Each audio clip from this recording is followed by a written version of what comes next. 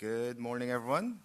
My name is Paul Choi. I'm the MLA for Burnaby South Metrotown and Chair of the Select Standing Committee on Finance and Government Services. I'd like to acknowledge that we are meeting today in Surrey, which is located on the traditional territories of Coast Salish people, including Katsi, Shemiamu, and Kwantlen First Nations. I would like to welcome everyone who is listening to and participating in today's meeting. Our committee is currently conducting its annual consultation with British Columbians on their priorities for the next provincial budget. British Columbians who are not presenting to the committee can still share their views by making written comments. The detail on how to provide submissions are available on our website at bcleg.ca/consultations. I will ask the members of the committee to introduce themselves, and starting with the Deputy Chair. Good morning. I'm Eleanor Sturko. I'm the MLA for Surrey Cloverdale. Welcome to Surrey. I'm glad to have members of this committee and members of the community here in our hometown. I'm also, in addition to being MLA for Surrey Cloverdale, I'm the critic for public safety and the Solicitor General. Thank you. Continue on. Good morning. My name is Sunita Deer. I'm the MLA for Vancouver Langara, and I'm also the Parliamentary Secretary for International Credentials. Thank you. Hello, I'm Brian Tepper, the MLA for Surrey Panorama and the critic for Community Safety and Integrated Services. Good morning, I'm Steve Morissette, MLA for Kootenay-Monashee and Parliamentary Secretary for Rural Development. Claire Ratte, MLA for Skeena and critic for Mental Health and Addictions. Good morning, I'm Jennifer Blatherwick. I'm the Parliamentary Secretary for Gender Equity and the MLA for Coquitlam-Méarville. Thank you so much for that. Assisting the committee today are Jennifer Adville and Kaylee Wilson from the Parliamentary Committee offices, and we have Simon DeLott, Dwight Smith, and Danielle Suter from Hanser Services. Thanks so much for your assistance. We're now going to hear from a number of organizations and individuals about their priorities for the next provincial budget. Each participant will get 5 minutes to speak, followed by up to 5 minutes for questions from committee members. So at this time, I would like to call Danielle Snote from BC Agriculture Council to come to the front, please. Thank you so much. Yes, good morning. It's on. It's great. You have 5 minutes to present and 5 minutes for questions, and you may begin whenever you're ready. Thank you. Thank you very much. Thank you for the opportunity to present to you today regarding the needs of BC farmers and ranchers. My name is Danielle Synott, and I'm the Executive Director with BC Agriculture Council. Our organization represents the unified voice of 29 distinct commodity groups, accounting for 96% of farm gate sales in the province and more than 20,000 agricultural producers from across British Columbia. Our mission is to advocate for policies that will not only sustain but strengthen agriculture, ensuring food security for our communities and supporting the livelihoods of those who work so hard to feed British Columbians every single day. As you know, the Premier has launched a task force on agriculture and the food economy, and I'm honored to serve as one of the co-chairs of that task force on behalf of BCAC's membership. While I can't go into the details today about all the discussions underway, I can share that the task force is engaged in work that is critical to the food security of our province, and we will be coming forward with practical recommendations very soon. The question before us today is this: how do we ensure that the recommendations emerging from this task force are effectively implemented? How do we move from identifying needs to resourcing those needs adequately? This task force is more than just a policy exercise. It's a lifeline to the future of food security in British Columbia. Putting those recommendations into action will require government to commit serious resources. Currently, the operating budget of the BC Ministry of Agriculture and Food is quite limited. Therefore, BCAC is seeking support from this committee to advance 2 specific proposals related to the task force's mandate. First, we are seeking a formal recognition that agriculture is deemed an essential service. There is plenty of precedent for this. During the COVID-19 pandemic, the Government of Canada recognized farms as critical ag infrastructure. When international borders were closed due to the pandemic, coordinated actions by multiple levels of government allowed temporary foreign workers who were employed on farms were still allowed to enter Canada under certain conditions. This was because, again, their work was deemed essential to the food security of our communities. What would treating agriculture as an essential service look like in practice? Among other things, it would mean provincial leadership in ensuring farmers can shelter in place or have an expedited process to return to their farms in an emergency situation. It would mean credible deterrence to trespassing on farm properties, such as through fines and other penalties. It would mean ensuring farmers transporting livestock or poultry can reliably count on space on BC ferries. And of course, it would mean adequately funding the BC Ministry of Agriculture and Food. Second, we're seeking this committee's support for strategic investments in water storage. Water is essential to grow food. Agriculture is dependent on water, yet many of the regions of our province are facing the impacts of prolonged drought. While government support for on-farm dugouts and storage ponds have been appreciated, we now need broader systemic solutions. This requires a comprehensive analysis of current and future water needs, existing storage capacity, and the full cost of building and maintaining community-scale infrastructure. Government must commit to crunching the numbers. What are our water needs? What is our current capacity? How do we scale from individual on-farm solutions to large-scale shared systems? We are no longer managing water supply, we're managing water scarcity. Investment is not only urgent, it's overdue, and it's nonpartisan. BCAC will continue to work together with other members of the Premier's Task Force, as well as other stakeholders in BC and across Canada. But your support on our two recommendations today, recognizing agriculture as an essential service and government investment in community-level water storage, are crucial to ensuring that the hard work of the task force bears fruit. Let's put our money where our mouth is and invest in the farmers and food that sustains us all. Thank you once again for your kind attention this morning. Don't know if it's a good thing or a bad thing I'm first up, but you have a long day ahead of you. Thank you very much. Thank you so much for that. We will now turn to questions by members. Any questions? Okay, recognizing Deputy Chair. Oh no. Okay, sorry. We're going to go to MLA Morissette. Thank you. Thank you for the presentation, Danielle. That was great. Very concise. Investments in water storage. So I guess first thing is to study what we have and determine where the needs are.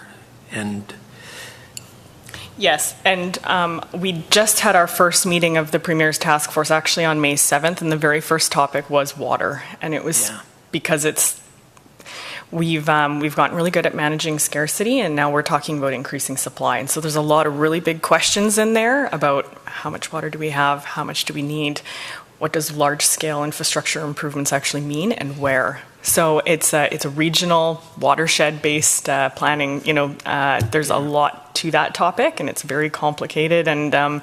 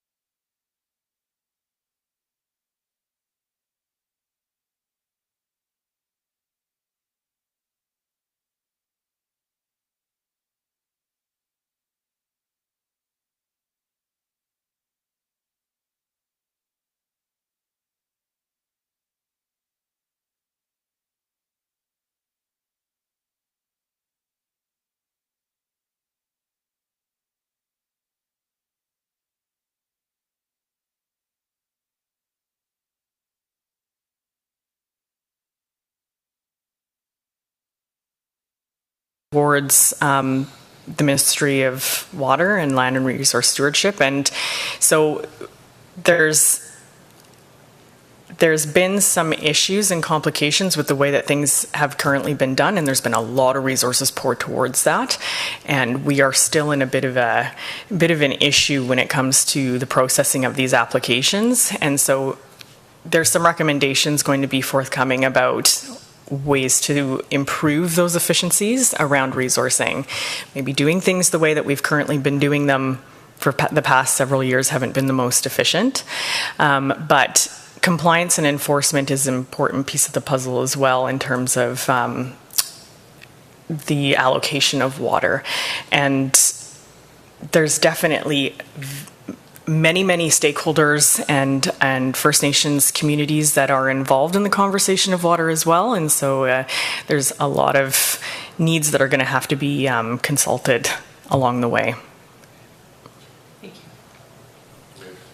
Yes, question, MLA Tepper. We got a few seconds left, I guess. But and I'm going to guess your answer is going to be it's coming, forthcoming. But the licensing problems that we have now, how is that going to affect the request on the water storage? Do we have to get through the licensing first, or can we run them concurrently, do you think? We believe that they can be done concurrently. So there's the issue of the backlog that, that can be dealt with through various ways. But then there's the streamlining of there's 50% of the applications that need to be made have been made. So we know there's half of the people out there that need to still make an application, and we're going, there needs to be a better way to do that. And then on the water storage, we need to increase supply. We need to ask the question, do we have enough to appropriately service the needs that we have? If not, then we need to increase the supply. And do we have a way to slow it down and stop it when it does come? So, yeah. I'll be interested. It will be, yes. Okay, thank you so much for that. Thank you. Thank you for your presentation. We'll move on to the next presenter. If I can get Joey. Oh, sorry. Yeah, Joey Adert, sorry. Deep Sea Traders Association of BC. Thank you so much for coming to present to us. Again, 5 minutes for presentation, 5 minutes for question. When it goes yellow, it means you have 1 minute left. Okay. Okay, whenever you're ready. Thank you. Thank you. Good morning, everybody. Thank you for the opportunity to present today. My name is Zoe Annert. I am the Executive Manager of the Deep Sea Trawler Association. I represent the stakeholders of the commercial groundfish trawl industry. Before I present my main request, I'd like to provide some brief historical context on how we've arrived at this point. In 1985, Bill C-65 was passed by the government with assurances from the then minister that there would be no changes to the treatment of the existing fuel tax exemptions. Prior to this, commercial fishers, like farmers, were included in those exemptions. However, when the legislation came into effect, fishers were quietly excluded from the exemption list, despite the verbal commitment. This oversight has never been corrected, and we have been bearing the cost ever since. I am here today to respectfully request that British Columbia extend a fuel tax exemption on both motor fuel and carbon tax to seafood harvesters in line with the treatment already afforded to the agriculture sector.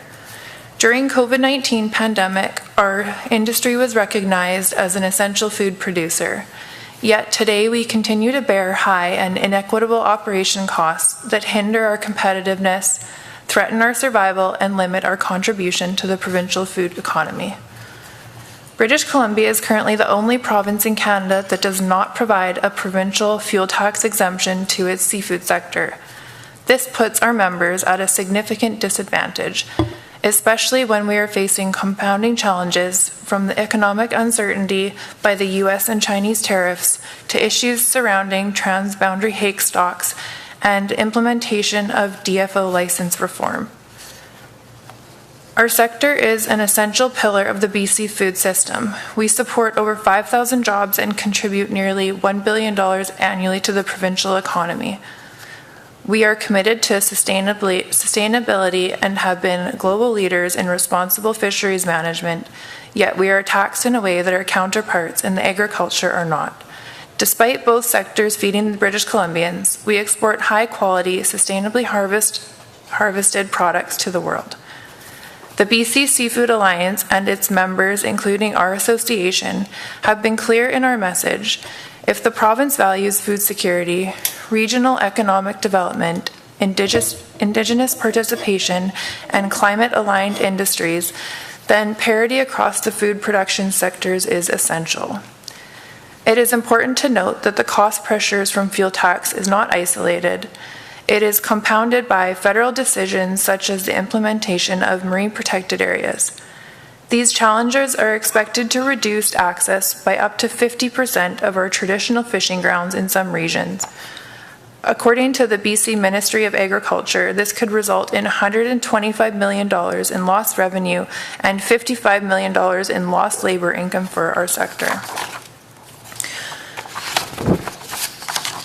We understand that the province has limited tools to address all of these pressures, but harmonizing fuel tax policy with the agriculture sector is one tool that is clearly within your jurisdiction. It would send a strong message and a positive signal that British Columbia supports all of its food producers on land and at sea. Thank you again for the time and consideration of this important issue. I would be pleased to provide any additional question or answer any additional questions you may have. Thank you so much for that. We'll turn to questions by members. Thank you. Okay, recognizing Deputy Chair. Thanks for the presentation. Do you, and you might have said this in your presentation, but is there an estimate on what the cost would be to the government if they went ahead with the harmonization? Yeah, so it's relatively low from our perspective. It's $800,000 annually for the motor fuel tax. We're charged 3 cents a liter on marine diesel, and then obviously currently the carbon tax has been removed from the federal government. So yeah, it's about an $800,000 annual cost. Thank you. Recognizing Emily Leatherwick. Thank you so much. So actually, Emily Sturko asked my first question. Okay. But my second question, in terms of the marine exemption zones, there's an anticipated loss to the industry. Mm-hmm. And of course, the provincial government can't affect the federal exclusion zones. Yeah. So in terms of like, are you expecting obviously some slowdown in the industry? And outside of that, is there any resiliency programming within the industry? Like, is there any planning for job loss or the slowdown? So in my sector, specifically the trawl sector, we're going to be losing a significant amount of grounds, and all of the sectors, ours is actually less of the impacted than some of the other sectors. As far as I know, there's not been any sort of resiliency programs that have been discussed on displaced fishers. And this is also, the seafood sector is on a downward trajectory. We've lost many jobs over the past 15 years. I mean, the BC salmon industry itself is down 93% since the 90s, so it's affected all of the coastal communities, and we're not competitive on a global scale. We've really put sustainability at the forefront, and having some level of exemption on the fuel tax is just a starting point for us to be competitive on a global scale. Okay, thank you. Recognizing MLA Tepper. Simple question. How many members are we talking about for your organization?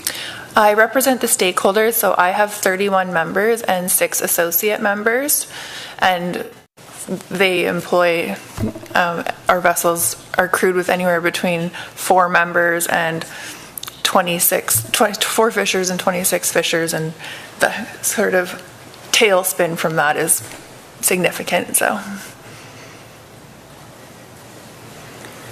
Okay. Any other questions? That is it. Okay. Thank you so so much for your presentation. Thank you. Thank you. Okay, we'll have next presenter up, Leanne Lally from QP Local 1936. Hi, I'm a bit nervous. I've done this 3 times already, and each time it's always nerve-wracking. It's my first time, so Okay, great. Okay. you're all good. Thanks so much for coming today. Thank you. Again, you have 5 minutes for presentation, 5 minutes for questions. You can begin whenever you're ready. Great. My name is Leanne Lally. My pronouns are she and her. First, I would like to acknowledge that the Canadian Public Employees 1936 is located on unceded territory, ancestral lands of the Kakite people in New Westminster. I'm proud to be the Vice President of QP Local 1936. We represent over 1,600 workers, 24 agencies delivering core community social services that make our neighborhoods run. Our members work in nonprofit agencies. They care for the vulnerable people who need support and deliver community inclusion programs. First thing I would like to talk about today is the investment of our province's community social services system, specifically addressing the crisis of recruiting and retention in the workers that do the vital work. Sorry, I'm a bit nervous. Okay, we recommend okay. It just becomes a bit like, okay, no, I'm wasting time. We recommend that the province adequately fund community social services providers to address staffing, recruitment, and retention. This province's past work to close the compensation gap between sectors deserves credit. That was the first step in addressing long-term recruitment and retention issues in community social services sector, but still more needs to be done. Community social services remain sufficiently underfunded and result in ongoing worsening recruitment and retention issues that negatively impact workers in the sector and their services we provide the public. Funding gaps result in staffing facing unsustainable workloads while dealing with complex issues. Employees often find themselves working alone, handling unreasonable workplace situations in isolation. Recently, one employee was driving a client in their car. Something triggered the client, causing the client to kick the seat and unbuckle themselves. The employee parked the car on the side of the road to de-escalate the situation. It would have been more beneficial to have another employee in the car. However, due to recruitment and retention challenges in this sector, most employees must choose between their safety or the safety of their clients. Without increased funding, community social services providers will remain in crisis, unable to address challenges with recruitment and retention, resulting in staff burnout, mental and physical injuries, ultimately loss of workers in the sector.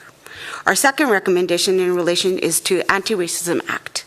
The current government has done some great work on bringing Anti-Racism Act to create and support anti-racism strategies that will identify and address racism in public policies, programs, and services. The next step in the Act would be focusing on programs and services that would focus that the government prioritize funding to address food insecurities in racialized communities, developed in consultation with those communities to ensure culturally appropriate, effective solutions, including funding for food banks, school meal programs, Indigenous sovereignty projects, local food systems to address the food insecurities. The final ask is the government will also establish a permanent budget item to ensure the dedicated funds to this program to policy tackling the root cause of food insecurities. Finally, the closest to my heart, I'm here to talk about childcare. My career with QP Local 1930 started as an early childhood educator here in Lower Mainland.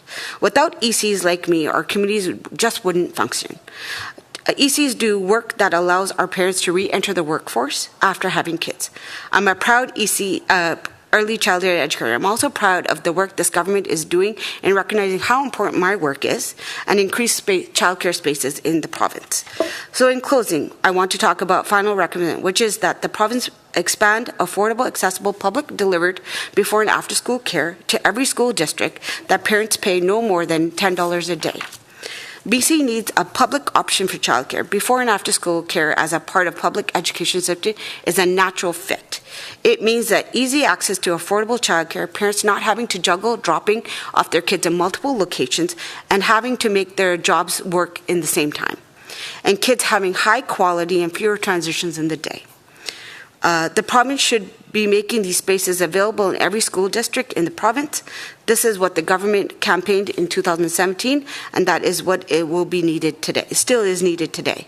The transition to public childcare in schools could happen very quickly. It is frustrating this has not already happened, it has not been expanded province-wide, given how simple it can be accomplished and how critical it is to support our working families. What BC needs is a public option for school-age children, one that provides reliable, stable, accessible childcare in every community, and that ensures that people like me who do this work are valued. Thank you. Thank you so much. Started a little bit rough. No, 2 minutes, that 2 was good. seconds. You're good. You're good. Thank you so much for that. We'll turn to questions by members. Recognizing Emily Blatherwick. Thank you so much. Touched on a lot of topics that are obviously really important to you and matter in trying to support the community that you live in. Yeah. You did mention the Anti-Racism Act, and I wasn't clear what the budget ask was around that. There is no budget ask because I think the first consultation the government has done is to put that in. And then talking about community food security is already funding food banks that are already doing that work. So it's not adding additional money to it, it's just improving it and putting it towards the communities that need it. So we know that Indigenous and Black communities need that more. So it's already there, it's just putting a little bit more money into it. Thank you. Recognizing MLA Deer. Thank you so much. I just have a question about the kind of work that you guys are doing in your nonprofit. Can you please name some organizations that you're representing? Yeah, so I represent the workers that do the nonprofit work. So Community Ventures is one in Port Moody. There's Aspires Richmond. There is Battered Women Support Services. So our members are not just community support workers, but they're all counselors. There's early childhood educators. They work in neighborhood houses. So Collingwood Neighborhood House would be one of them that's out in that community. So there's a bunch of social services nonprofits out there. So yes. Okay, thank you so much. Recognizing Chair. Thanks. Thank you for the presentation. Obviously concerned to hear safety issues identified between clients possibly putting themselves at risk and workers being put in harm's way. Is there anything within the current contract that you have that would stipulate that high-risk situations must be staffed by 2 people? So each agency they have a contract. The contract comes from CLBC, let's say. That's community, CLBC funds it. And they fund it in the notion that the funding goes to the individual. And therefore, the individual then decides what agencies they want to go to.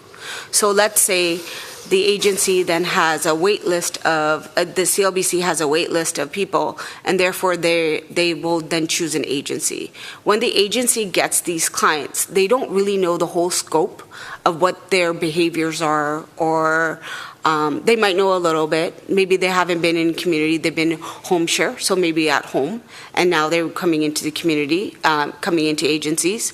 And therefore, when you start getting to know the individuals, because relationships is the most key part that you have to do. The employer has to build it, also the employees have to build that relationship with them, and then they find out that there's behavior needs. Therefore, once there's behavior needs there's a behavior plan, maybe behavior consultants come in, but those take a long time if you don't know it ahead of time. So if they don't already have a team in place, you have to make that team for the individual. And therefore, then you have to go back to the funder and say, okay, well, I need a double staffing. Well, why do you need double staffing? Prove it. How do you need it? So then work-safe claims go up. Work-safe claims of missed incidents happen.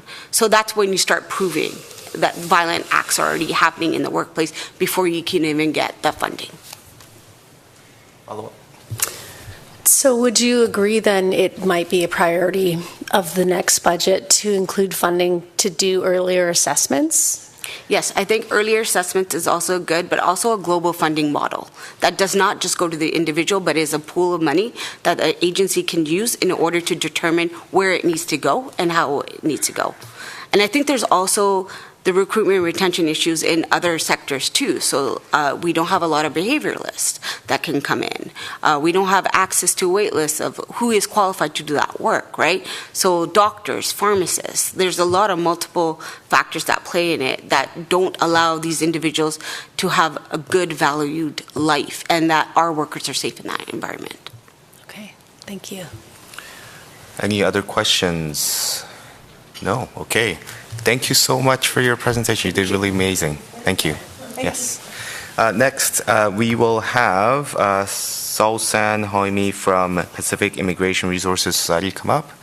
Thank you so much for presenting to us and coming today. You have 5 minutes for presentation, 5 minutes for questions, and you may begin whenever you're ready. Good morning, ladies and gentlemen. My name is Solsan Hoimi. I am here today on behalf of the Childcare Leadership Group, a collective of community leaders, immigrant and refugee women, educators, parents, and frontline advocates who know firsthand the challenge that the childcare sector faces in British Columbia. Before I share the recommendations, I would like to highlight that immigrant and refugee women are vital contributors to British Columbia labor force, bringing diverse skills, resilience, and cultural knowledge to a wide range of sectors. In a field like childcare, we feel essential roles that support both economic growth and community well-being. Despite facing systemic barriers such as credential recognition, discrimination, and community well-being. Despite facing systemic barriers such as credential recognition, discrimination, and limited access to training, immigrant women continue to show strong leadership, adaptability, and entrepreneurial spirit. Our contributions not only strengthen the workforce, but also enrich BC social and cultural fabric. Investing in our success meaning investing in the future of a more inclusive and resilient province. To advance the province childcare system with a focus on affordability, workforce stability, and equitable access for immigrant and refugee women. We'd like to present the following recommendations that will create a more inclusive, sustainable, and high-quality childcare system in British Columbia, benefiting family, educators, and communities across the province. Recommendation first, increase funding to expand the $10 a day childcare BC program. Explanation, the $10 a day childcare BC program has a significantly improved affordable for families, covering full-time childcare fee at $200 per month per child. Despite this effort, demand remains high with only 16,000 of the 159,000 licensed spaces in BC. Designed as a $10 a day spot, this storage is disproportionately affected immigrant and refugee women who often face systemic barrier to employment and rely heavily on affordable childcare to participate in the workforce. Expanding funding for the $10 a day per program will help reduce waiting lists, promote economic inclusion, and support the province's commitment to universal, accessible childcare. Recommendation second, increases funding for a comprehensive support package, including province-wide wage, grid, and injury prevention benefit program with workforce BC for early childhood educators in BC. Explanation, requirement and retention of equality is remains a significant challenge in BC. The current wage program increases median wage up to $29 per hour, however, is insufficient to address the high turnover rate and staffing shortage. Report indicates that BC is falling behind of other provinces in ECE. Compensations, establish a minimum wage rate of at least $30 to $40 per hour, as recommended by sectors experts, with increased funding for WorkSafe BC to prevent extended benefit coverage to ECE will reduce work-related injury, stabilize in workforce, and address recruitment and retention challenges. Promotion stability, well-being of ECE and enhancing the quality of childcare service in BC. Recommendation 3, allocate funding for training program for immigrant and refugee women to be successful in BC economy growth. Explanation. As I mentioned before, immigrant and refugee women constitute a significant portion of the workforce in BC. Investing in training and initiative will empower us with the skills and certification need to thrive in the competitive market. No-cost training tailored to the need of newcomers women will address workforce shortage and promote diversity and inclusion in the province. Thank you very much. I am here. My pleasure to receive any question. Yes, thank you so much for your presentation. Thanks. We'll turn to questions by members. Recognizing MLA Bladwick. Thank you. So I just want to make sure that I fully understood your 3 recommendations. So one was for increasing the number of $10 a day spots. Yes. The second one was creating a minimum wage for ECE educators to be within $30 to $40 an hour. Yeah? Exactly. And then to additionally allocate funding for immigrant women to be trained in ECE. Was that? Yes. Okay. Yeah. And ECE assistant, we need them. And that was to allocate funding, which would specifically be for alleviating workplace shortages. Correct. Okay, perfect. Thank you. That was, I think you've highlighted all of the things that we struggle with in the childcare sector right there. So I appreciate your presentation. Thank you very much. Any other questions? No? Okay. Well, thank you so much for your presentation. Thank you. Thank you. I hopefully we can raise our voice with you, put hands together to resolve this problem. Absolutely. Thank you. Have a great day. Thank you. Okay, we'll move on to the next presenter. If I can call Mr. Keir McDonald from Coast Mental Health. Come to the front, please. Thank you very much for coming today. You have 5 minutes for presentation, 5 minutes for questions, and you may begin whenever you're ready. Thank you. Okay. Good morning, committee members. At a time when so many of our loved ones are struggling, at Coast Mental Health, we welcome a continued focus on community-based mental health housing and support services. We've all seen what happens when people don't have access to housing or mental health care. The consequences are visible in hospitals, in our justice system, and on our streets. We've made progress, and we thank the province for its continued investments in new mental health and addiction services, but we still have work to do. Coast Mental Health is here to support those most in need. With over 50 years of experience, we empower people with mental illness to live healthy lives as valued members in thriving communities. We deliver publicly funded services to more than 3,000 clients annually, including over 1,100 homes across the Lower Mainland. We are proud to be trusted partners in helping the province deliver on its ambitious plans. Today, we ask you to consider 3 recommendations for Budget 2026. Our first recommendation is to invest in appropriate housing and supports to reduce pressure on emergency systems. Marnie moved into Coast Timber Grove Apartments shortly after it was opened, following years of unstable housing and the loss of her mother. Thanks to on-site supports, she began trauma counselling, reconnected with her Indigenous roots, and has remained stable and hospital-free since 2019. She now helps others as a peer mentor. Stories like Marnie's show that when housing is paired with the right supports, people can thrive. 2 of our most stable and successful supportive housing programs at Coast are Timber Grove and Dunbar Apartments. Both have active partnerships with health authorities. I believe these health services are key to their success. We require a more comprehensive and integrated approach to supportive housing, one that not only addresses basic needs, but a system that promotes well-being and includes access to vital services that promote physical and mental health. Our second recommendation is to support alternative justice models and post-release services to reduce recidivism. Too many individuals with mental health conditions are criminalised for behaviours rooted in untreated health issues. It's time to shift towards a system that prioritises care, and we are advocating for investments in alternative justice models that focus on treatment, not incarceration. Post-release services are also crucial. Without access to stable housing and comprehensive community-based services, individuals are set up to fail. In British Columbia, over 60% of individuals under provincial supervision are diagnosed with mental health or addiction challenges.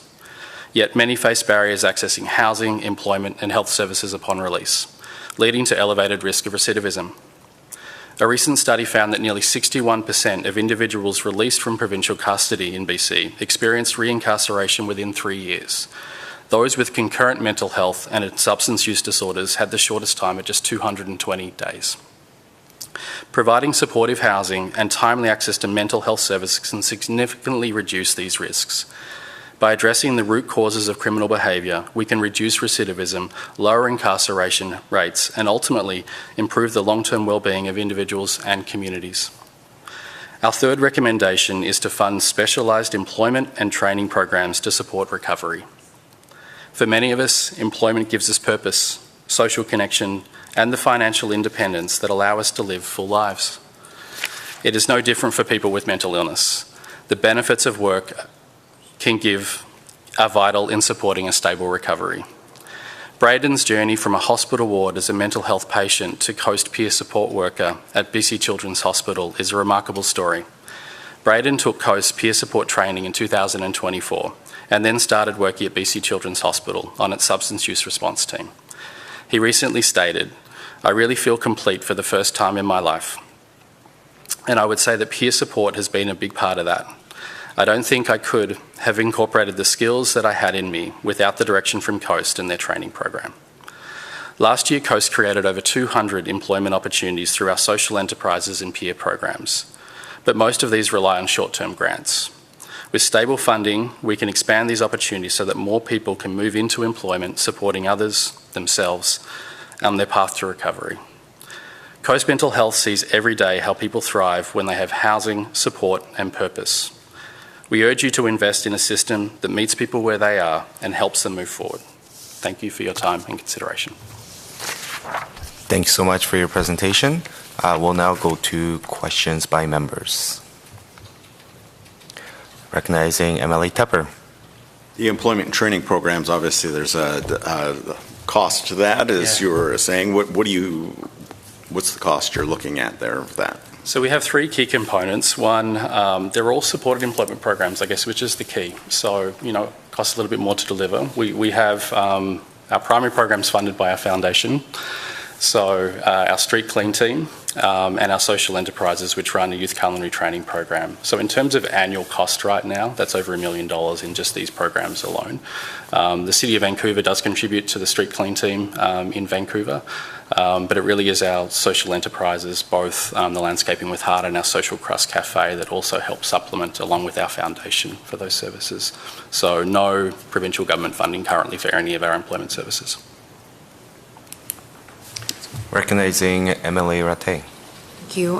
When you're talking about alternative justice models, I'm guessing you're talking about like restorative justice, things. Diversion. I mean, there's very few. I mean, we've tried a few things here, drug courts and others, but I think taking a real serious look at what does incarceration look like today and the lack of health services there, and really sort of trying to find, whether it's through restorative justice models, which we've been looking further at in the province, but why haven't drug courts been working as hoped? Don't do away with the models. Like, people that are experiencing mental illness and substance use disorders need healthcare, not incarceration. So how can we sort of really dig deeper into those? Yeah, thank you. And when you're talking about some of the work opportunities like street cleanup and stuff like that, you mentioned not having any provincial funding, but I don't know if you guys have spoken to the municipalities. In my experience, typically that would be something a municipality would be more likely to help out with than the provincial government necessarily, as far as like help with funding. And City of Vancouver funds that street clean team. Yeah, that's kind of what I figured. Usually I would say that's kind of something that you would see more with a municipality funding than provincially necessarily, but I do think that there are avenues for the province to get involved with helping with work programs like that to try and get people back into a routine of working, right? So, well, and the big one I touched on in the story was the peer support training program. Again, over $250,000 a year, completely funded by our foundation. And you heard Braden's story. We are generating training opportunities and placement in health authorities. Like, this is doing the work in many places to advance, the workforce of government, yet there is no provincial investments in those programs. Okay, recognizing MLA Blatherwick. Hey. Okay, so this is a really good conversation about transition to employment. And so it sounds like a lot of the programming is what I would call like first stage employment when you're, and so those programs require a lot of investment of employee time, and but they're worth it because they are transitioned to independent employment later.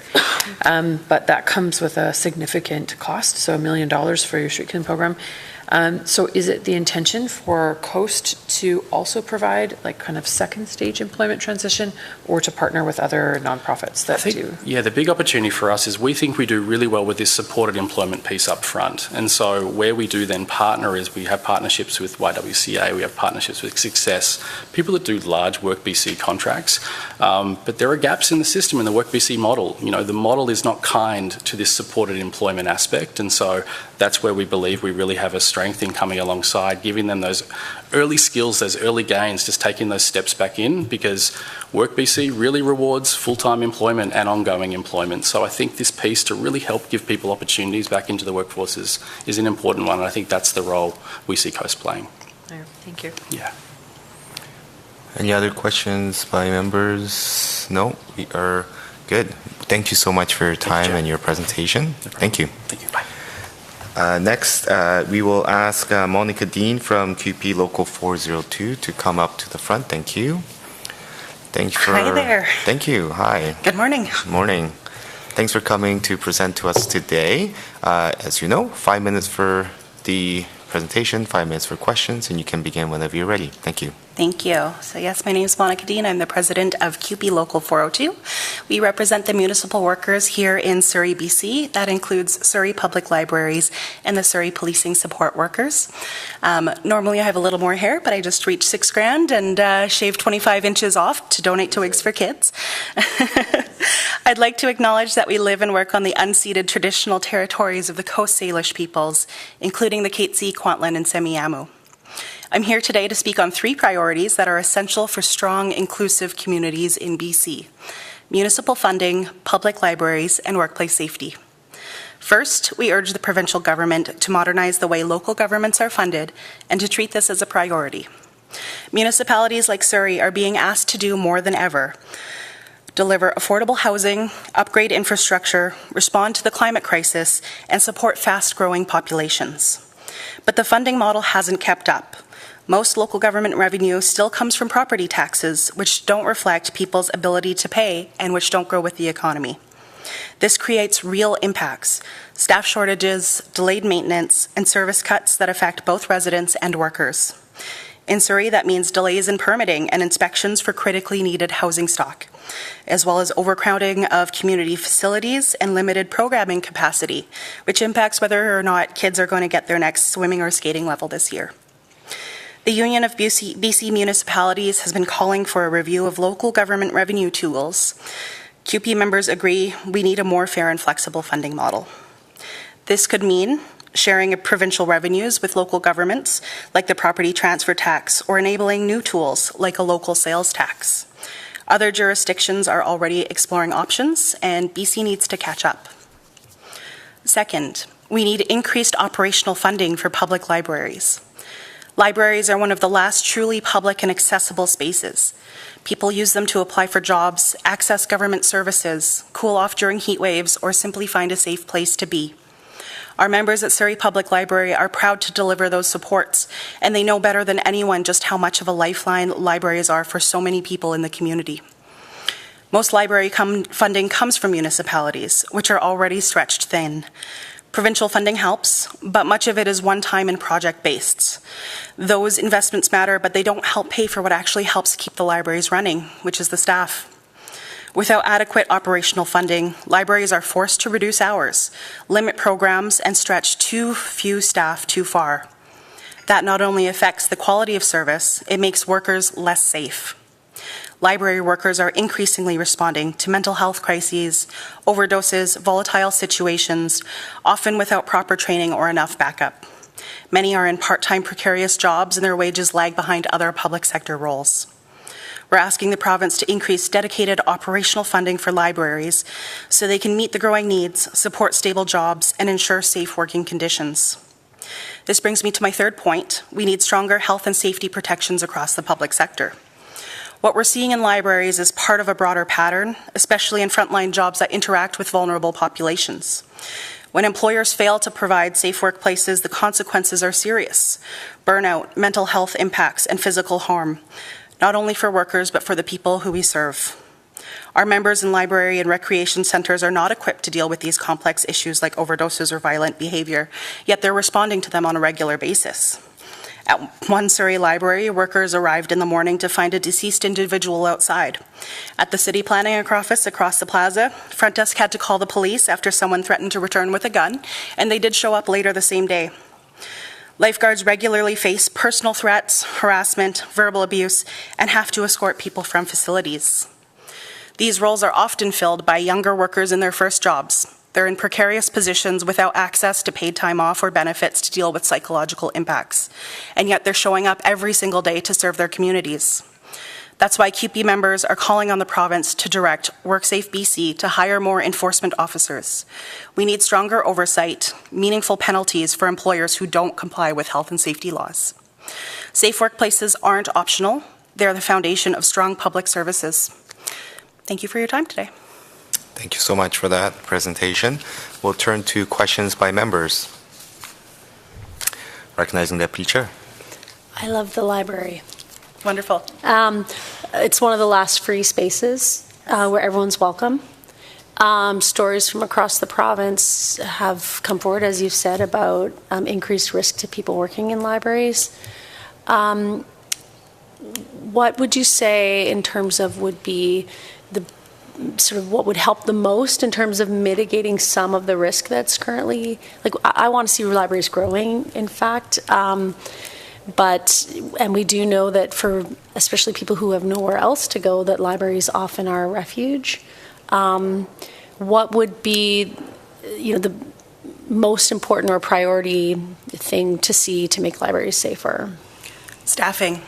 It comes down to them running really lean. So when an incident happens and people are trying to call off and deal with that psychological harm that they've experienced, or sort of share the load with other coworkers and vent, it's really, I think, staffing and training that these folks need access to. In some of our libraries, we do have security guards, and they can help, but they're obviously only so useful. There's also in public spaces, it's very difficult to get somebody banned, right? So community rec centers and libraries, it's known individuals who keep coming back repeatedly, and when they show up that there's going to be incidents. So, I think just having more staff around to deal with those sorts of things, because it's next to impossible to tell somebody they can't enter someplace like a library or a rec facility.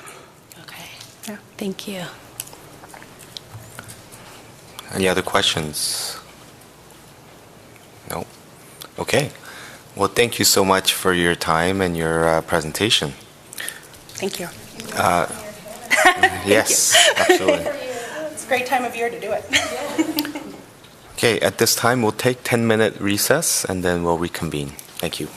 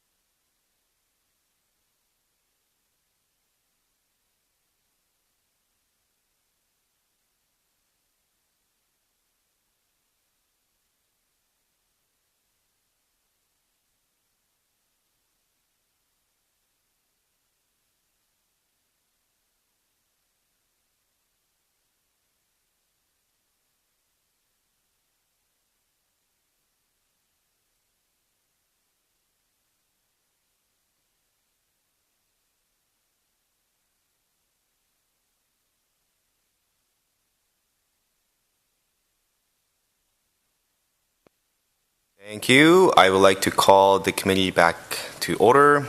I will go to the next presenter, Mr. Blair Quayle from New Car Dealers of British Columbia. If you could come to the front, please. Thank you. Thanks so much for coming today to present to us. You have 5 minutes for presentation, 5 minutes for a question by members. You can begin whenever you're ready. Thank you. Thank you, Mr. Chair. Thanks very much. Good morning, everyone. It's great to be here. I'm privileged to serve as the president of and CEO of the New Car Dealers Association of BC, representing more than 400 new car and truck dealers in 55 communities across the province that provide about 30,000 family-supporting jobs. Our sector is responsible for close to $17 billion in retail sales, that's billion with a B, in the province, and contributes about $775 million annually in taxes to 3 levels of government. The NCDA owns and operates the Vancouver International Auto Show. The association's charitable arm, the New Car Dealers Foundation of BC, provides educational and career grants to those applying to upgrade their skills in our sector. The NCDA is proud to have administered the Clean BC Go Electric Vehicle Rebate Program since 2011. Our partnership with the provincial government has delivered nation-leading results with more than 109,000 rebate applications processed during that period, including a record 25,000 in 2025. The program is currently on pause, but we look forward to continuing our partnership in whatever form it may involve moving forward through rebates or another form of incentive. The actions of our American neighbors have created a great deal of uncertainty for government and for many sectors across the economy, including ours. However, there are levers available to the provincial government that will support consumers, our sector, and a more resilient economy. Thought I'd touch on 3 of those. Firstly, BC's so-called luxury vehicle tax threshold hasn't been adjusted for almost 20 years and doesn't reflect today's reality. The tax kicks in at a $55,000 level when the average cost of a new vehicle now in Canada is $66,000. And I might add, that's largely because of the latest innovation and technology that makes today's vehicles safer than ever before. As a result, many cars, SUVs, vans, and pickups that families and individuals require in their day-to-day lives to shuttle their kids to soccer or hockey practice are subject to that luxury tax.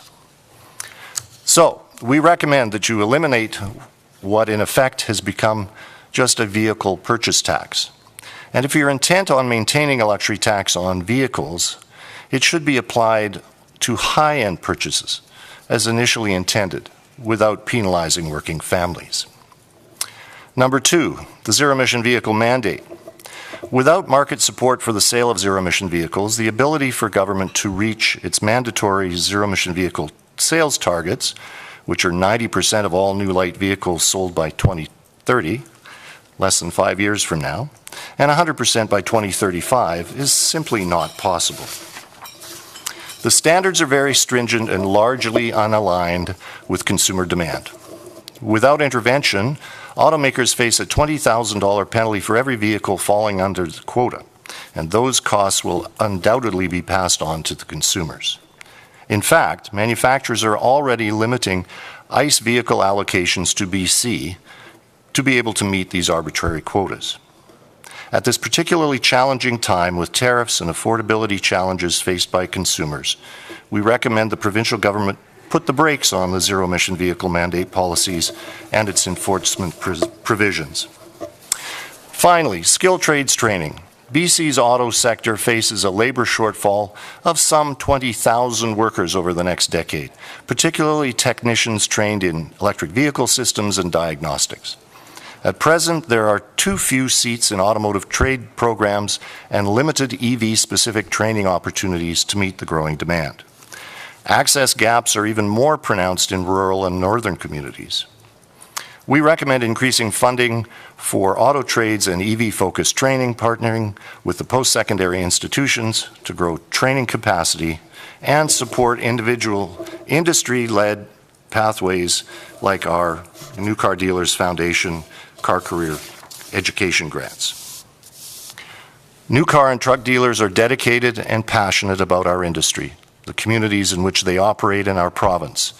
They want to be part of the solution and contribute to the collective effort that will ensure British Columbians not only weather the present economic storm, but excel in spite of it.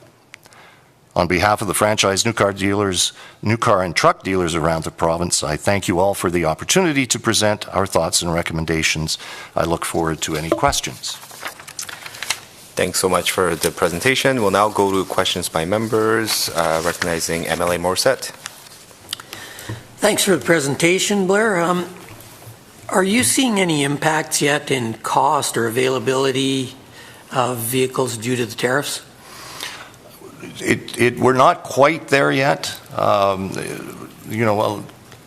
When we knew the tariffs were coming, and we knew for a while, the manufacturers and the dealers did all they could to sort of preload with as much inventory as possible, whether it's parts or vehicles.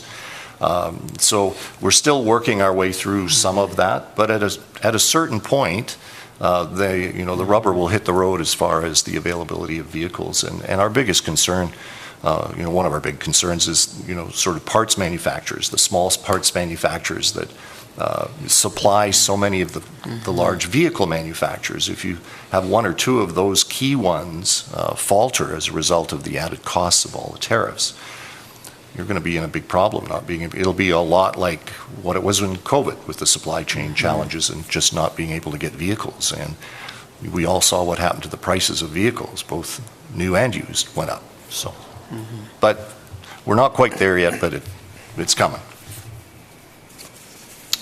Recognizing MLA Tepper.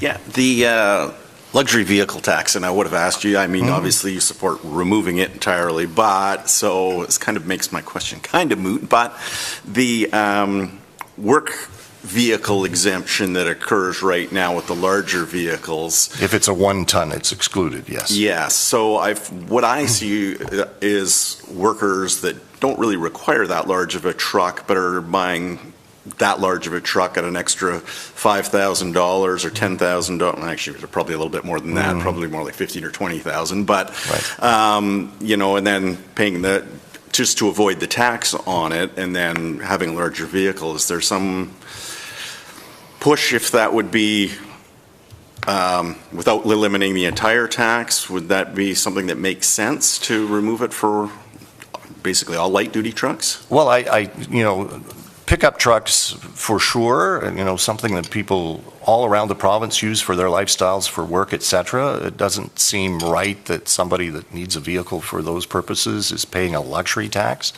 Those vehicles are not a luxury for most of the people that use those.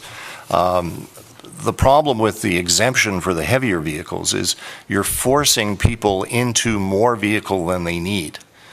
More gas consumption because they're larger, more weight on the roads, so more requirements to fix roads, and so it's kind of forcing people into things that they don't really need. We'd love to see the thing go away, but perhaps there's a way to transition out of it in a proper way, take it off EVs and maybe shift the threshold up to what's considered, maybe by most people more of a luxury level than just $55,000. I think you could do a lot by just doing that. And quite frankly, shift it on to things that are actually a luxury vehicle. Don't just pick on the automotive sector. There are other big luxury items out there, that are way more than that don't capture a luxury tax that some soccer mom's minivan does. So, yeah. Recognizing MLA Bladerick. No, I was just going to follow up on that. Do you have a threshold that you think is fair for luxury vehicle purchase tax? Well, if you look at what the federal government's done, it kicks in at $100,000, their luxury tax. So that's already an example from another government of where that. We would, if you talk to our members, they would probably say $150,000 now would be. We all forget how much technology and safety features, et cetera, have now been built into vehicles that have, that's part of the cost increase in all of this. The technology is spectacular. You know, have radars and all sorts of other things that will, you know, keep people much safer. All of that costs more. And it's really not a luxury. It's, you know, something everybody should have, and you shouldn't be penalizing people for that. Thank you. Okay, MLA Blatherwick. Thank you. So thank you so much for advocating for skilled trades in this province. Very appreciated. So important. It is. And I'm wondering, you've mentioned, of course, that we're going to have a global shortage of skilled trade workers, but what for your particular industry? Do you have any numbers on what the shortage It's the 20,000 number I quoted is for BC. is for BC, but just for your sector? Broadly for the automotive sector, yes. Yeah. So And new car dealers and everybody else that's in our sector. And so what are the particular trades like that where the shortage is most acute? So it's acute in particularly service technicians. So those people that lift the hood and start fixing your car or truck. And as you know, if you've lifted a hood lately, you know, the new ones are pretty complex places requiring you to have some pretty good skills with a laptop and a few other things. And then of course you add the electric vehicles and all of the issues and the safety requirements of working on those as well. So the average age of a service technician in this province today is 56 years old. We have a huge problem coming at us. Yeah, absolutely. And there's just not enough people in the funnel all the way from, you know, high schools through colleges, et cetera, where it's a real challenge. And so one of the things that we're looking at in other sectors is micro-credentialing in order to, you know, make sure that people are earning while they learn. And is that a viable possibility for your industry? We'd be happy to sit with government and have a look at all sorts of ways we can, you know, look at getting people trained to a point that they can properly and safely work on vehicles. Absolutely. Thank you.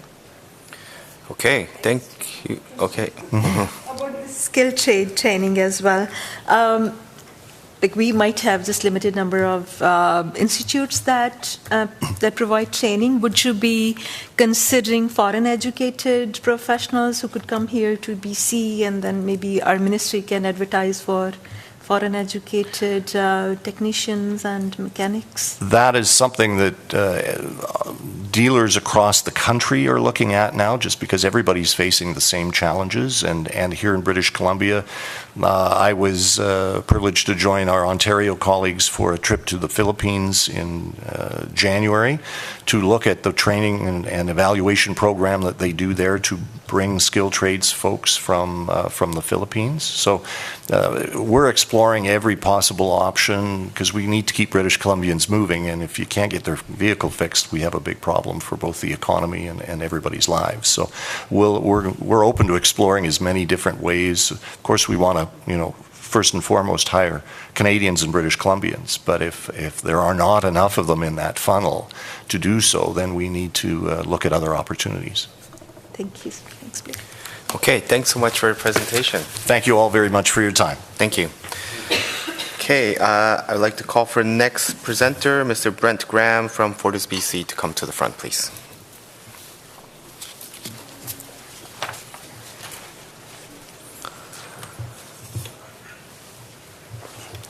Hello. Hello. Bifocals don't work for me, so I gotta... It's all good. Get yourself comfortable. Thanks for coming to present to us today. You have 5 minutes for presentation, 5 minutes for question after, and you may begin when you're ready. Thank you. Good, thank you. Good morning, committee members, and thank you for having me here today. My name is Brent Graham, and I'm the Director of Government Relations and Public Policy at Fortis BC.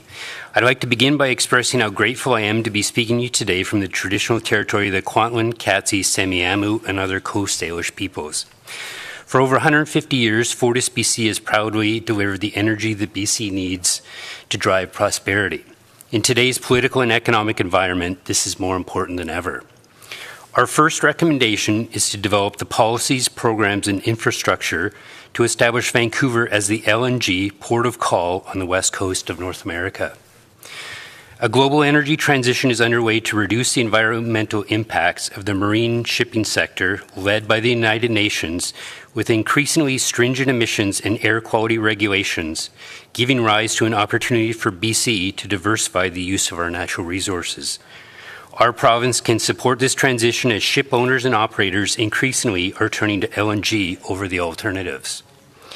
In BC, we've been using LNG in the marine sector for many years. For those of you that take the ferry from Vancouver to Victoria during Parliament, there's a good chance that the ferry is running on LNG from our Tilbury facility in Delta. The innovative approach we developed with our partners to fuel these vessels saved BC Ferry's customers through avoided infrastructure costs, operating costs, and lower emissions. In total, BC fuels 10 domestic vessels with LNG from Tilbury. Our Tilbury facility is powered by hydroelectricity, which means it can produce LNG nearly 30% less carbon intensive than the global average.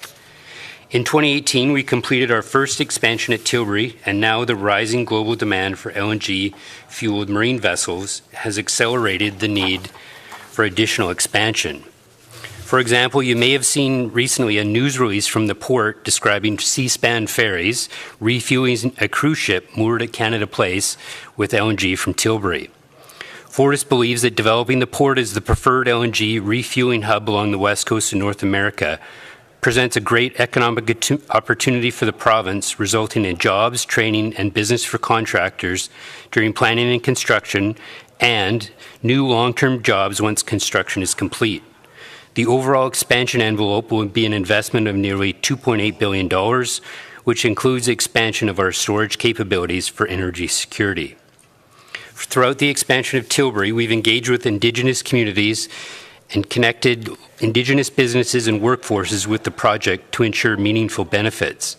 We have an agreement in place with the Musqueam Indian Band that includes options for Musqueam to acquire equity ownership at Tilbury. FortisBC also has signed benefit agreements with 11 other First Nations. As we collectively focus on economic diversification and reconciliation, we encourage government to use all of the tools at its disposal to accelerate the Tilbury expansion. Our second recommendation is to provide the necessary tools to meet BC's affordability and resiliency needs through renewable and clean electricity and the use of hybrid energy systems. Kelowna is one of the fastest growing cities in BC, which is why we're seeking to urgently upgrade our existing power infrastructure in the South Okanagan, where we serve more than 190,000 customers with electricity. Similar to BC Hydro's RFEOI, we recently successfully initiated a process to expand our supply of renewable and clean electricity in the region. FortisBC seeks government's continued leadership in supporting the streamlining of approvals for major projects like ours that enable FortisBC to meet the demand for affordable, resilient energy. We also recommend that government provide support for hybrid energy systems. You may be asking yourself, what is a hybrid energy system? A hybrid energy system uses an electric heat pump the majority of the time, coupled with a high-efficiency gas furnace for days when it's colder. It's funny that I followed the car guy. So like a hybrid car, hybrid systems provide the best of both worlds where the electric and gas systems work together. Specifically, hybrid systems advance strategic electrification through investment by FortisBC in energy efficiency incentives. Our energy efficiency program uptake has been highly successful, and it's allowed our customers access to energy choice and lower costs from the province's elimination of the carbon tax. We also see benefits at the local, provincial, and regional levels with the avoidance of costly, challenging expansion of the electric system. With the province's support, we seek to expand the adoption of hybrids throughout BC, and we see this as a natural outcome of the Clean BC review process. With that said, I'd like to thank the committee for your attention and would welcome any questions you may have. Thank you very much for your presentation. We'll turn to questions by members, starting with MLA Tepper. I've got two questions. So it is interesting you followed up Blair with the new car dealer because I had been bugging him about natural gas vehicles. On your website, it actually says the rebates, I guess, for LNG vehicles outfitted from factory. Do you have any? Apparently, there's none in Canada that come from the factory. I mean, retrofit as well. But do you know of anybody that's producing LNG vehicles? Yeah, so we have, through government legislation, approximately 1,000 vehicles on road powered by either compressed natural gas or liquid natural gas. And historically, there has been a bit of a deficit in terms of like the a certain size for LNG vehicles in that space. And that's enabled through something called the Greenhouse Gas Reduction Regulation and also with the Low Carbon Fuel Standard. So there are personal, light vehicles aren't being produced, just all commercial, basically. Medium and heavy duty, correct. And maybe just to clarify, we can incent the capital cost differential between the incumbent and if there's a higher cost for a natural gas vehicle, we can incent that difference, enabled through legislation. Okay, and I'm trying to read my notes here, but are you talking about, is it a heat pump system you're talking about for heating, or is it a different? Yeah, so imagine in your house, you typically would have a furnace or some of you might have a heat pump. What I'm suggesting is bring the two together. And so the vast majority of the time you would be using your electric heat pump, so it is electrification. But when it's really cold out, you would use the furnace.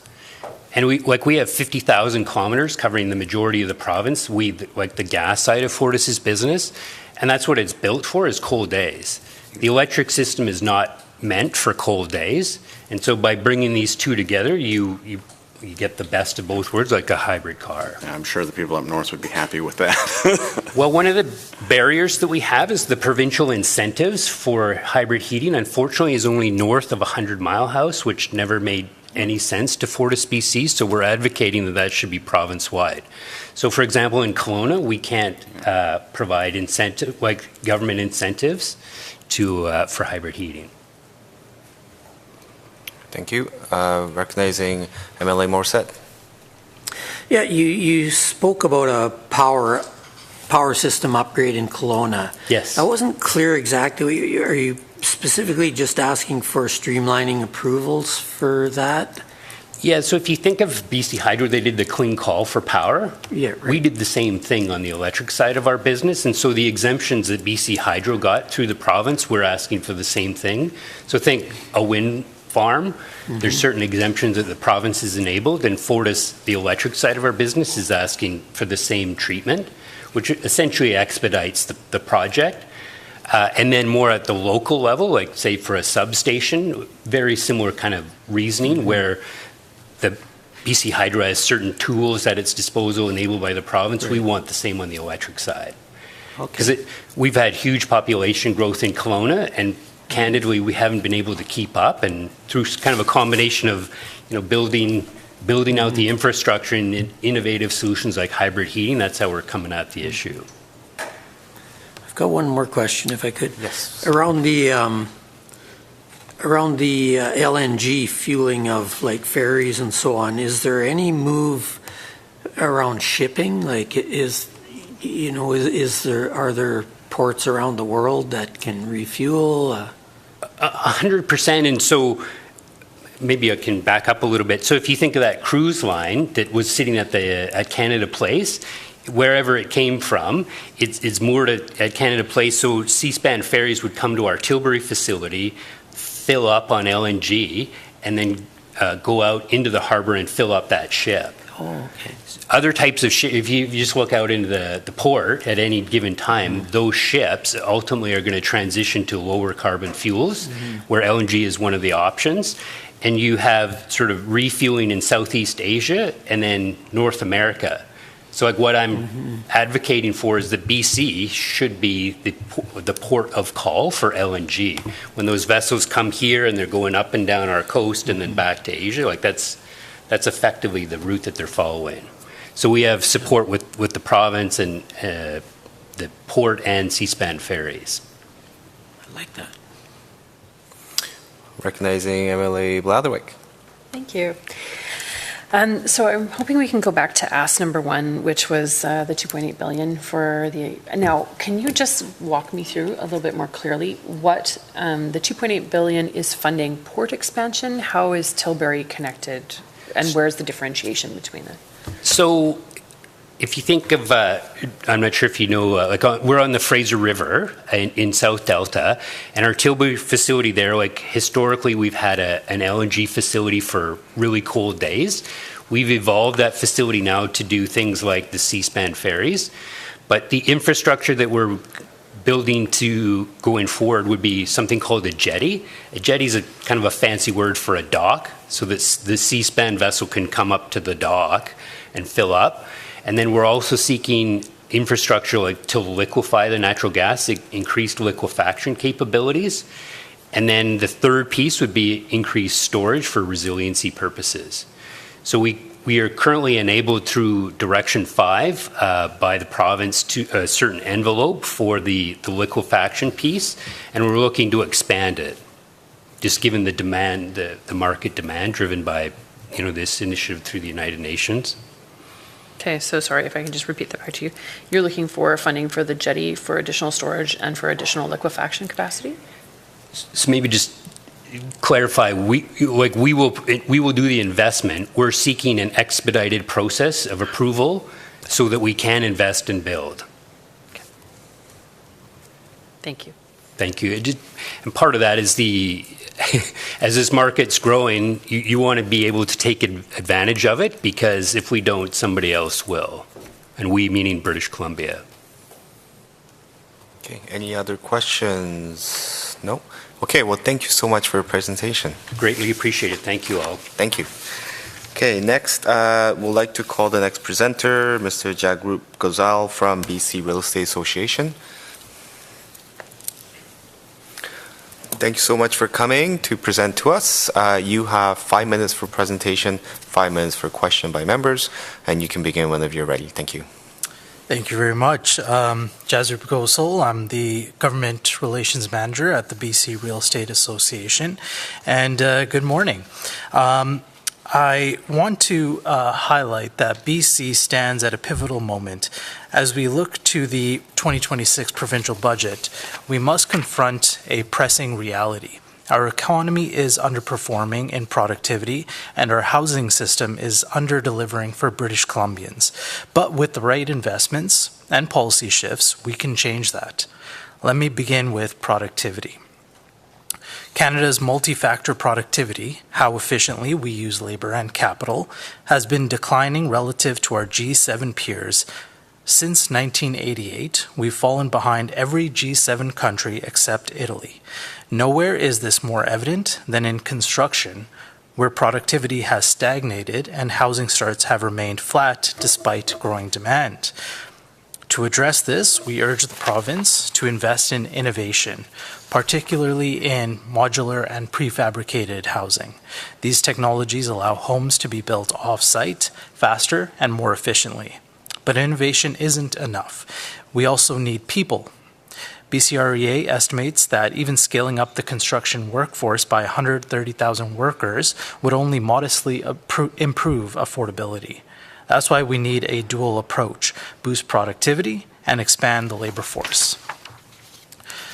Now this brings me to trades education. We must expand access to training programs and apprenticeships, especially for underrepresented groups and newcomers. Immigration policy should be aligned with labor market needs, and ensuring that skilled tradespeople can contribute to our economy and help meet our housing goals is essential. As part of Prime Minister Mark Carney's housing plan, the Liberal government pledged to create a new federal entity called Build Canada Homes, which will lean heavily on the manufactured and prefabricated home sector to provide more affordable homes in a faster process than current construction methods. This $25 billion investment in financing to expand the capacity of the sector will issue bulk orders of units to ensure that they can maintain their workforce and supply chains. The provincial government should be focusing on ensuring that these businesses have the workforce they require to keep up with the soon-to-be expanding demand for this type of product. Skills training could be funded through the province through programs like the project-based labor market training programs. We also need tax reform in the housing sector. We recommend a collaborative approach to development cost charges, and these charges, when levied upfront, can delay or derail projects. We propose allowing municipalities to defer DCCs until project completion, giving developers more time to secure financing by working with municipalities to ensure that they are still able to fund necessary infrastructure upgrades. We encourage the province to work with federal and municipal partners to explore alternate funding mechanisms to reduce the burden on builders and accelerate housing supply. We also believe that we need to ensure that there are loans available for developers, for builders, for not-for-profit housing providers to build housing. Similar to CMHC funding available at the federal level, BC residents and BC representatives know what BC needs. A specific fund that is established for private developers will unlock housing for all, especially the missing middle. And finally, I want to highlight the importance of modernizing the Strata Property Act and introducing mandatory training for Strata Council members. Strata corporations govern a growing share of BC's housing stock, particularly in urban centres. Yet many council members, who are often volunteers, lack the training to navigate complex legal, financial, and maintenance responsibilities. This can lead to poor governance, deferred maintenance, and costly disputes that affect homeowners and renters alike. Mandatory training would ensure that council members understand their fiduciary duties, the fundamentals of strata governance, and the implications of decisions on long-term building health. This is all to ensure that residents are able to afford to live in a safe and productive economy. In closing, the path forward is clear. Invest in innovation, expand our skilled workforce, reform outdated tax structures, and modernize housing governance. Thank you. Thanks so much for the presentation. We'll now turn to question by members. Recognizing MLA Blatherwick. Thank you. Okay, that was a lot, and you condensed it very well, so good job. I just want to have a touch in here about DCCs. So I'm most familiar with the city of Coquitlam because that's where I'm from, and the collection of DCCs up front is what cities use to build the amenities that support the houses that are built later. So to upgrade the roads and make sure there's a community center and a fire station. And of course, projects can often, especially large projects, can take between 5 to 15 years. So if we're delaying the collection of DCCs until the end of the project, when the project's already there, how does that help municipalities have the supportive services that their residents need by the time they move in? That's a great question. The process that we're recommending is to, because at this point in time, the DCC is being levied up front, and some developers are able to negotiate with municipalities to defer those DCCs, but that is adding cost for projects to be financed. So that is an additional carrying cost that they must take a loan from the bank to finance. They're not going to be able to pay it out right away. And so what we're saying is that yes, we need to ensure that infrastructure is in place, and that is why the federal, provincial, municipal governments need to work together to ensure that these infrastructure pieces are put in place ahead of time so that when DCCs are paid, then that can be paid back. Similar to loan structure as well. We think that in order for us to reach the housing targets that we want to achieve by 2030, we need to ensure that projects are viable. And right now, in the current market, projects are not penciling. And that means that their developers, private market developers, they require about 15% of profit. And that is just not present in many projects to date. Cheers. Yes, follow. Thanks. So a big chunk of, reduced profitability in construction is, of course, rising interest rates and also the enormous jump in the cost of materials over a short period of time, committing to a certain price point for building, and then the price of materials and labor just shooting up in that time. And I think we both agree that innovation is an amazing thing, and prefabrication is a wonderful tool we can unlock here in British Columbia. But cost of land is one of the most challenging things in real estate, especially in the Lower Mainland. And I think that's where we're kind of stuck in the real estate market. Is the cost of land is the biggest piece, and I'm wondering, like, where is that? Is there a proposal? Is there thoughts that you have around cost of land and how we're going to tackle that as the biggest piece of the cost for real estate? Yeah, absolutely. There's a lot of pieces that make up the reason why the cost of land had shot up so drastically over the last couple of years, especially after COVID and the buying frenzy and the liquidity of cash. So everyone was liquid. We know that there is going to be some adjustments in the market right now. However, the problem remains that all of these projects that are, potentially in the middle of being built, they aren't going to be able to be completed with the current structure, the current taxation, the current fee structure that exists. And so that's why we need to make sure that we are working with the business community, working with even not-for-profit developers that are building not-for-profit housing below market value, so that they can build and complete those projects without going under and without it causing more delays in trying to achieve the housing targets that we need by 2030 for our growing population. Thank you. Any other questions? No? Okay. Thank you so much for your presentation. Thank you very much. Thank you. Everyone. Good seeing you too. Next, I will call up the next presenter, Carla Olson from BC-NDP Persons Living with Disabilities Caucus, to come to the front, please.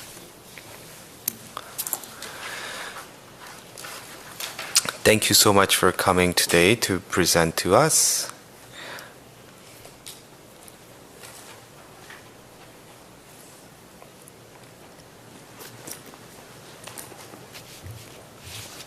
Good morning. No, take your time. It's all good. Thank you. Thanks for coming. You have, for a reminder, 5 minutes for presentation, 5 minutes for question.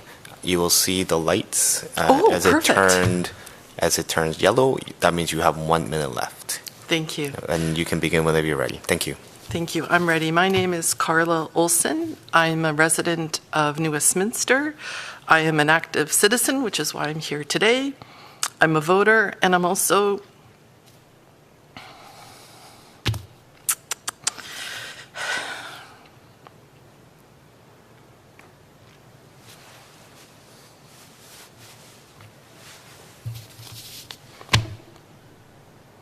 a person living with disabilities. So right now,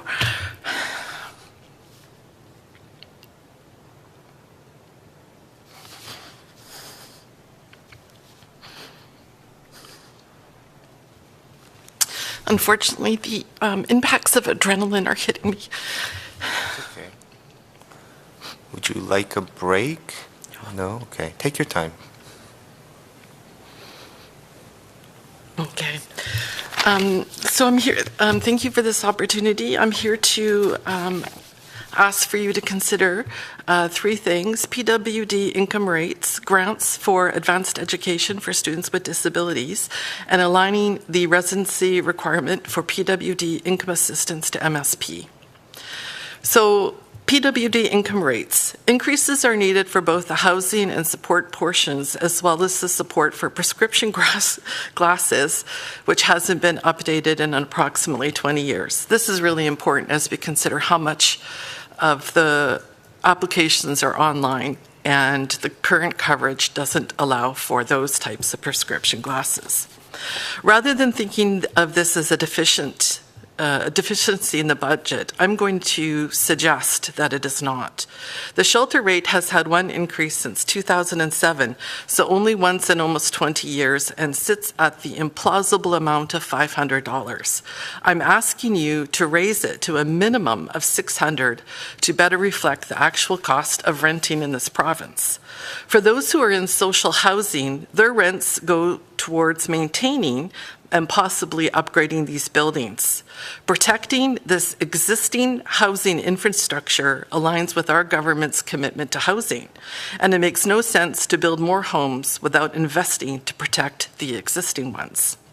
For those individuals who don't live in social housing, the support portion, which has been going to offset their actual rent amounts, can now be used for other necessities.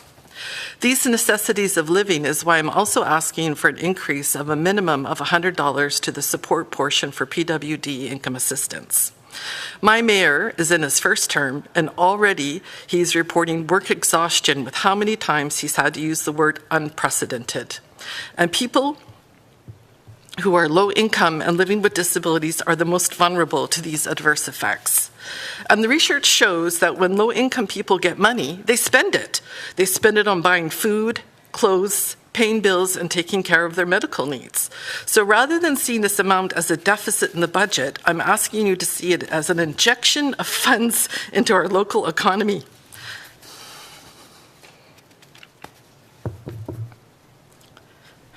This money will get spent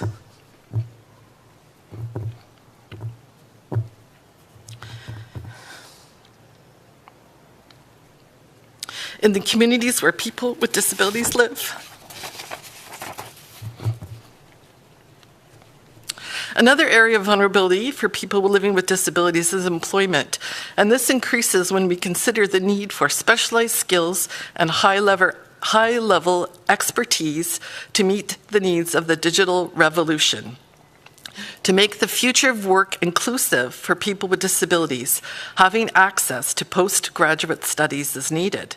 This is why I'm asking our provincial government to invest in study grants for postgraduate studies for students with disabilities.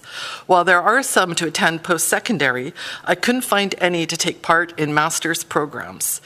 While some universities do offer part-time employment to help offset these costs, this is likely not an option for students living with disabilities, as pacing and managing their condition make it prohibitive to add yet another responsibility to their study load. As a marginalized population, PWD experience not only economic inequalities, but also cultural and social inequalities. By offering grants for graduate studies, this investment provides another tool to work, that's a joke, towards overcoming these effects. My last request is to align the residency requirement for PWD income assistance to MSP. Limiting freedom of movement of a marginalized group is part of Canada's history involving the abuse of Indigenous people, and it is equivalent to the isolation and control of movement found in intimate partner violence. My argument is that aligning the residency requirement for people living with disabilities to be the same as every other British Columbian who receives MSP is an investment in upholding human rights. Thank you for your time. Thank you so much for that presentation. Take your time. We're ahead of schedule, so we're okay. Thank you. It's the adrenaline. I Yes. said, it impacts my disabilities. Absolutely, absolutely. It's I freeze when I get full of adrenaline too. So, Thank you. but you're among friends here. We're all Yes, friendly bunch. I really here. appreciate this, and this is part of my active citizenship, so I'm really proud to take part. Absolutely.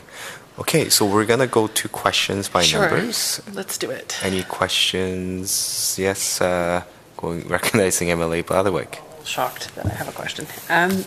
Hello. Hi. Thank you. That was a great presentation. And I'm hoping for those of us that aren't familiar with disability and the residency requirements in MSP, if you could go into it a little bit further Sure. about what the differences are and how that causes issues. So right now, people on PW income assistance are not allowed more than 30 days outside of the province or outside of Canada. And while it's unlikely that they're going to be staying in hotels when they do travel, they will be relying on the help of friends and family to go to these places. And that's also the social part. If I were to travel, I'm going to need days to recover. And even if I do anything, and I want to contribute to that time, it's going to take efforts, and I, again, need it. And plus just the cost of going somewhere and all the planning in the first place. Mm-hmm. I really don't imagine that this will be used by many people, but it's the human rights part. Why are we being restricted when everyone else regarding their MSP is allowed, I think even 7 months, but I said 6. It sounded like a nice number. So that's it. I think it's just unjust. Yeah. That's a really excellent point. Thank you for bringing it up. I don't know if there's Any other questions? No? If you have follow-up, go right ahead. Of course I do. Thank you. And so, talking about advanced education. Yes. So you're asking for grants Yes. to help people, very, very similar to the grants that exist for people at the bachelor stage or like Correct. the diploma or certificate stage. So you're asking for that same support just to be extended into the post-grad stage? Correct. Okay. And like I said, I looked and I couldn't find anything. And yeah. Yeah. I think unless someone has been in care, I think there's no. So again, a different system if you are a person with disabilities. Exactly. Okay, well, that was really helpful. Okay. Thank you. Thank you. Okay, I think that is I'm it. done? All right. Recognizing I won't Deputy ask you- Chair. Thanks. I won't ask a question. I'll just say that I really appreciate that you came, particularly witnessing that maybe it was challenging for you. And it's very meaningful that you would take this active role in citizenship and give us this input for the province. The Minister of Finance actually presented to us yesterday to talk about just how democratic this process really is and how this is our democracy in action. And I just, really appreciated that you came and that you presented. So thank you very much. Well, and thank you. I mean, I'm in a room of so many MLAs. I mean, how often do I get that opportunity? It's just really, truly wonderful. So thank you so much. Thank you. Really appreciate it. And yes, recognizing Love MLA it. Morissette. I'm just clarifying, the PWD rates, you're asking for $100 up from 500 to 600 to make it, that seems so little. It does. yeah. It's a minimum. I asked for a minimum, not a maximum, a minimum. Yeah. Yes, and my rationale, I think it's reasonable. And like I said, please don't think of this as a deficit. It's going to be investment in that housing for those people in social housing. And yes, people who are low income will be spending that money. They're not going to be taking big trips over abroad and spending it elsewhere. They will be spending it at their local restaurants, at their grocery stores, getting a haircut. So an injection of funds. Please view it that way. Thank you. Thank you so much, Carla. Thank you so much for your presentation. Thank you. Okay, we'll move on to the next presenter from Lauren Casey from Association of Administrative and Professional Staff at UBC.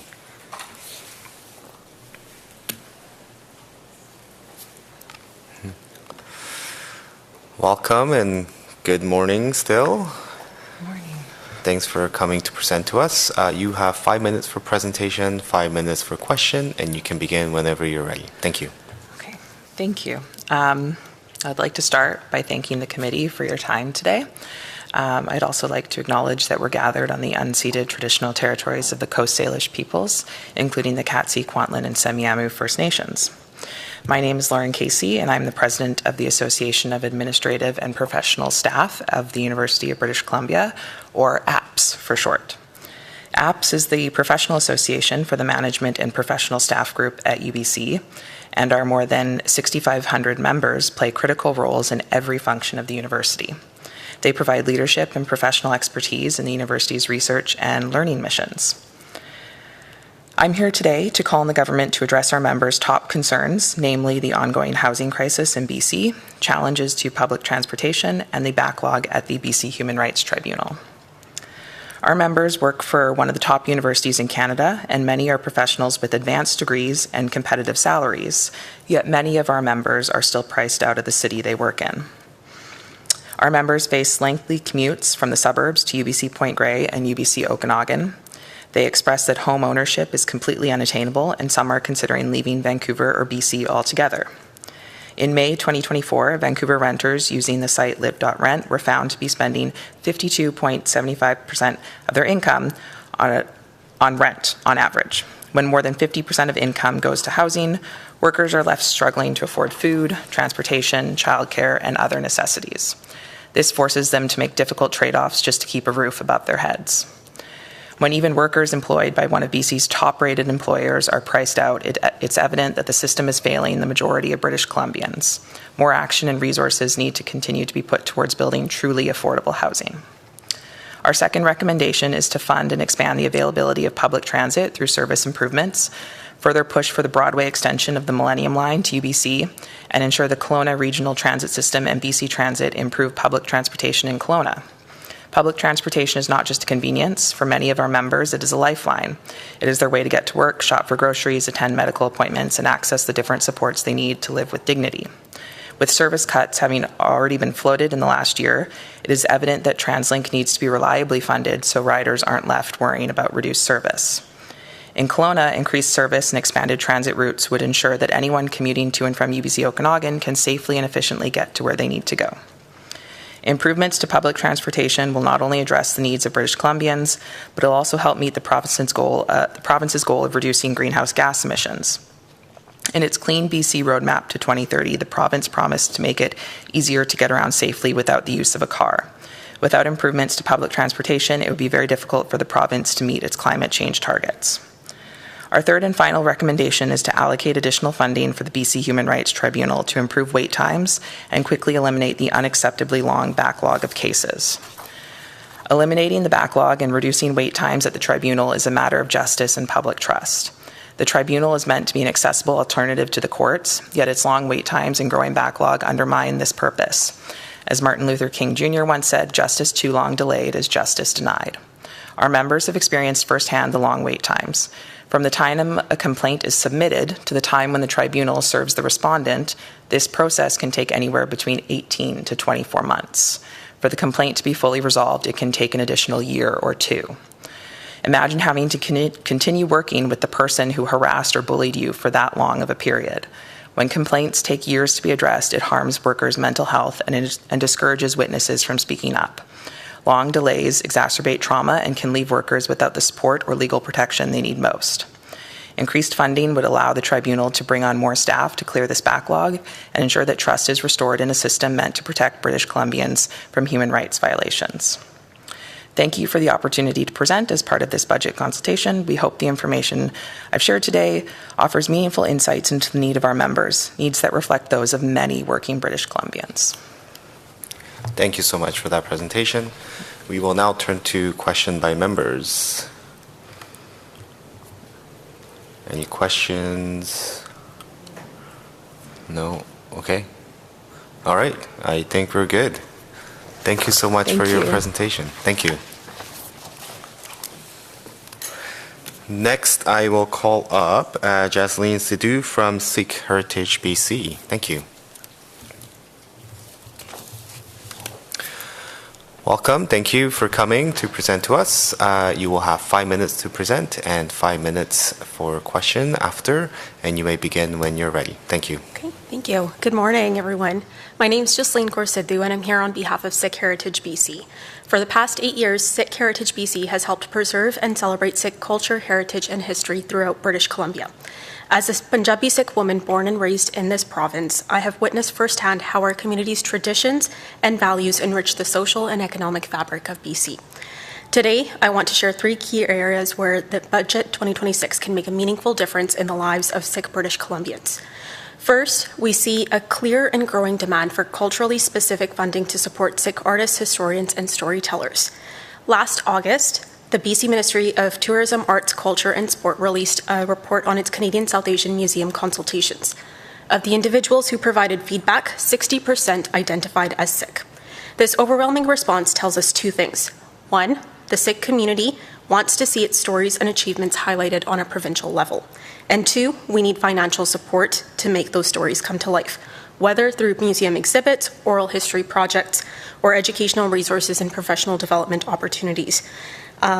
Educators also need resources so they can facilitate teaching the histories of BC's visible minority communities within classrooms. By investing in grant programs that specifically fund Sikh art, music, and historical preservation projects, Budget 2026 would ensure Sikh voices are heard. Second, we cannot ignore the alarming rise of anti-Sikh hate.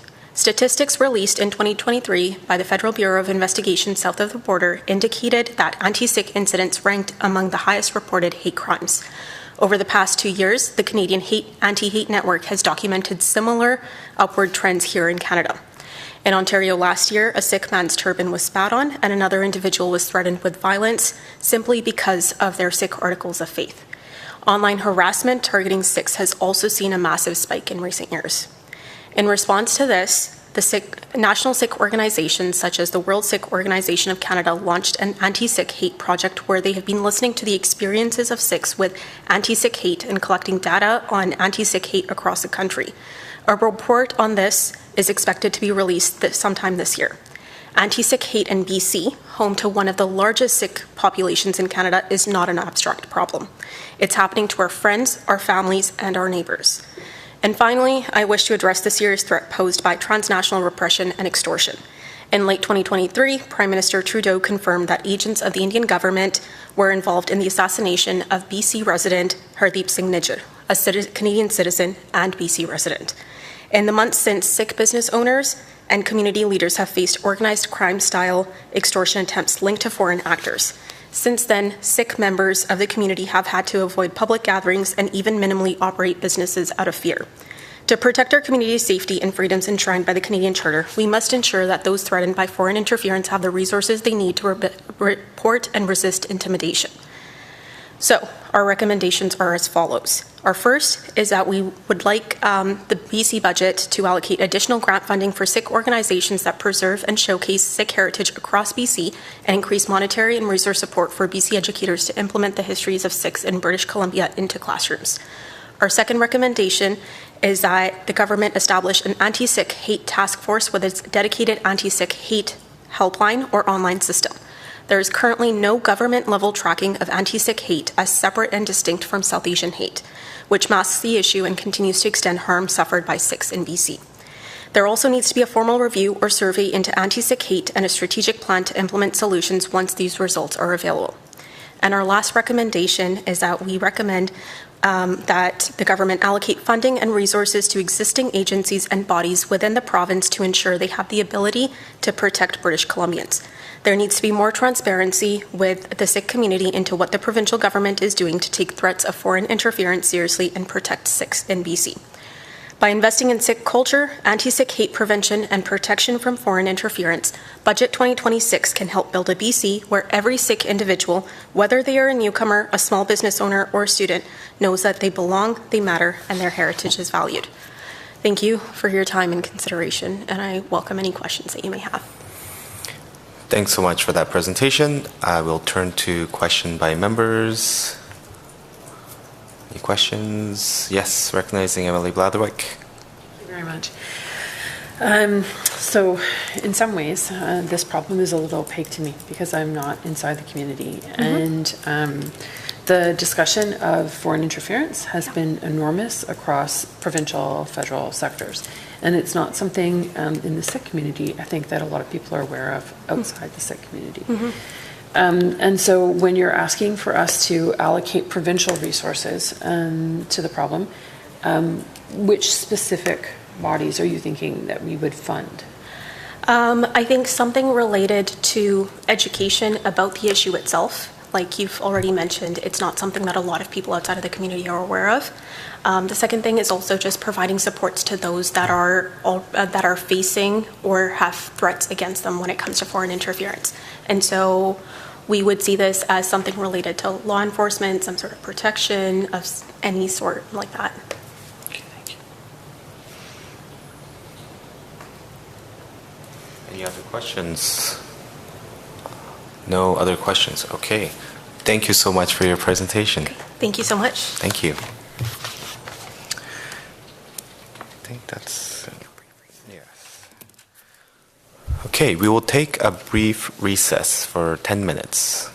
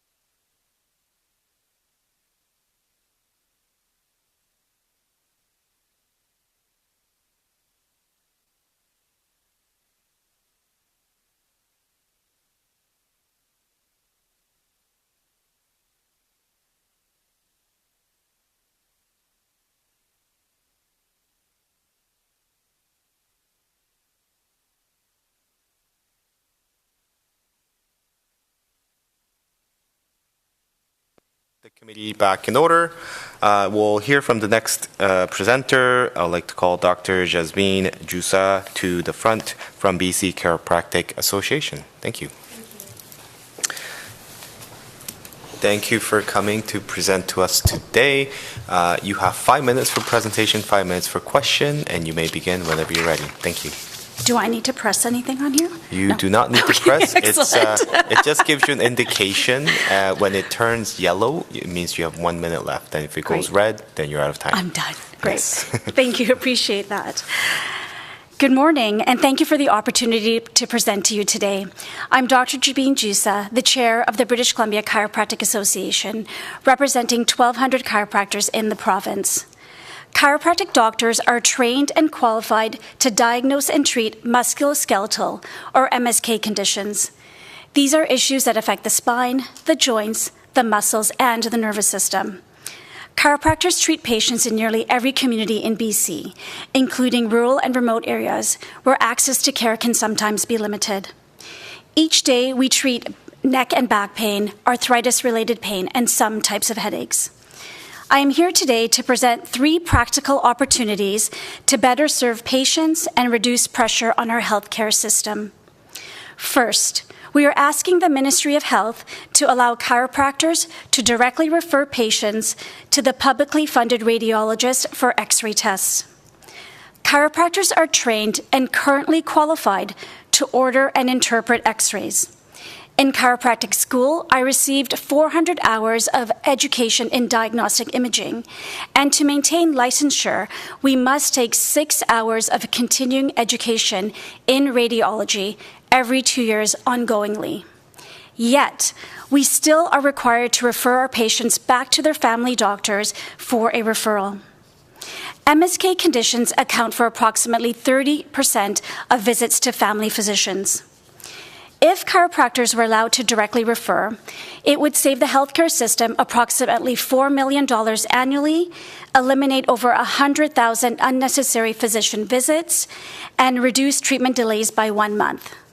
Let's have a streamlined healthcare system. Second, we recommend a 2-year pilot project to embed chiropractors into the primary care networks. Let me tell you about Jason. Jason is a 22-year-old university student with back pain. He does not have a family doctor, so he went to his local walk-in clinics where he was prescribed muscle relaxers and anti-inflammatories. His pain got worse, so he went to urgent care clinic and he was prescribed some opiates.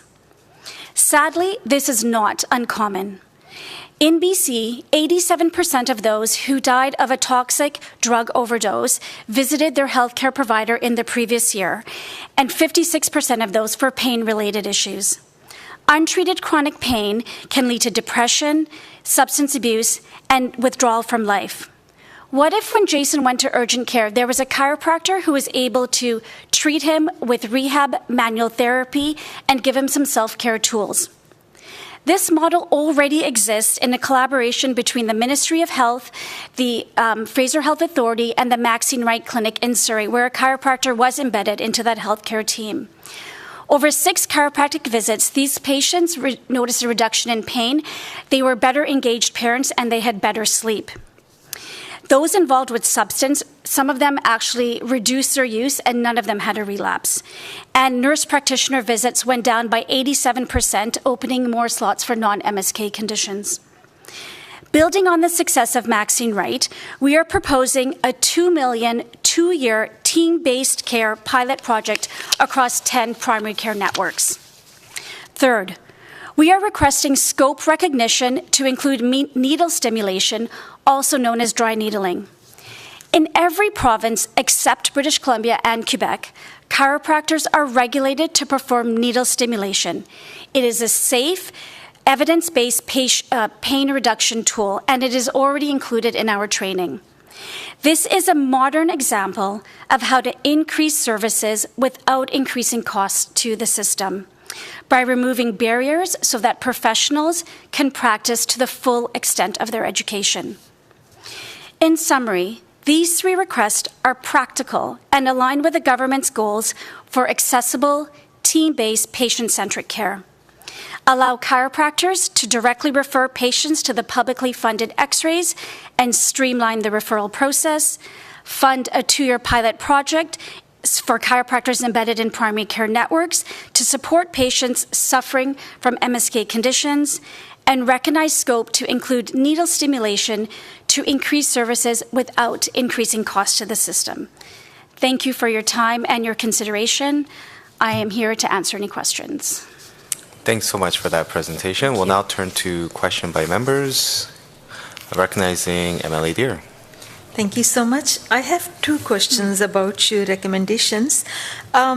Dry needling, is it the same as acupuncture, or would that be different from acupuncture? It's a bit similar to acupuncture, so it's more medical acupuncture, yes. Okay. And the current, our new regulatory college already regulates it for others in the profession, so that would be a very seamless thing for this new college to be able to do. I have a second question. Yes. Is you recommended a 2-year pilot project to include this in primary healthcare system? Chiropractors, yes. Are there any provinces in Canada who already have this? Yes. So in Ontario, they have these rapid access clinics where chiropractors are embedded into those clinics, and they help specifically with MSK conditions. And I believe New Brunswick is currently or will be starting a new pilot project in that arena as well. But those are also pilot projects? Yes, yeah. But in BC, the one here that we had at the Maxine Wright Clinic was part of the innovation pathway, so that was funded by the Ministry of Health, where the chiropractor was embedded in that. And so that was done over the past year, and very successfully, that they will continue to have that chiropractor in that clinic. Wow, thank you so much. You. Thanks for the presentation. Thank you. Thank you. Recognizing MLA Tepper. I just want to clear up dry needling IMS. No, different. Okay. Dry needling is a bit more surface. IMS is quite deeper into the muscle belly. Yes. Okay. Yes. That's all. Yeah. I'm good. Recognizing MLA Morissette. Yeah, thank you for the presentation. So you're asking for diagnostic imaging. You're just asking for X-ray. Right now we are just asking for X-ray to directly refer our patients to publicly funded. Yes. No other imaging at this point. At this point, we would love to be able to do that. Obviously, CTs, MRI, blood tests, but we would like to start with X-rays. Yes. Currently, we're not even able to access the X-ray reports.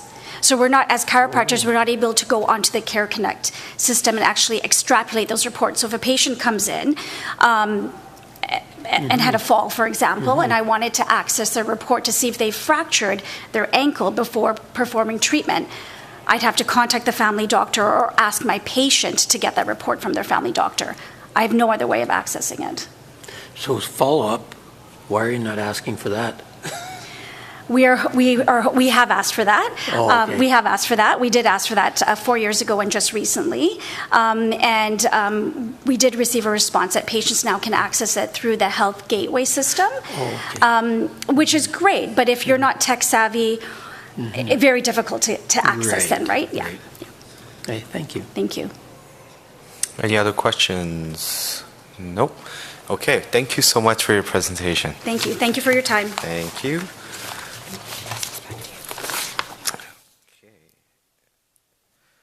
Okay, next we'll go to the next presenter. I'd like to call up Denise Prail from Canucks Place Children's Hospice Society to come to the front, please. Thanks so much for joining us today.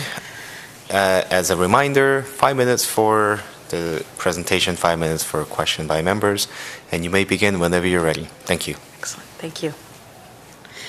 My name is Denise Prail, and I'm the Chief Executive Officer of Canuck Place Children's Hospice. Thank you so much for inviting us again to present to the committee. Before I begin, I'd like to respectfully acknowledge that I'm speaking to you today on the traditional and unceded territories of the Semiahmoo, Katzie, Coquitlam, Kwantlen, Kakite, and Tsawwassen nations. Canuck Place is BC's specialist pediatric palliative care provider, offering critical services to our province's most vulnerable children and youth. We operate 24 hours a day, 365 days a year, providing specialized care for children from birth to age 19 with serious illness. We operate 2 provincial hospice locations, one in Vancouver, and one in Abbotsford. And with our inpatient and in-community and in-home care, virtual care, and 24-hour phone line, families receive care no matter where they reside in the province, right when they need it. We provide longitudinal care for children and families, caring for children from the time of diagnosis until the time of death, and continuing our support to their families with comprehensive grief and bereavement support for up to 5 years.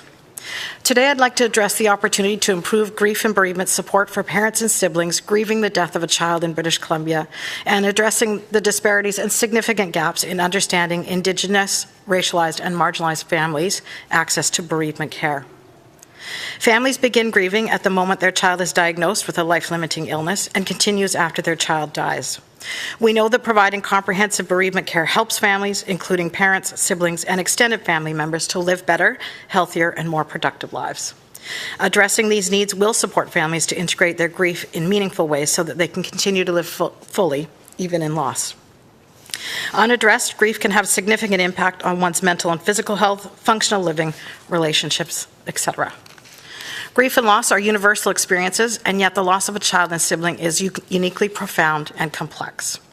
There are approximately 300 child deaths each year in BC from all causes. Of those, 2/3 are from natural causes and 1/3 from accidents or trauma.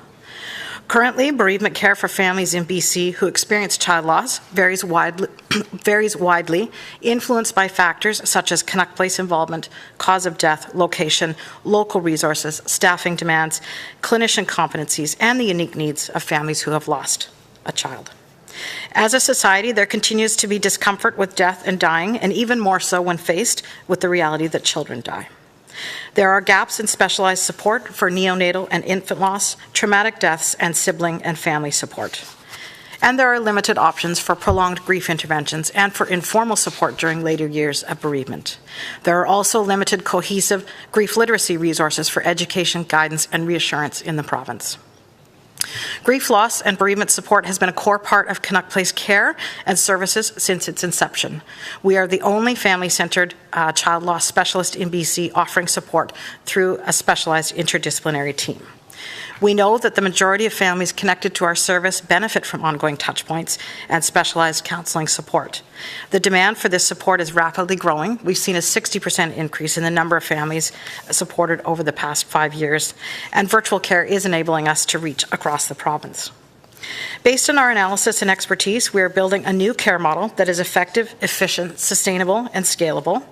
It will enable us to address the disparities that exist in specialized bereavement care for families and make sure the unique needs of siblings continue to be addressed.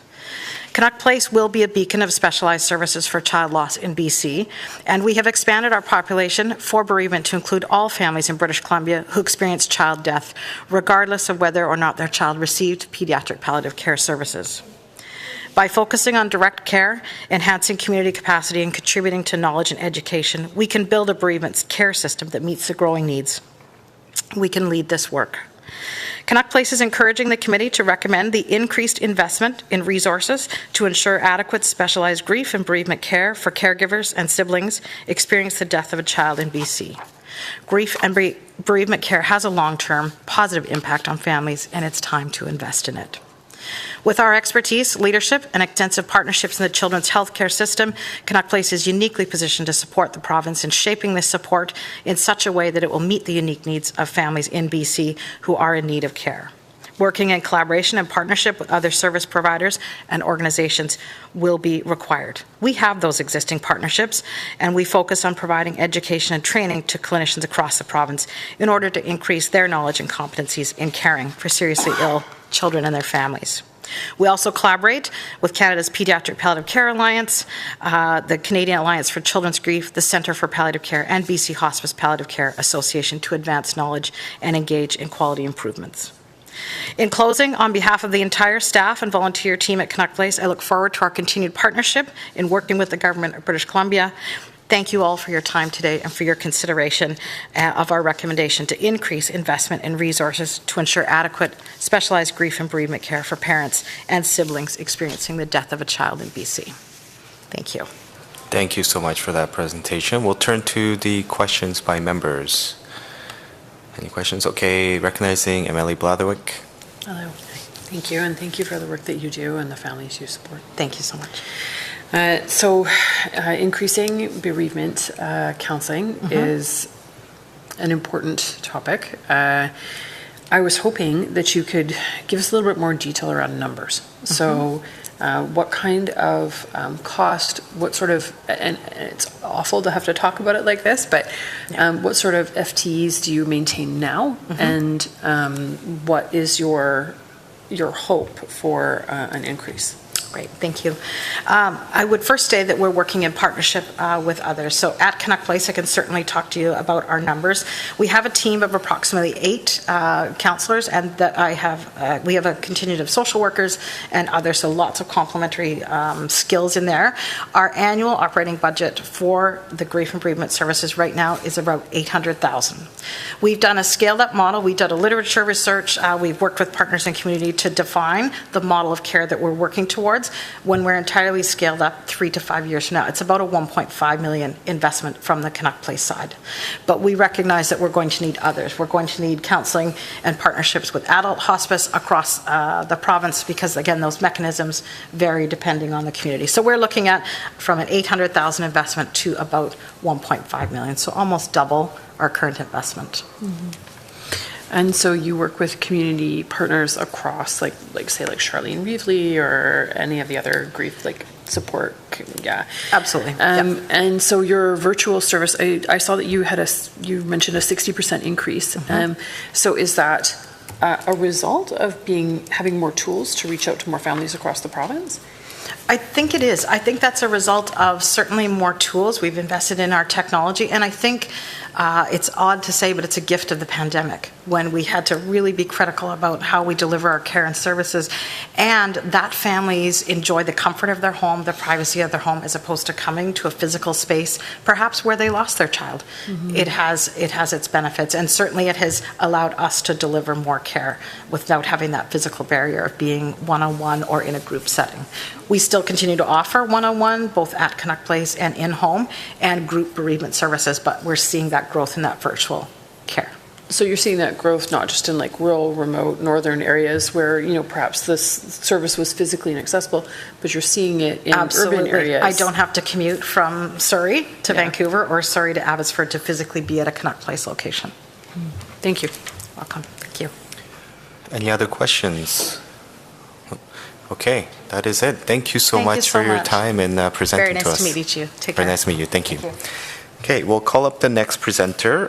If I can have Mr. Robert Boscocci from HME Home Health come to the front, please. Thank you so much for coming to present to us today. As a reminder, 5 minutes for presentation, 5 minutes for question after, and you will see if you have 1 minute left, the yellow light go on, and red if you're out of time. Perfect. Okay, whenever you're ready, you're good to go. Thank you. Thank you. First of all, thank you for having me. So I'm Robert. You got my last name perfect. It's catchy. It's Italian. It's a hard last name. So CEO of HME Home Health. Quickly, we're a BC-based company, 130 staff. I founded the company in 2012. So I work in mostly communities across BC. And really we're in the business of providing Class 1, Class 2 medical equipment. So anything from wheelchairs, hospital beds, overhead patient lifts, anything kind of durable that you see. So in terms of today, I'm here today to talk about ceiling lifts. And so this conversation essentially, very quickly, ceiling lifts are anything that we use for patient handling. It's how we get patients in and out of hospital beds. It's how we transfer them. So it's kind of in terms of what we do, our most critical piece of equipment. So across the various healthcare authorities, funders, we sell the lifts across BC. And so we have fairly continuous funding in place for that. One area where we're having difficulties right now is just with one of the ministries. It's the Ministries of Social Development and Poverty Reduction. So essentially in that ministry, they have an old regulation from 14 years ago for ceiling lifts, and essentially they have a cap of 4,200 in place. The issue we're having as a company, but really it's broad across our associations and all of the companies in BC, is you actually can't access lifts without funding. So with the other ministries like WorkSafe BC, ICBC, Ministry of Children's, the limit is 8,000. In that department, it's 4,200. So unfortunately, we're having a tough time getting ceiling lifts into group homes, people with obviously disabilities, low income. And the issue, and I kind of wanted to raise it, is fundamentally when you don't have a lift, you really can't get the person in or out of bed, you can't feed them. We do about 8 or 9 lifts a day, so the lift is the most essential component of the hospital room. And so we've been here last year in front of the standing committee, different company, and we asked for the limit to be reviewed. It was on the standing committee recommendations, but unfortunately in the last contract that just came out, the limit is still in place and it's in the regulations. So kind of am here today just to respectfully ask this to be reviewed. It's actually a very small amount of lifts. Across BC, we would do tens of thousands of lifts. In the Ministry of Social Development and Poverty Reduction, it's probably around 150, 200 lifts a year. But for whatever reason, the limit's been in place and it's essentially limiting our ability as a company, but really it's across our industry to provide these lifts. So that's why I'm here today. And I'll leave with 2 minutes because I think I'm the last person for lunch, so I don't want to tie you up. Yeah. They always put me, I think, last person before lunch. So thank you. Thank you so much for your presentation. We'll go to questions by members. Recognizing Emily Bladwick. Hello. Hi. So I just want to make sure that we're all understanding is that the lifts that you're applying to have paid for through SDPR Correct. are exactly the same lifts that are getting paid for through Ministry of Children and Family Services. They're getting paid for through ICBC, yep. Through WorkSafe. But they have a cost limit at those other places of 8,000. Correct. SDPR's limit cap is 4,200, which does not cover the cost of the lift. No. Correct. So if you're a family that is being supported by SDPR, you have very limited means, and so you're not able to get that lift because the caps are not harmonized. You got it. Correct. Okay. Did you have your hands up? No? Okay. Recognizing MLA Morissette. So this is for people that are at home, and so this could potentially put them in a care home if they can't afford a lift. Yeah, it's a good question. So if you can't modify the home for the person with a lift, yeah, usually then you would be looking into going into an institution or facility. Mm-hmm. Obviously, funding and stats-wise, we all know it's better for the patient outcome, but it's also even from a budgetary purpose, would be far cheaper to keep a person in their own home, but also from a clinical perspective as well, a better patient outcome. But that would be correct. Really what it is a huge WorkSafe issue. So just so we all know, like OTs and doctors and nurses, you can't lift a patient out of the bed, so you have to use a lift. So in the event you don't have an overhead lift, your only other option is a floor lift. The problem with floor lifts is they have a certain tendency on thick pile carpet. If you think about your house, if you have any uneven ground, it makes hoisting the person almost impossible. So typically you always want to do an overhead lift to kind of work around that issue. Any other questions? Seeing none, that is it. Thank you so much for your time and your presentation. Thank you so much. Thanks so much. Bye. Okay. There you go. Yeah. Our equipment's kind of universal, so I always tell people it kind of is used homes, hospitals. So, okay, good to see you. Bye. The committee will now take a recess for lunch. Thank you.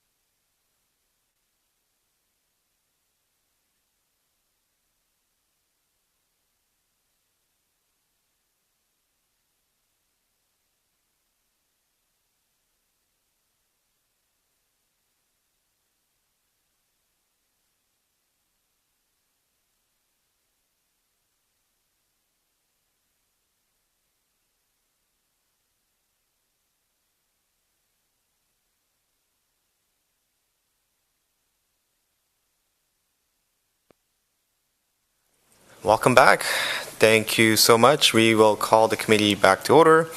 We'll start with the next presenter. We have Andrew Longhurst from Health Sciences Association of BC. Thanks for joining us today. As a reminder, you have 5 minutes for presentation, 5 minutes for question after, and you may begin whenever you're ready. Thank you. Thank you so much. Good afternoon. My name's Andrew Longhurst. I'm a researcher and policy analyst at the Health Sciences Association of BC. It's a union that represents 22,000 specialized healthcare and social service professionals working across the province. Our members work in hospitals, child development centers, community healthcare and social service agencies, and many more settings. On behalf of HSA President Sarah Cooner and our 22,000 members, it's a real privilege to be here and make some recommendations for Budget 2026. Our union, HSA, represents over 70 distinct professions in healthcare and social services. The professions we represent are called the Allied Health Professions or Health Science Professions. HSA is part of the BC Federation of Labour and the National Union of Public and General Employees. The work of our members is critical to a functioning healthcare system that provides timely, comprehensive care. But shortages of our members mean that British Columbians wait longer for surgery, cancer care, early childhood intervention, or sometimes go without necessary treatments or therapies altogether. We appreciate government's commitment to public health care, but shortages and underinvestment in our professions translate into bottlenecks and longer wait times for patients, families, and children. Our first recommendation is to urge the provincial government to make continued and deeper investments to address shortages and recruitment and retention challenges that are widespread in healthcare and social services. Lab technologists, imaging technologists, mental health clinicians, respiratory therapists, pediatric therapists, and many more are burning out. The number of current and expected vacancies are sobering. In 2024, there were over 14,500 vacancies in the healthcare and social services sectors in BC, according to Statistics Canada. And over the 10-year period from 2015 to 2024, the number of vacancies increased by 137%. Again, this is Statistics Canada. According to the BC government's labour market outlook, many of our professions are designated high opportunity occupations, and we expect to see over 25,000 job openings in these professions by 2034. For example, we'll need nearly 1,700 medical laboratory technologists by 2034. But unfortunately, BC graduates fewer than 130 medical laboratory technologists annually. In many professions, we rely on out-of-province training and migration to fill vacancies. Much more can be done to train our workforce in province while also improving pay, staffing levels, and working conditions that support recruitment and retention. Our second recommendation is to address the serious funding and access challenges in the nonprofit child development sector. There are over 30 nonprofit child development centers in the province serving families and children with a wide range of physical, neurological, and developmental disabilities, as well as mental health and behavioral issues. In December 2024, HSA published an extensive research report with 14 recommendations to address underfunding and long wait times at publicly funded child development centers. And this work builds on research and analysis conducted by the BC Association for Child Development and Intervention, the representative for children and youth, as well as other academic researchers. Frontline pediatric therapists and child development professionals that HSA represents are deeply concerned about the state of services for children and youth with support needs and their families. The representative for children and youth estimates that fewer than 1/3 of children and youth in BC who have support needs are being served by the current system, leaving about 80,000 children with disabilities and their families without the services they need. The publicly funded service landscape has historically been underfunded, understaffed, and fragmented. In 2008, there was a freeze to base funding for CDCs, or child development centers, and while there have been occasional increases to child development center funding since that time, these vital nonprofit centers have been left with fewer resources amidst rapidly growing wait lists. Many centers have had to change their service delivery model, limiting access only to children with the most complex needs, effectively leaving other children out and their families out without services. The proposed restructuring of services for children and youth with support needs through the request for proposals and creation of family connection centers resulted in, or has resulted in the potential closure of a nonprofit center in Kelowna called Starbright. It's still at risk of permanent closure. They're looking for certainty about their future, and this unfortunately sent a lot of shockwaves through the child development sector. We deeply appreciate government's decision to pause the process, but there are concerns about the potential for an already fragile service landscape to experience greater fragmentation, privatization, and staffing shortages as well. So with that, we would recommend that the provincial government immediately increase funding by 50%. And that would help to increase staffing levels, allow them to expand programs and service offerings, as well as really help stabilize the workforce. And I don't have the exact figures in front of me, but I think that 50% increase would really go a long way towards increasing access. And I think we'd probably see that in the range of $20 to $30 million in additional base funding that would be needed, keeping in mind that these are vital services for many children and youth with children and youth with support needs and their families. So I'll conclude there. Thank you very much, and I'm happy to answer any questions. Thank you so much for that. We'll now turn to question by members. Any questions? No? Okay. Recognizing MLA Blatherwick. Thank you so much. So graduating 130, sorry, did you say was lab techs here? Was it medical health technologists? Yeah, so med lab technologists. So the folks who are analyzing tissue samples and blood and helping with diagnosis. And so what institution do they graduate out of? BCIT and CNC. BCIT and CNC. Yeah, and MLT, med lab techs, it's similar across many of the health science professions where many of those professions are trained in one place. It's often BCIT. Sometimes there's programs in Prince George or scattered through the province.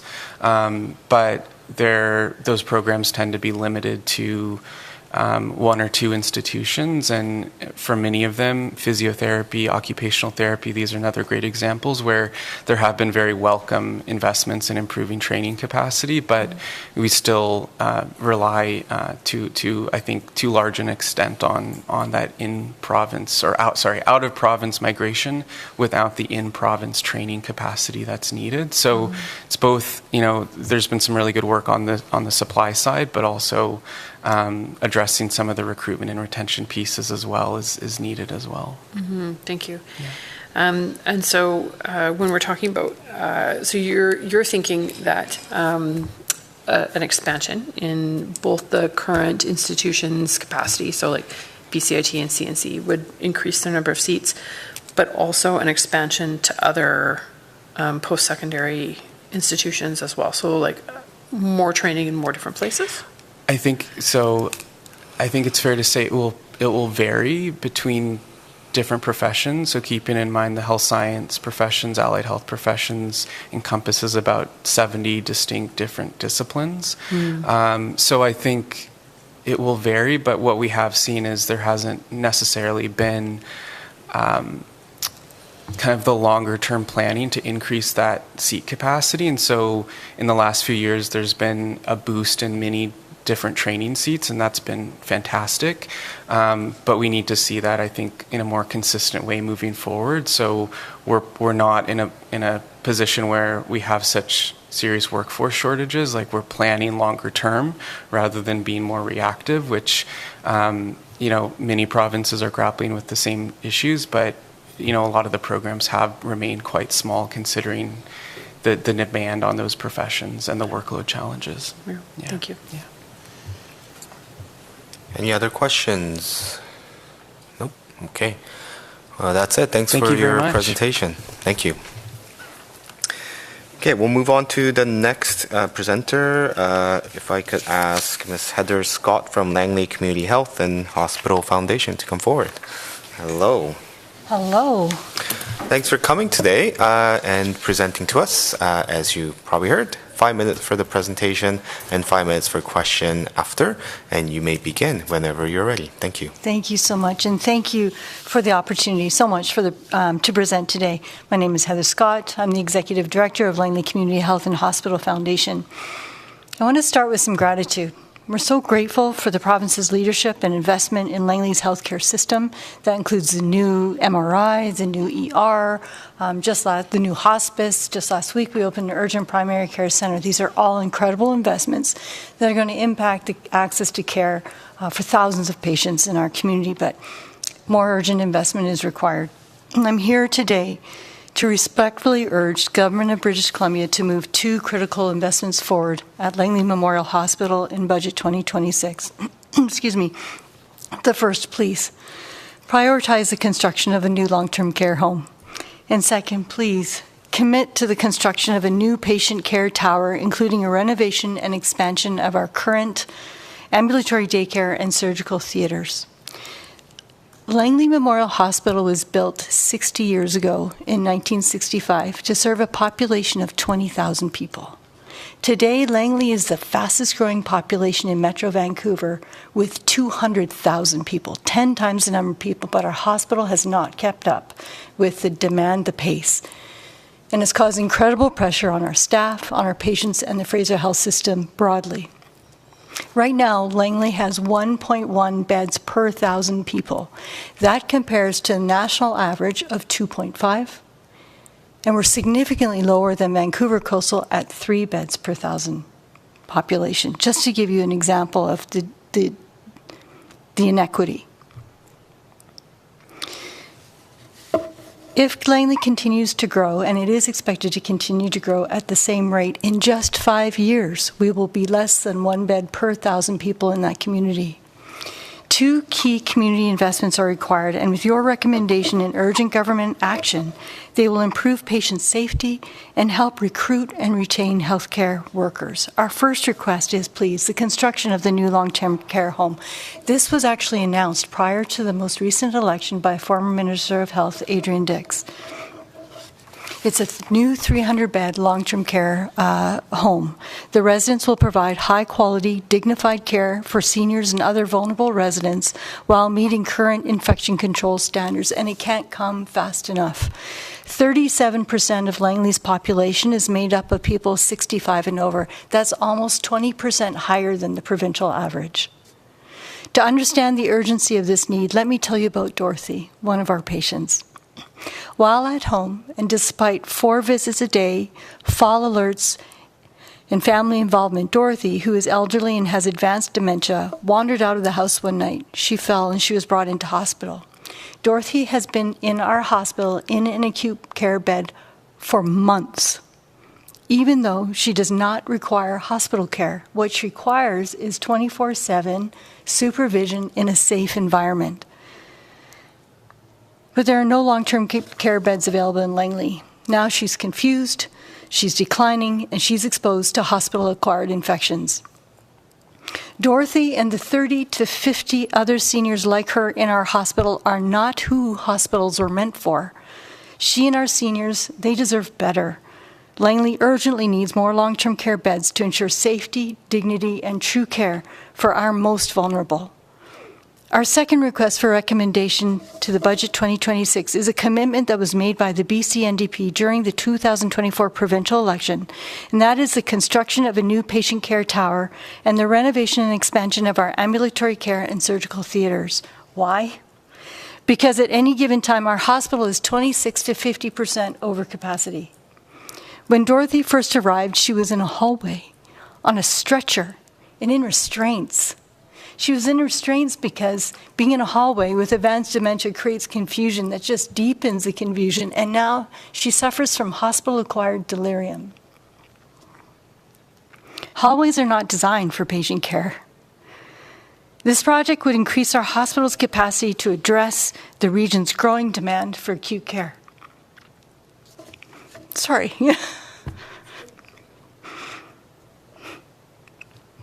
These projects will help Langley recruit and retain healthcare workers, fill gaps in the system,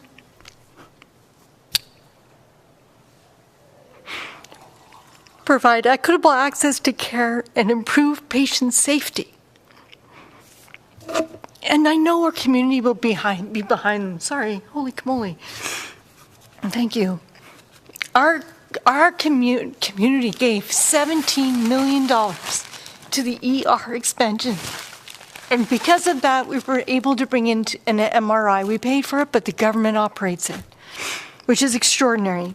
They will come to these projects again. I know this to be true because we have a significant donation that I'd be pleased to tell you about. I have 4 seconds left. So let me just conclude by saying we would be most grateful if you would recommend both projects for the 2026 budget. It's Langley's time. Let's get them done. Let's do it together. Thank you for your time. I'm happy to take any questions. I'm sorry.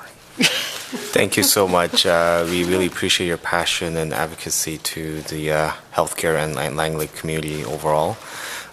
We'll turn now to question by members, turning to Deputy Chair.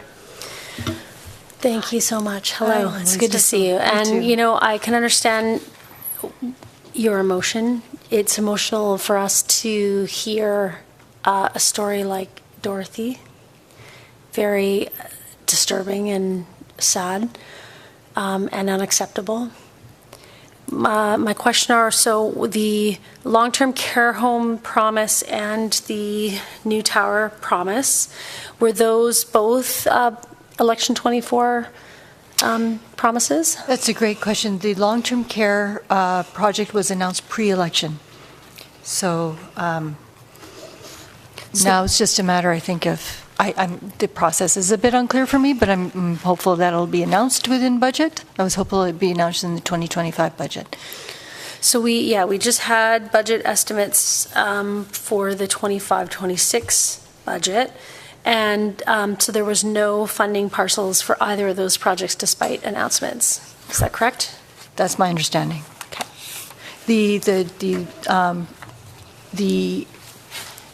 new patient tower and the ambulatory and expansion and renovation and surgical expansion and renovation were commitments made during the election. Okay. Different from the promise made pre-election. Just a follow-up.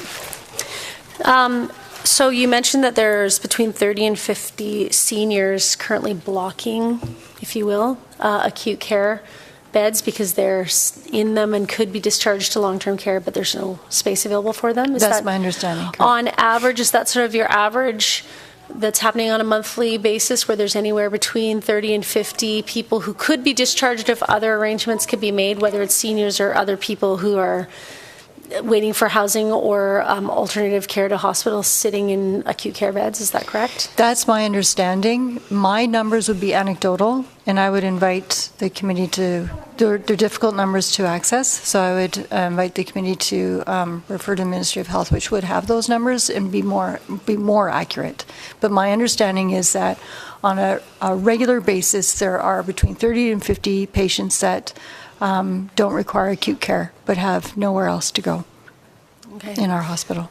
Thank you. And that wouldn't be inconsistent, just to get it on Hansard, it's not inconsistent with what we hear from Surrey Memorial Hospital as well, so it wouldn't surprise me if those were accurate numbers.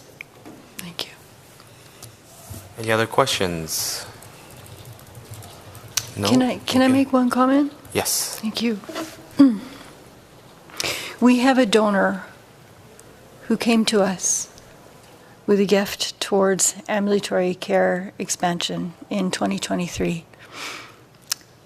That donor is now saying that they would be willing to give $2 million for that project if the government were to make progress on this project by the end of 2025. So my request for this recommendation would be, I think, a good example of the government making progress on that. And I have to say, we haven't started fundraising for these projects because they haven't been announced, but as if that's helpful. Wanted to make sure you're aware of that. Yeah. Okay, thank you so much for your presentation and your time. Thank you for having me. Thank you. Appreciate it. Thank you. Okay, we'll go to the next presenter. If I can call Mr. Ajit Jahol from immunize.io to come to the front, please. Thank you. Hello, everyone. Hello. Thanks for coming and presenting to us. You have 5 minutes for presentation, 5 minutes for question after, and you may begin whenever you're ready to go. Perfect. So first and foremost, thank you so much for the opportunity to present in front of the committee. My name is Ajit Johal from immunize.io. I'm a BC resident, and I've been a pharmacist for almost 15 years, and currently I work in the area of academic and vaccine education. So today I'm here to talk to you about shingles. So shingles is a devastating condition that causes significant strain on the healthcare system. It's estimated that between direct medical costs and productivity costs, the average case of shingles costs about $1,500. Fortunately, there is a very safe and effective vaccination. So the 2-dose Shingrix vaccination provides over 90% efficacy in preventing shingles and its complications, and it has durability for at least 11 years, probably more. So recent Markov modeling shows that the number needed to vaccinate, you would need to vaccinate less than 10 people to prevent 1 case of shingles. Other provinces like Ontario currently have a public program. At this time, BC does not. I presented to this committee in 2023 on proposing a publicly funded shingles program for the province for residents 65 and older using the BC Get Vaccinated program, which has been very successful in getting high vaccine uptakes for COVID-19 and influenza through community pharmacies. Here I am 2 years later, and we don't have a shingles program, but after the last speaker, we have to be mindful that if the province had money to fund everything that would help, then they would. But budgets are finite and healthcare spending is in a deficit. So my 3 recommendations today is how can we do an innovative program that is cost effective? And is that something that people here might be interested in hearing? My first recommendation is the National Advisory Committee on Immunization strongly recommends shingles vaccination for all adults 50 years of age and older. In British Columbia, if you look at census statistics, we are looking at a population between 50 to 64 of just over 1 million people, with an estimated 800,000 currently in the workforce. We should be leveraging employer-sponsored and promoted shingles vaccination programs. So Crown corporations, government corporations should be including this vaccine in their extended benefits program and promoting it to staff to either go to their pharmacy or have on-site vaccination clinics. Employers will bear the brunt if one of their staff gets shingles with presenteeism and absenteeism. And with a private payer coverage model, you are alleviating direct strain on the system by not having to pay out of the public purse for a single dose. So we should be promoting that forward. Just to give you an example of the disparity of this, nurses are not covered for the shingles vaccine. In the school districts, BCTF recently, in their union bargaining agreement, got the shingles vaccine covered in the summer of 2024, but that's only half of the individuals that work in a school district. You have maintenance staff, teaching assistants, administrative staff under the QP union that do not have this coverage. And even if you include the vaccine in your benefits plan, people are not aware that it exists. They don't know their risk. So currently the Richmond School District has the highest utilization of teachers getting the shingles vaccine because they offer on-site clinics. So there's certainly an opportunity to reduce the impact on the system while not having to pay out of pocket, out of the public purse. My second recommendation is to restrict, instead of a 65 plus program, do what Ontario does, 65 to 69. You get the highest risk peak of shingles, the highest costs. According to their modeling, they've reduced over 110,000 physician visits and 27 million in direct medical costs. And my third recommendation is, what do we do about equity? What do we do with individuals with lower socioeconomic status who suffer disproportionately from these vaccine-preventable diseases? Well, why don't we include the 2-dose shingles vaccine as a fair pharmacare benefit?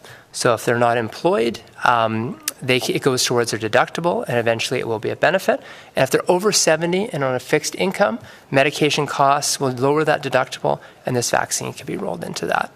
So I think those are just three different arms of the government. You've got the unions, the crown corporations, you've got public health, and then you've got the Ministry of Fair Pharmacare, all of which can kind of chew off a piece of this, with the goal of having a high uptake rate of shingles vaccination in this province to reduce costs. Happy to take any questions. Thank you so much for the presentation. We'll turn to questions by members, recognizing MLA Blatherwick. Thank you. And thank you for bringing this forward. It's something that so many older adults suffer with every day, and the Shingrix vaccine has been safe and effective for years and has a very strong proven track record.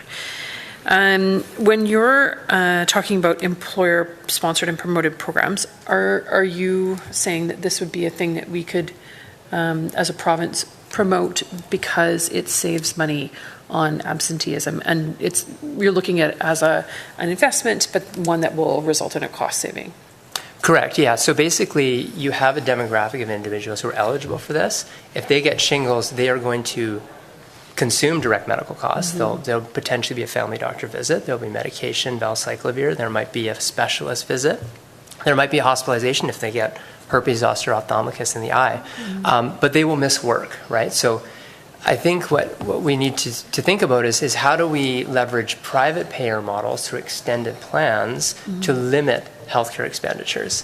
I think that's kind of what I was mentioning about that. I think it's very underutilized. It's a simple intervention to reduce long-term downstream costs. If you have 10, 11 years of effectiveness, that is a lot of time for someone to get shingles, and that will carry a lot of benefit as an intervention. Absolutely. Now, you're saying that there was some of this in action, on-site clinics in Richmond School District. Yeah. So do we have any preliminary data coming out? That must be quite new. Yeah, so the Richmond District runs a program. It would be, they have higher utilization through their claims data, but again, the payer is Blue Cross, right? It's not the ministry. So that's something that we're looking into to see, because as you know, you're looking at different payers for things, and I think that's where we have to be strategic, right? We need to deliver better healthcare, but we don't have a lot of budget. So if someone's paying for something, then let them pay for it, right? Mm-hmm. But it's also beneficial to them too, because you know they're going to see the impact of losing a teacher, losing a transit staff, losing a nurse. Of Shingrix are $400. Yeah. A single day of lost labor is in the neighborhood of $600 to $700 for teachers. So economically, the investment makes sense. So in terms of restricting, we have for the 50 plus programs, we have a really significant number of people that are still in the workforce that are, 50 to retirement age. Correct. So looking at restricting the target from 65 to 69 is an interesting choice because, of course, that's kind of, so you're thinking that we would focus on employer-sponsored models for people who are still in the workforce, yeah. And then if we're looking at public pay model, we would, as a public system, focus on 65 to 69? Yeah, that's just the, Ontario's already done the work there in terms of modeling. And given the, I guess, health literacy of our population, we would probably get higher uptake, just like we saw with COVID and influenza and other vaccines. So that's a strategic cohort to match the highest burden of shingles with the least amount of doses you have to buy. Thank you. Yeah. And then making sure that we would be accessing, so for the fair pharmacare benefit, that is another population that really struggles with health effects and then access to medication, reactive medication and care afterwards. Totally. So you're thinking that would the age cohort of that particular, the people who become, we would age that down though? Yeah, that would be, these are just ideas I've thrown out there. It's just, My thought was that it's just my experience. I used to work as a psychiatric pharmacist, so I had a lot of patients with treatment-resistant schizophrenia who would be interested in the vaccine.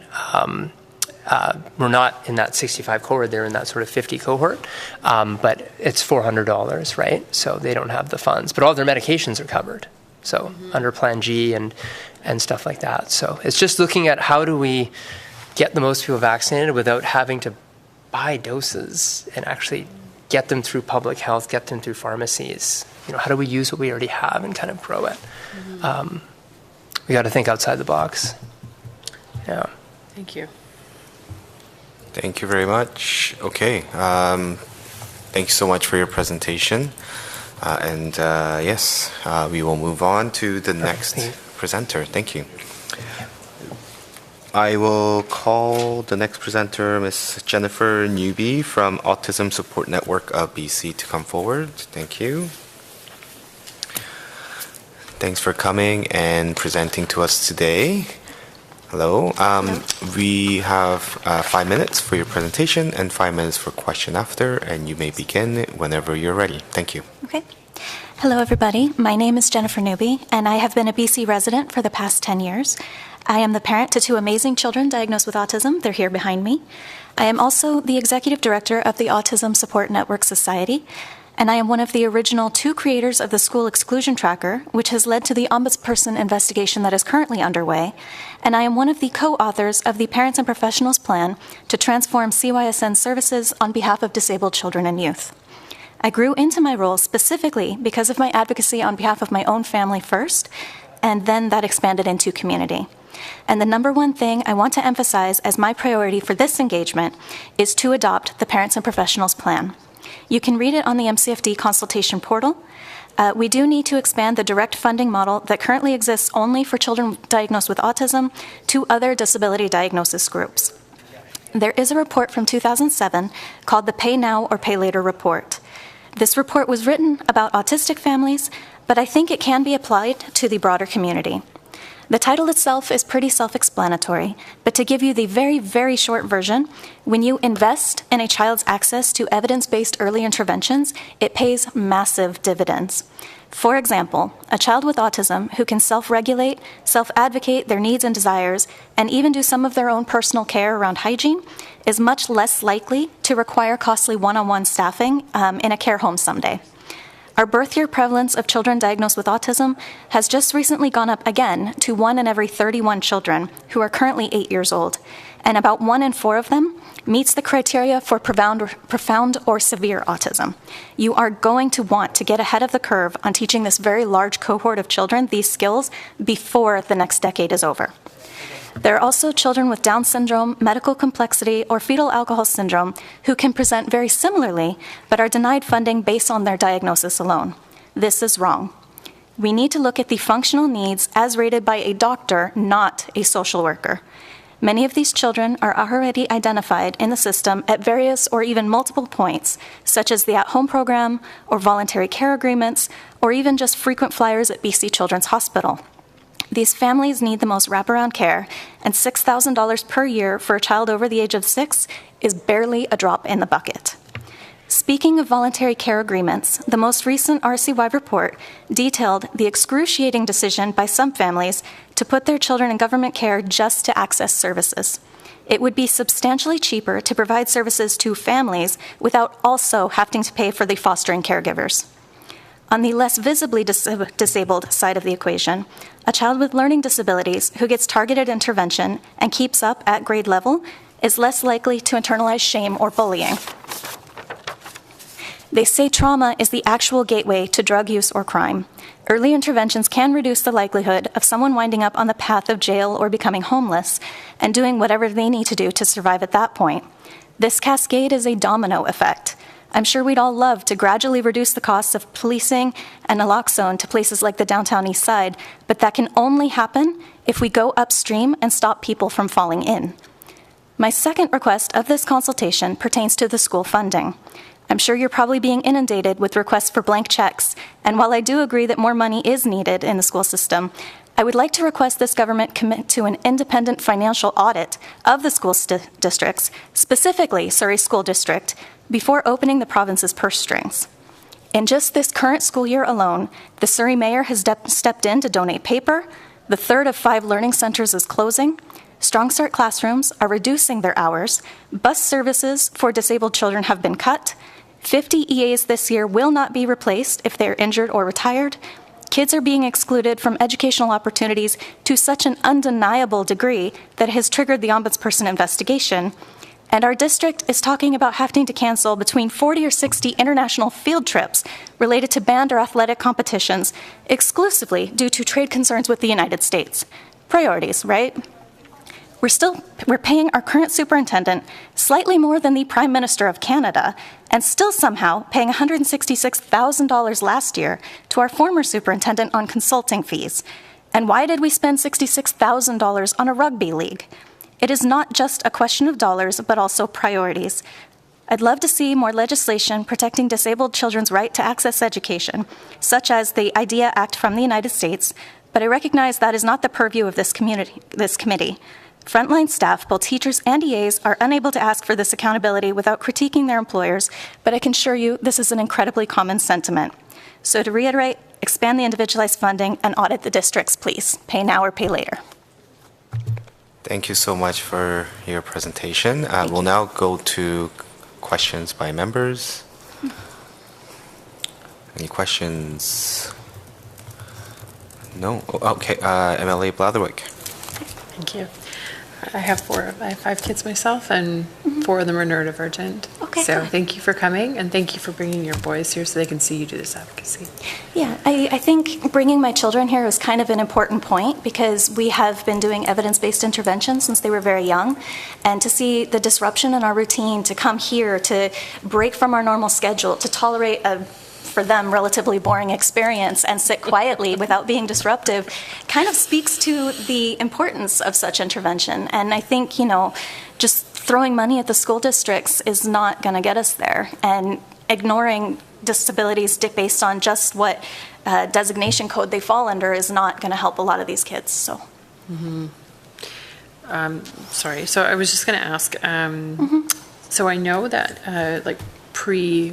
entry into school, children receive supportive funding, I think of like $6,000 a year. Is that correct? For the children that are diagnosed with autism under the age of 6, they can receive up to $22,000 per year, but that money is prorated based on what month of the year they were diagnosed, and that paperwork goes to the social worker, and the average age of diagnosis is 5.5. So you get 6 months maybe of intervention before a child is thrown into kindergarten with no other early interventions. Especially if you're a parent who doesn't have experience in the field, and so you perhaps don't recognize the signs early enough to get... Well, even if you do, the wait list for Sunny Hill is, I believe, 92 weeks, the last I heard. The BCAN waitlist website has not actually been updated since the end of 2023, I believe it is.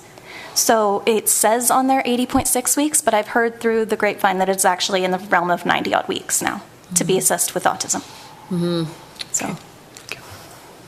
Okay, yes, recognizing Deputy Chair.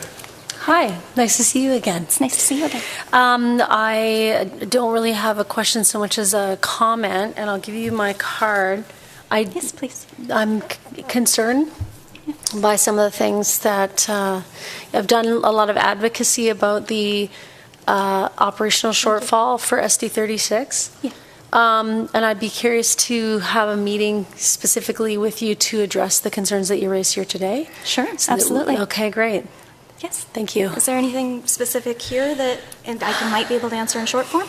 No, I think that just, because the cuts, particularly to the bus service, it started more than a year ago with the cuts in service for the intensive literacy program, which my daughter, who also has autism, had participated in. It's such a helpful program, and the fact that there was no longer bus service provided wasn't a barrier for us, but for a lot of families, that's a huge problem. Yes. And so I wouldn't mind having another meeting just to dig in on some of those other issues and see if there's some things we can work through with the district.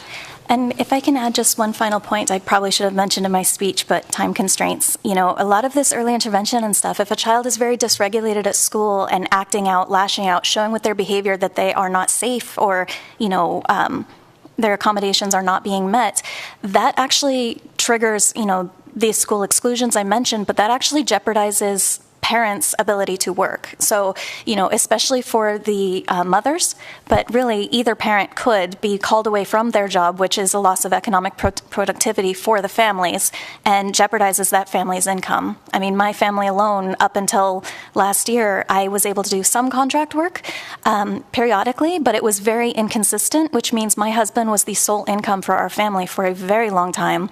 And you can imagine in the cost of living that we are in, how much of an impact that has on so many families. So. Okay, thank you so much for your presentation, your comments. Thank you. Thank you very much. Thank you. We'll move on to the next presenter. If we can get Mr. Bill Brabil from Praxis Spinal Cord Institute to come forward, please. Thank you.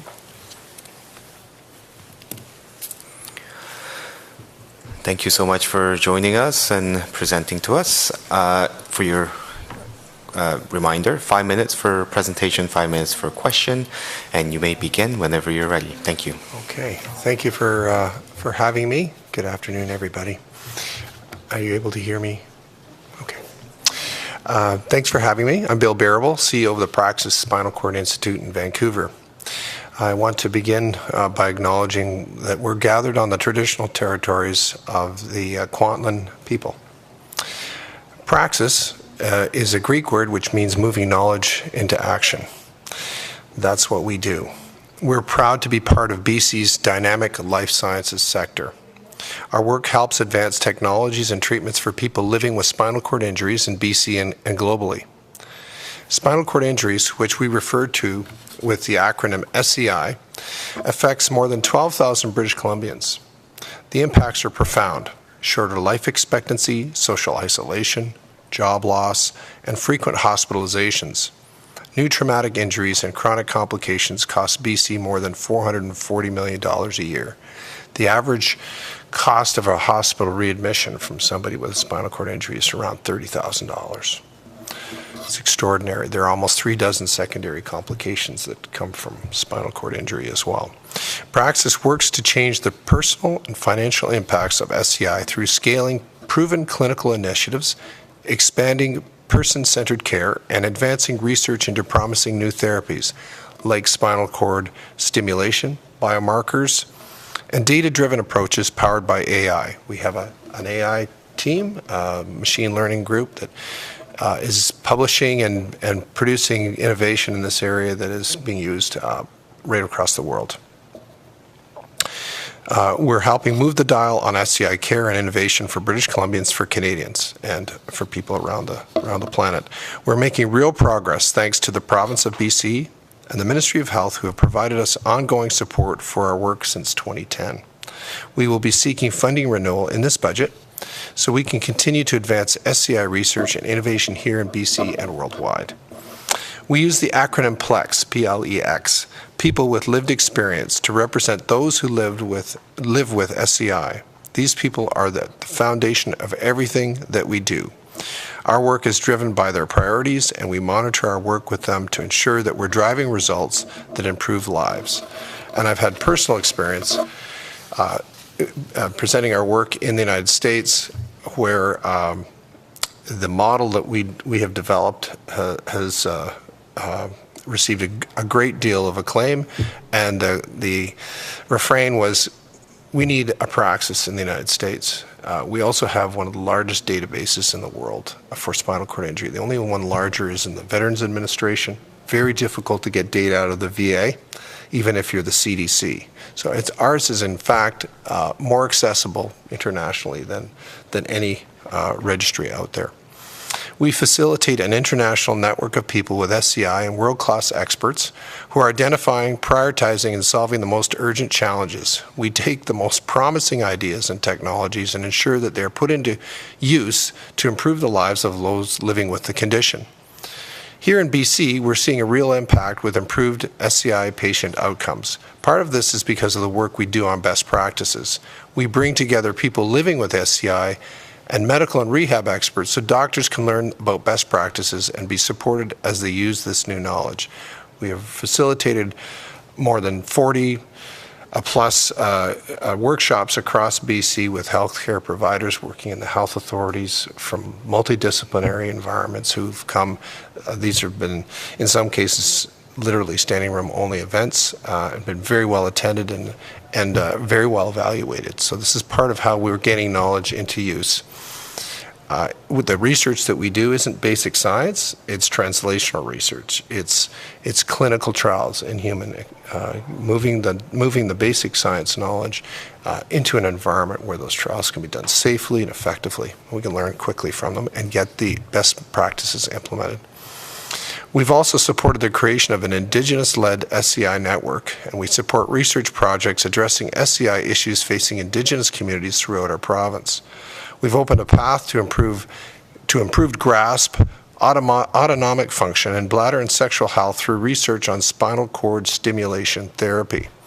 This is important because these functions are often severely impacted by spinal cord injuries, affecting quality of life.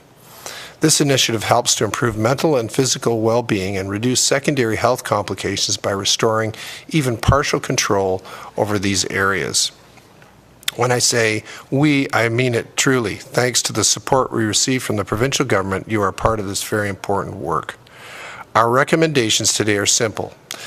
We would like the province to continue to make strategic investments in support of BC's life sciences sector and to continue to fund our work. These investments not only improve the lives of people living with spinal cord injury, but they also make our health system more effective and contribute to BC's economy through the growth of our life sciences sector.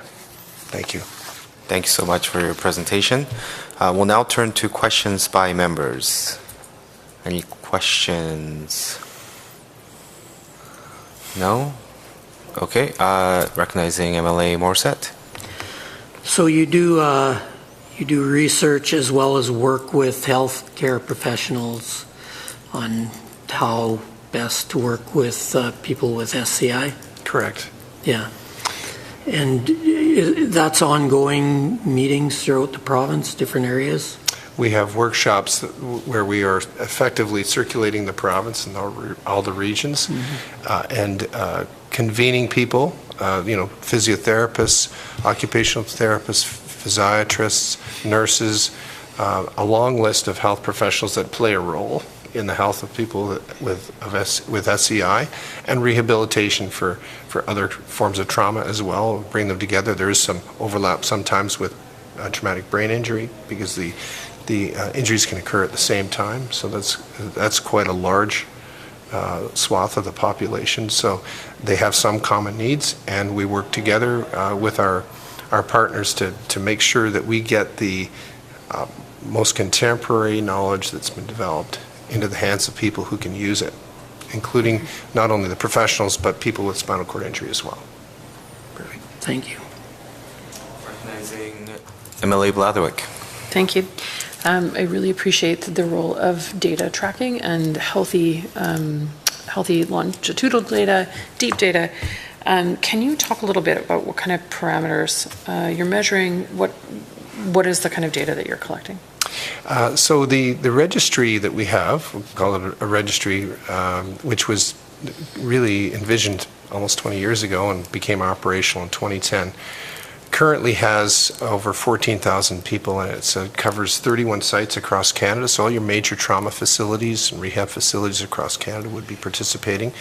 And the clinician researchers in those centers would be co-PIs, co-principal investigators. So the idea being that we bring this data together so that the new treatments can be assessed, and that these smart people who see the patients have access to that data so that they can inform their own practice as we go. We also underwrite accreditation standards for hospitals across Canada for acute and rehab. So at the time of an injury, there would be certain aspects of that data that would be already automatically inputted into the system and collected to go into the registry, and then there would be a secondary level of detail that would be subject to consent.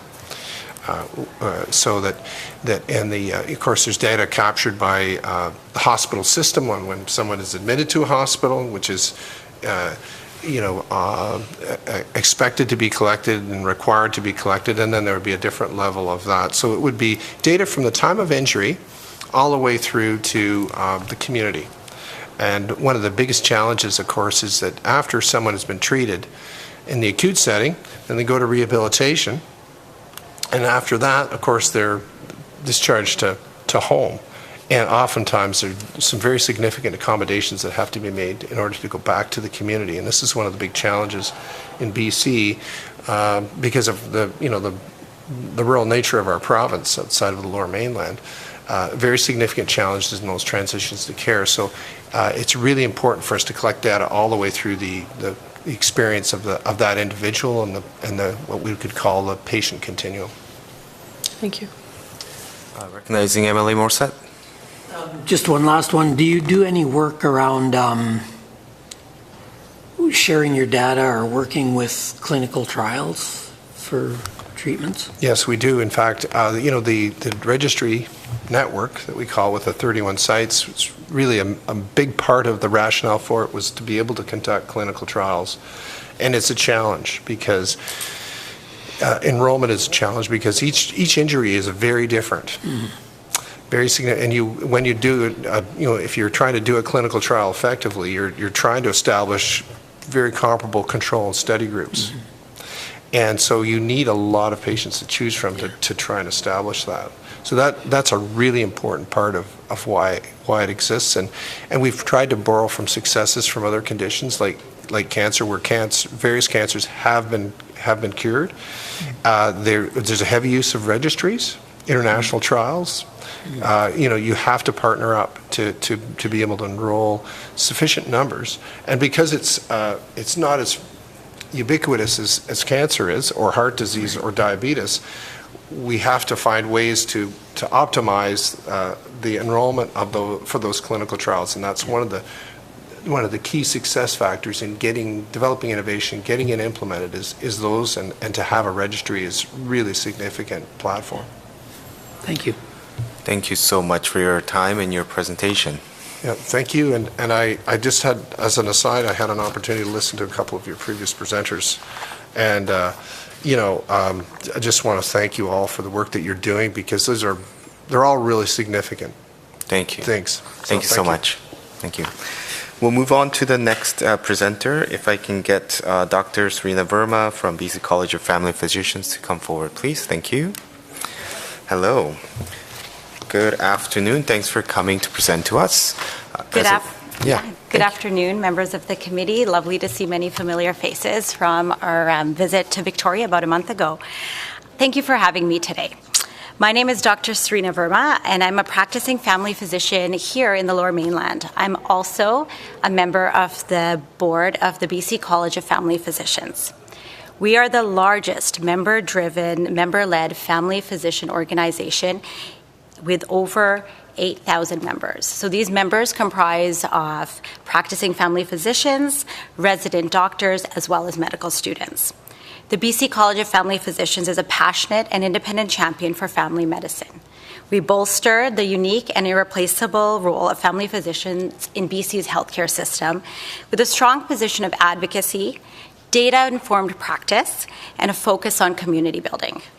We support family physician-led primary care and work towards a future where every individual in British Columbia has access to comprehensive, compassionate, and culturally safe healthcare from a trusted family physician. Today, I'm here to advocate on behalf of family physicians and our patients by encouraging this committee to work with the BC College of Family Physicians and the Ministry of Finance by allocating resources in Budget 2026 to 1, reducing administrative burdens for family physicians. 2, investing in family physician-led team-based care. And 3, addressing the shortage of vital rural family physicians. So reducing administrative burdens. Family physicians provide high-quality, comprehensive primary care to people across all of British Columbia. However, the burdens of administrative work takes away from the valuable time that we can spend on direct patient care. The current system forces us to spend about 30% of our time on unnecessary paperwork and forms.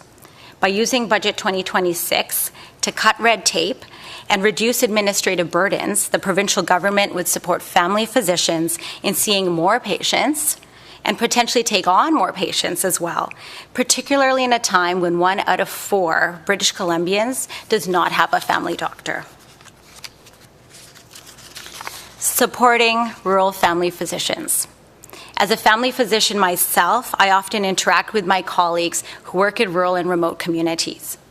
In rural and remote communities, family physicians are the cornerstone of care, delivering not only primary care, but also emergency services, anesthesiology, surgical, and maternity services to meet the full spectrum needs of their community.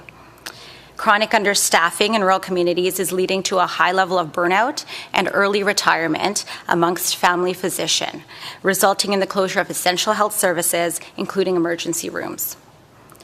In rural and remote communities, it has been shown that a higher retention of family physicians decreases hospital rates by 20%. During a time of frequent emergency department service interruptions and closures, utilizing Budget 2026 to expand initiatives and incentives for rural-based family physicians is necessary to improve healthcare access for rural and remote communities. These investments would already ease an overburdened healthcare system and provide quality care our rural and remote communities deserve. Family physician-led teams. Family physicians are uniquely trained to provide whole-person, continuous care across a patient's lifespan.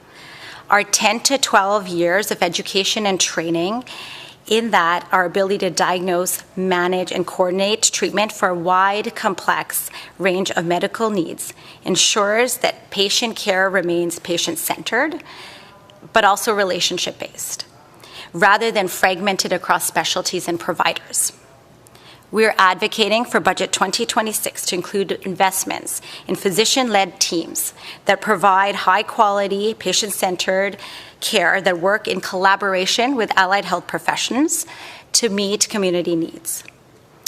The evidence we have does suggest that family physician-led models reduces unnecessary referrals, reduces unnecessary diagnostic testing, and reduces hospital visits, which ultimately leads to a lower overall health cost.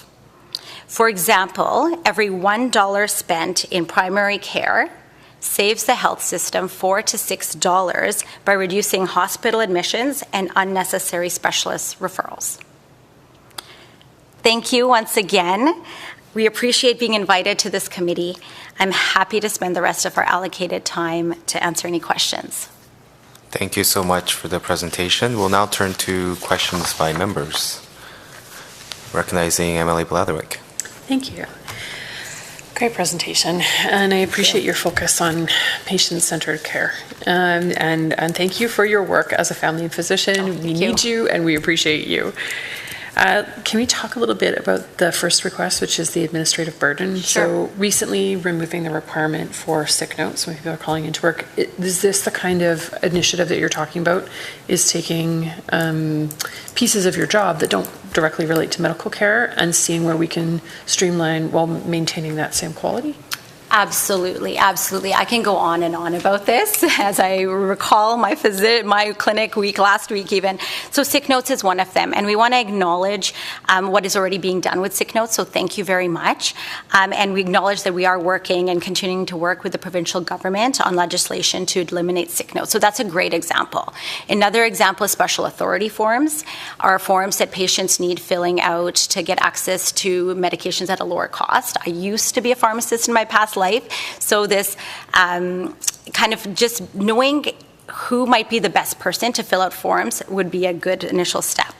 Other examples include things like insurance forms, disability forms, and even specific workplace forms. So basically, it's more about family physicians should not be the default gatekeepers for all non-medical forms.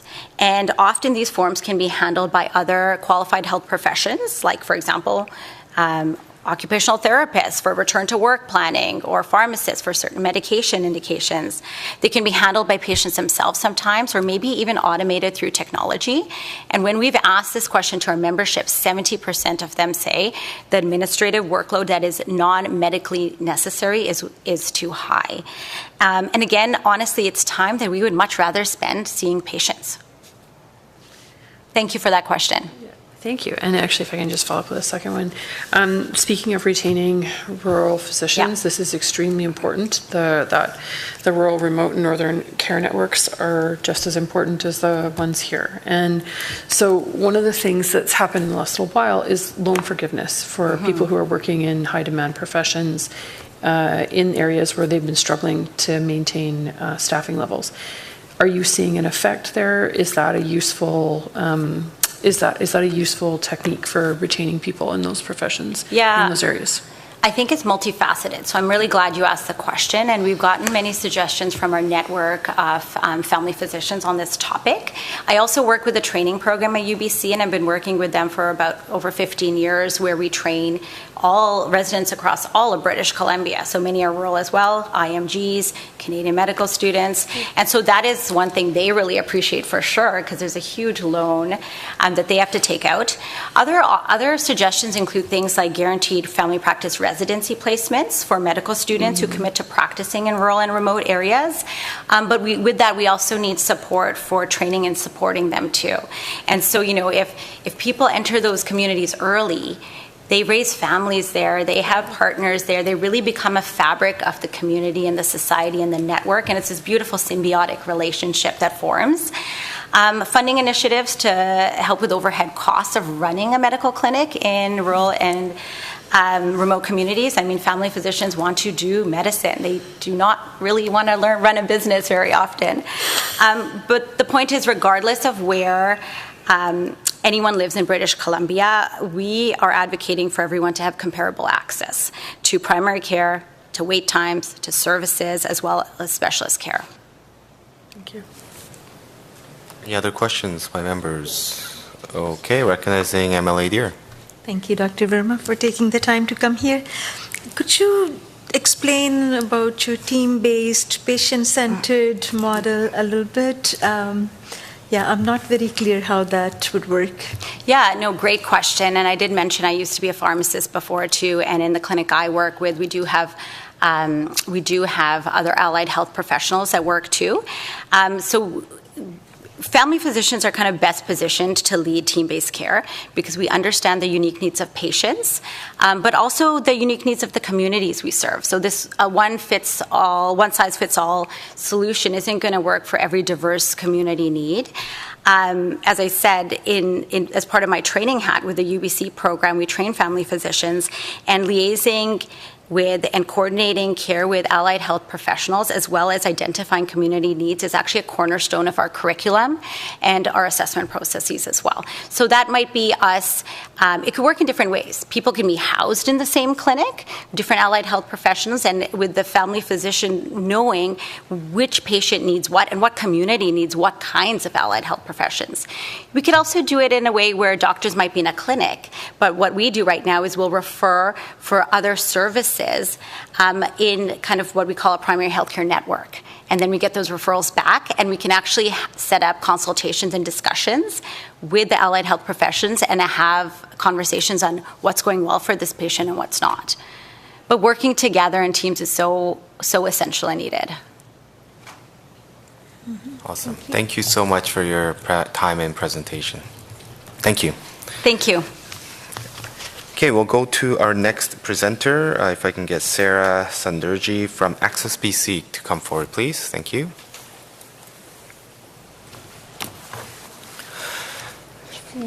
Wait for the MLA to come back. Okay. Oh, okay. Great. Yes. Yes, you're good to go. Thanks for coming and presenting to us today. You have 5 minutes for presentation, 5 minutes for a question, and you can begin whenever you're ready. Thank you. Thank you for having me. Good afternoon. My name is Sarah Sundarji. I'm here on behalf of Access BC, which is a coalition committed to advancing reproductive health equity across British Columbia.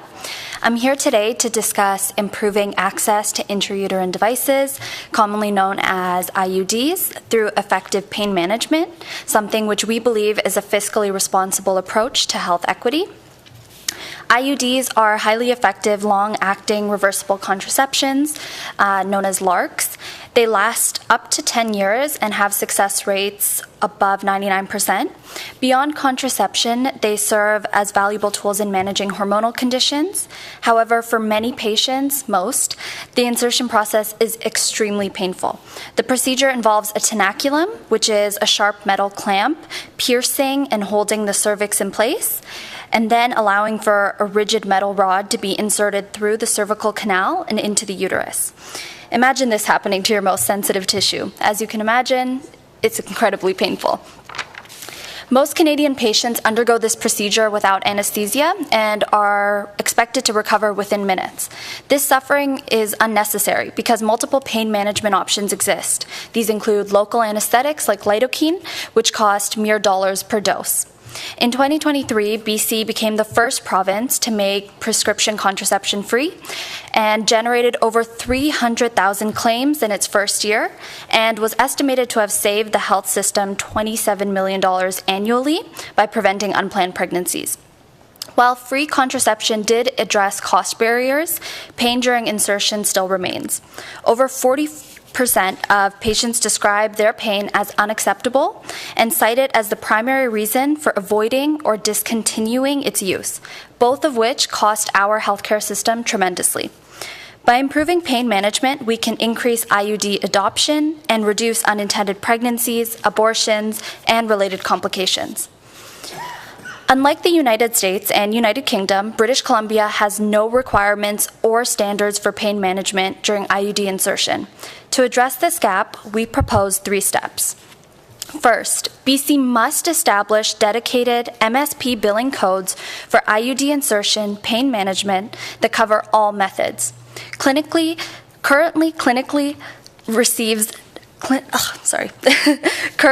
clinicians receive no compensation for providing pain control, actively discouraging its use. Evidence from the United Kingdom and the US demonstrates that financial incentives through billing codes and reimbursement policies significantly increase LARC adoption. These billing codes would not only promote equitable access, but also enable data collection to track service quality across populations. Second, BC must fund and mandate standardized provider education in IUD insertion and pain management.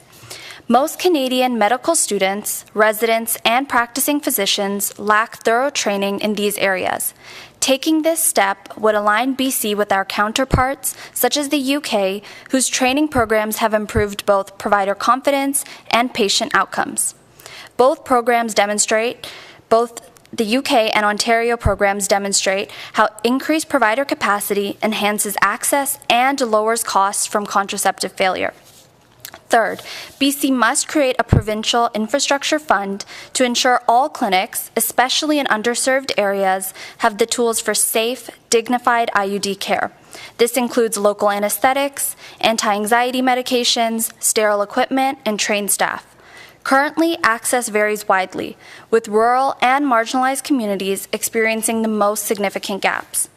Research shows that when clinics have reliable access to pain management tools and trained providers, IUD adoption increases, patient satisfaction improves, and costly premature removals decrease. Through implementing our proposed steps of billing code reform, standardized training, and infrastructure investment, BC can ensure that IUD access across the province is not merely free, but truly safe, consistent, and equitable for all those who need it. Thank you. Thank you so much for that presentation. We'll now turn to questions by members. Recognizing MLA Blatherwick. Thank you. Great presentation. You did a wonderful job. And thank you for highlighting this issue. It's a concern across practicing medicine globally, and one that's been under discussed for a long time. So when we're talking about cost effectiveness of IUDs versus other methods of birth control, do you have any statistics on that? Well, IUDs are above 99% effective, meaning that their failure rate is less than 1%, whereas other birth control methods have a higher failure rate. What that ends up doing is it requires the removal of those birth control methods, and it requires insertion of newer birth control methods. Ideally, the gold standard is and this is based on my discussions that I've had with physicians who comprise our team at Access BC. The gold standard is IUD insertion because of its effectiveness and because it lasts the longest, up to 10 years, as I said. But a lot of individuals are deterred from using this method simply because the pain, the thought of the pain or the experience of the pain is too traumatic or too unbearable for them. And so when you mentioned looking at doing education, you were thinking, did I hear both medical school, so graduates coming out would be coming into the medical field with that knowledge already in their pocket, but also going back and educating people who are currently in practice to make sure that they had best standards knowledge available to them?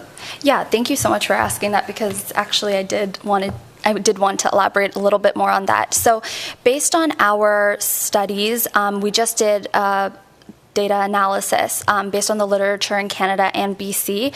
And one of the main findings was that family physicians are burdened with performing the most IUD insertions, and a lot of them don't have access to standardized training. So there's no certification program that's completely mandated in order to practice IUD insertions. There's a lot of discrepancies. And also at the medical school level, a lot of medical students will report not having training. Some individuals don't have any training from their supervisor, and others do have training.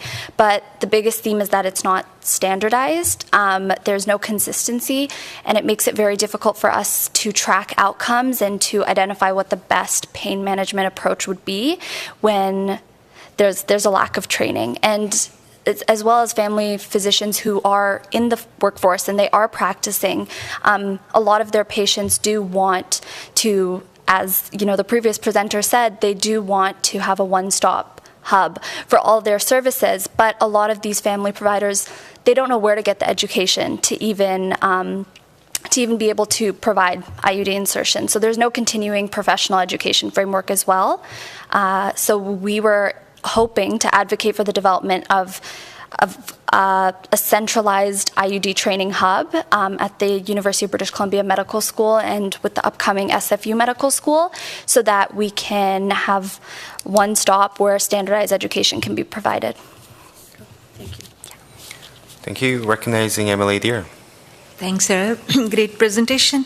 Seems like when you're saying IUD here, we are talking about hormonal IUDs like Mirena, not the older style copper IUDs? Yeah, so there is a shift based on our discussions again with family physicians and nurse practitioners within our organization to increase demand for hormonal IUDs.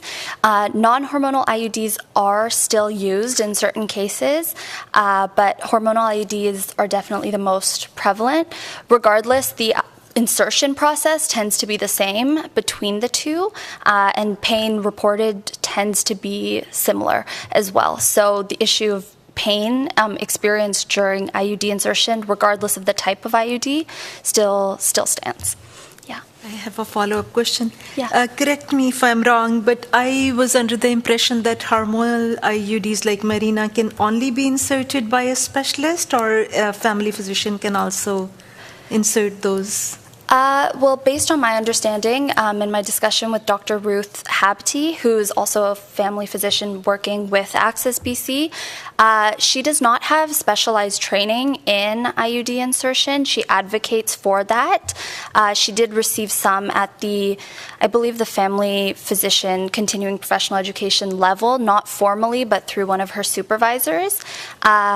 And she does provide that without having the specialized education. So my understanding, my answer to that question is, yeah, you don't need specialized education in order to provide it, which is one of the issues. Thank you so much. Okay, thank you so much for your presentation and your time today. Thank you. Thank you. We will take a recess. If I can ask the members, we're going to take a bit of a shorter recess, and we'll have us come back by 2:20 on sharp. Thank you.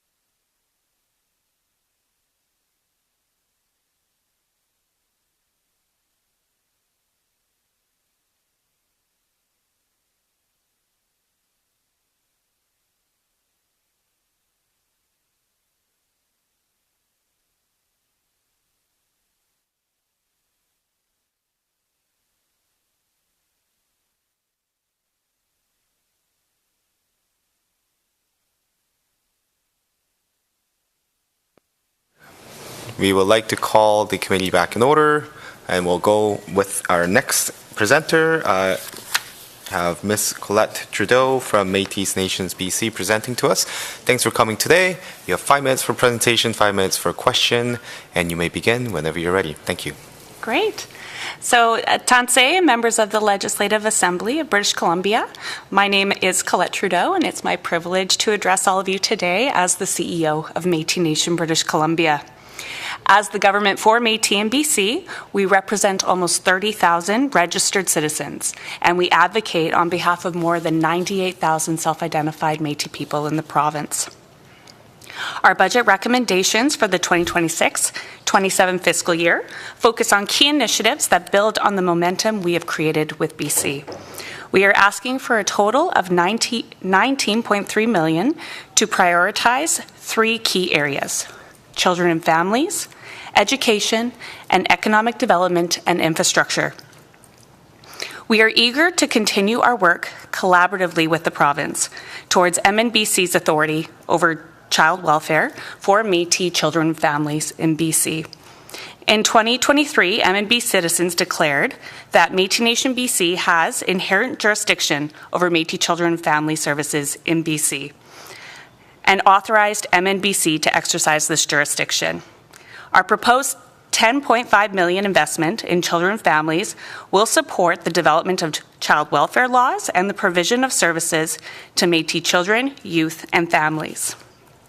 We are also calling for investments in Métis-specific educational content and culturally grounded programs in education to prevent ongoing marginalization. We recognize that true education success for Métis learners requires that they see themselves reflected in the education system. This can't be achieved through a pan-Indigenous approach, which overlooks the distinct culture, language, and heritage of Métis people. Too often, this model contributes to the ongoing marginalization of Métis students by failing to address their unique needs. Our proposed $3.8 million investment reflects a 3-year strategic plan to build a strong Métis-specific foundation within the K-12 education system. This strategic plan includes high-level cooperation with the BC Ministry of Education and Childcare, data collection, and information sharing that is evidence-based in policy and programming. Métis Charter Community Capacity Funding, the development of and the implementation of Métis education agreements, and Métis-specific cultural resources and curriculum development, and teacher professional development that integrates Métis ways of knowing and being. This investment supports systemic, community-led change and addresses the long-standing gap in culturally appropriate supports for Métis learners across BC. Affordable housing is fundamental to the well-being of our nation. We are seeking $5 million in provincial support to develop a 20-story mixed-use building. This signature project will not only address critical housing needs with 90 residential units, it will also foster economic growth with 5 floors of commercial space, all while preserving Métis culture and language. This initiative aligns with the province's Homes for People plan and advances Indigenous-led housing solutions with a distinctions-based approach. This investment from the province would reflect its ongoing commitment to reconciliation, ensuring Métis families and individuals have access to secure, sustainable housing solutions, and fosters community well-being, as well as economic stability. Investing in this project will support social infrastructure development while addressing socioeconomic gaps. I would like to thank you all for your time today. MNBC is committed to ensuring the socioeconomic rights of Métis people are recognized, that Métis children are brought home to our nation, and that Métis students have wraparound supports anchored in their culture, that Métis people have a safe and affordable place to live, and that Métis entrepreneurs can innovate and thrive. We continue to be grateful for your collaboration and partnership on the shared road to reconciliation. Merci. I have never made it under 5 minutes. Well, you did today, so bravo. Okay, well, thank you so much for your presentation. We'll now turn to questions by members. Recognizing Emily Blatherwick. Thank you. Thank you so much. That was a wonderful presentation and response to you. So I really want to talk about the development of Métis-specific resources for use in the education system. So what I'm hearing from you is that you want to develop resources that we would be able to use across the province to support teachers in different grade levels who are integrating Indigenous ways of knowing and being into their curriculum, but need help in terms of Métis-specific knowledge, protocol, and help, right? Yes. And so one of the struggles that education has is that, especially in areas where there's land-based nations who are contiguous with the school district, it's a real struggle to find elders who can come in and give meaningful interaction and pass knowledge to children. And I was hoping maybe you could speak a little bit to how that could work with the Métis Nation. Absolutely. So we have 39 charter communities across the province. They are all there, so they play a very critical role within MNBC as part of our governance structure. They are where culture thrives and our community thrives. And so through that, we have Métis elders, knowledge keepers, folks who are very culturally connected. What we have tried to do with the implementation of the IECs is make that clear connection to our Métis Charter communities, because that is the way that we can connect folks to that cultural knowledge, to our knowledge keepers and our elders, so they can go into schools and teach our teachers as well as our students. That has been something that we have been advocating for with the Ministry of Education and Childcare, is ensuring that it is very clear who the Métis partner is in those communities and with those school districts to ensure that we can do that work. We know that it takes time to build out curriculum, to provide that professional development, but I will tell you that Métis Nation BC is 100% here and ready to partner with the province to ensure that we're doing that work so our Métis kids can see not only themselves, but their community and their schools. One of the things I've appreciated, so my home community is Coqueluche-Merville and Festival du Bois. So Métis Nation BC is always a significant partner there, participating, and is doing some of that experiential hands-on learning. Kids interact with it and are deeply affected and changed. And you can see, especially children who have Métis heritage, how meaningful it is to them to have that connection and representation. So I thank you for embarking on this work. Thank you. Yes, recognizing Emily Deer. Thank you so much. Thanks for the presentation. It was really nice. You talked about a mixed-use 20-story building. Does Métis Nation BC have a specific location in mind? Is there a proposed location? We do. Surrey. We're looking at Surrey Centre. We have a property identified, and we're working with a partner to secure that property, but we do need the investment. As we all know, BC is incredibly expensive to purchase land, especially when we're looking at areas where folks can access it by transit.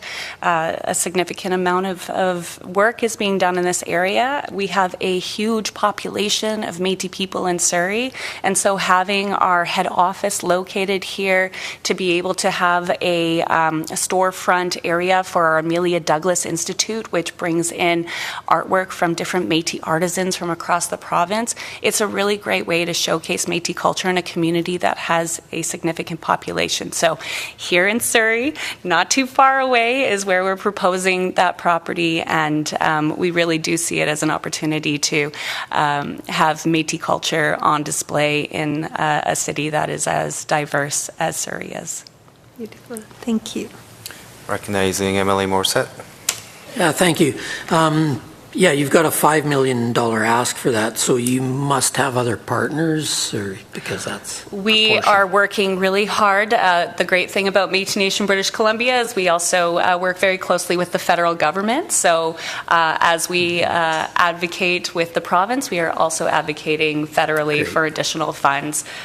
This is just an opportunity for us to secure the property, and of course we are going to go down the avenues to make sure that it is developed.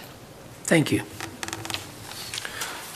Okay, thank you so much for your presentation and your time. Thank you so much. Thank you. We'll go to the next presenter. If I can have Mr. Scott Ellis from the Guide Outfitter Association of BC come forward, please. Thank you very much for joining us today. Good afternoon. And you have 5 minutes for presentation, 5 minutes for question after, and you may begin whenever you're ready. Thank you. Great, thank you, and good afternoon.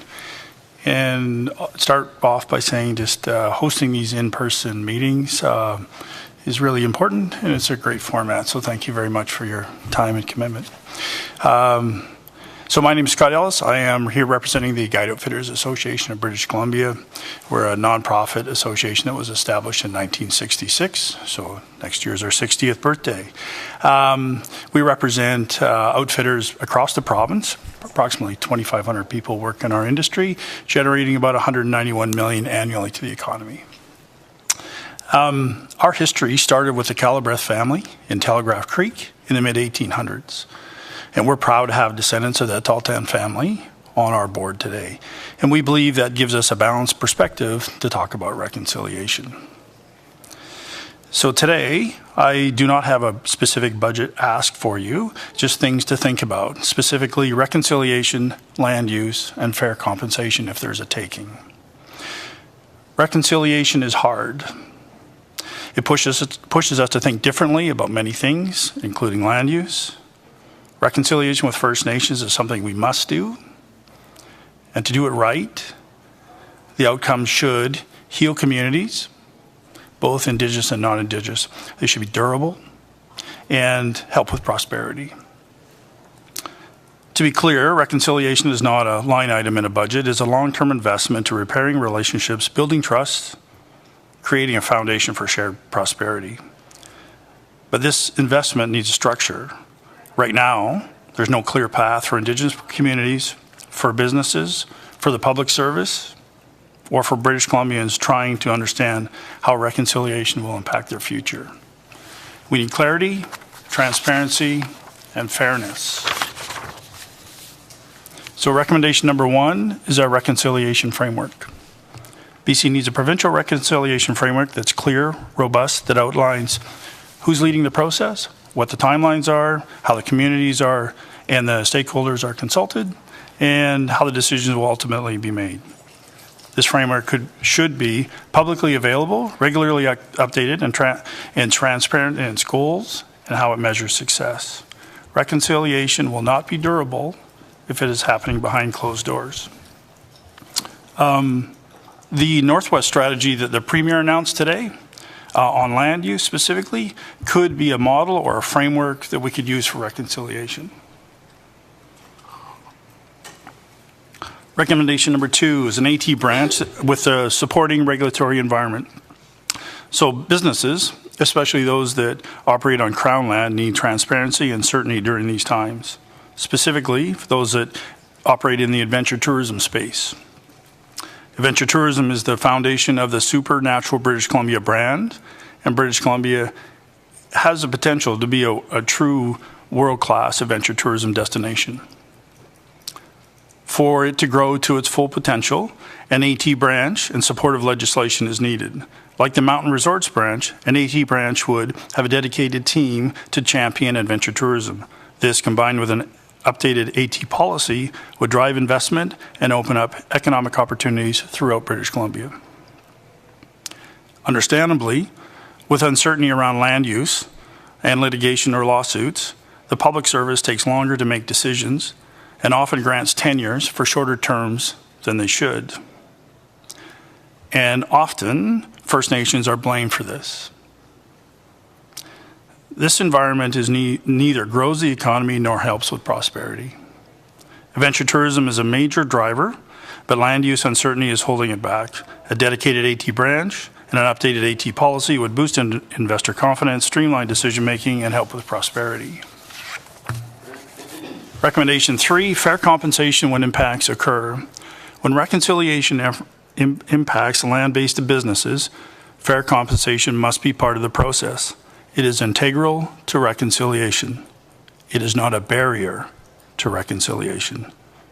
It is a necessary part of building trust and healing, and we believe that when people are treated fairly, they are willing to move forward together. It is about honoring everyone's rights to ensure no community is left behind, Indigenous or non-Indigenous. In closing, reconciliation is not easy, but it is possible if we have reconciliation framework, transparent process for land use, and a commitment to fairness for all British Columbians. This government has the opportunity to lead reconciliation in a way that brings people together instead of dividing them. And that's what healing looks like. Thank you. Thank you so much for your presentation. We'll now turn to questions by members. Any questions? No? Okay, recognizing MLA Blatherwick. Hello, and thank you for your presentation. I am hoping that for your point 3, when you were talking about fair compensation, you could provide us with an example of what you're thinking. Yeah. So when a land back decision happens to aid or advance reconciliation with a particular nation, and in that process, land is given or tenures are impacted by businesses that are on that land today or licenses that are operating on that land today, and by no wrongdoing of their own, they are made not viable or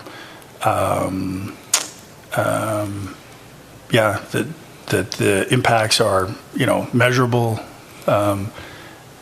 that in the public interest and to help with economic development for that nation, that there should be a mechanism there where that tenure holder, that business has a social economic assessment done, and then they can be made whole again and they can move on to do something somewhere else. Okay, thank you. Any other questions? No? Okay. Thank you so much for your time and your presentation today. Thank you very much. Thank you. We will call up next presenter, if I can get Ms. Tammy Murphy to come forward from QP Local 728, please. Hello. Thanks for coming and presenting to us today. You have 5 minutes for presentation, 5 minutes for question, and you may begin whenever you're ready. Thank you. Okay. Good afternoon, everyone. My name is Tammy Murphy. I'm the president of QP Local 728, the union that represents 5,000 support staff in the Surrey School District. Our membership includes community support workers, bus drivers, clerical, maintenance trades, education assistants, and other student support workers. Our members serve BC's largest and fastest growing school district and work on the traditional, unceded territories of the Coast Salish people, specifically the Katzie, Kwantlen, and Semiahmoo First Nations. I'd like to talk about inflation and it being so high, which emphasizes on how broken our K-12 funding model is. We need a new approach. The existing funding model is based on student numbers and therefore fails to properly account for fixed costs. Costs like infrastructure deficits, unstable economic and inflationary environments. Our current funding model does not address things like portables, their moves, and it does not support or maintain our aging schools. The Surrey School District has grown, and we have not been funded for the increase of our buildings in our maintenance departments, and so we haven't increased anything. We have the same amount that we had before. It also fails to address our additional funding needs that the district has to support students with complex and diverse needs. Our district now has an approach that unless there's an obvious or behavioral or medical need, that the child does not get support from an education assistant. Lack of adequate public funding stresses all aspects of the system, including staffing structures. Increased workloads cause unfilled vacancies, and absences add to a new level of working challenges. Funding shortfalls lead the district to expanding precarious work. Rather than creating full-time family sustainable jobs, it leads to recruitment and retention challenges. I presented to this committee in the past and have had similar recommendations, and I am here today because the problem is only getting worse. This government needs to invest in public education in the way that meets the complex needs of all districts. Our first recommendation is to include block funding to help school districts address their structural shortfalls and to improve the per-student formula to better address inflationary and other cost pressures facing school districts. I also want to speak today about the childcare crisis faced by BC families. The public education system struggles to recruit and retain qualified education workers due to the part-time aspect of the work. This government is 8 years into a 10-year childcare plan, and BC families still struggle to find childcare spaces. It shouldn't be this way, especially when the solution is easy. I'm talking about publicly delivered before and after school in BC public schools. In BC, the current childcare model is nearly all childcares are run by nonprofit and for-profit groups, even the ones on school district property. There is no public option operating alongside these private systems, which is operated greatly by precarious workers who are not paid a living wage and have few benefits and no access to pension. What British Columbia needs is a public option for school-aged children, one that provides reliable, stable, and accessible childcare to everyone in the community. Public childcare in schools means fewer transitions and better care for kids, better jobs for workers, and better access to reliable and affordable spaces that parents need. We literally have a readily accessible childcare system in every community.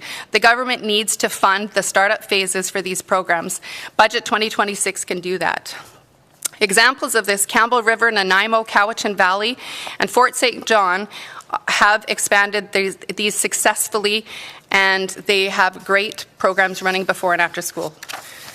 Families are getting the care that they need, and district employees are claiming that the full-time work has changed their lives.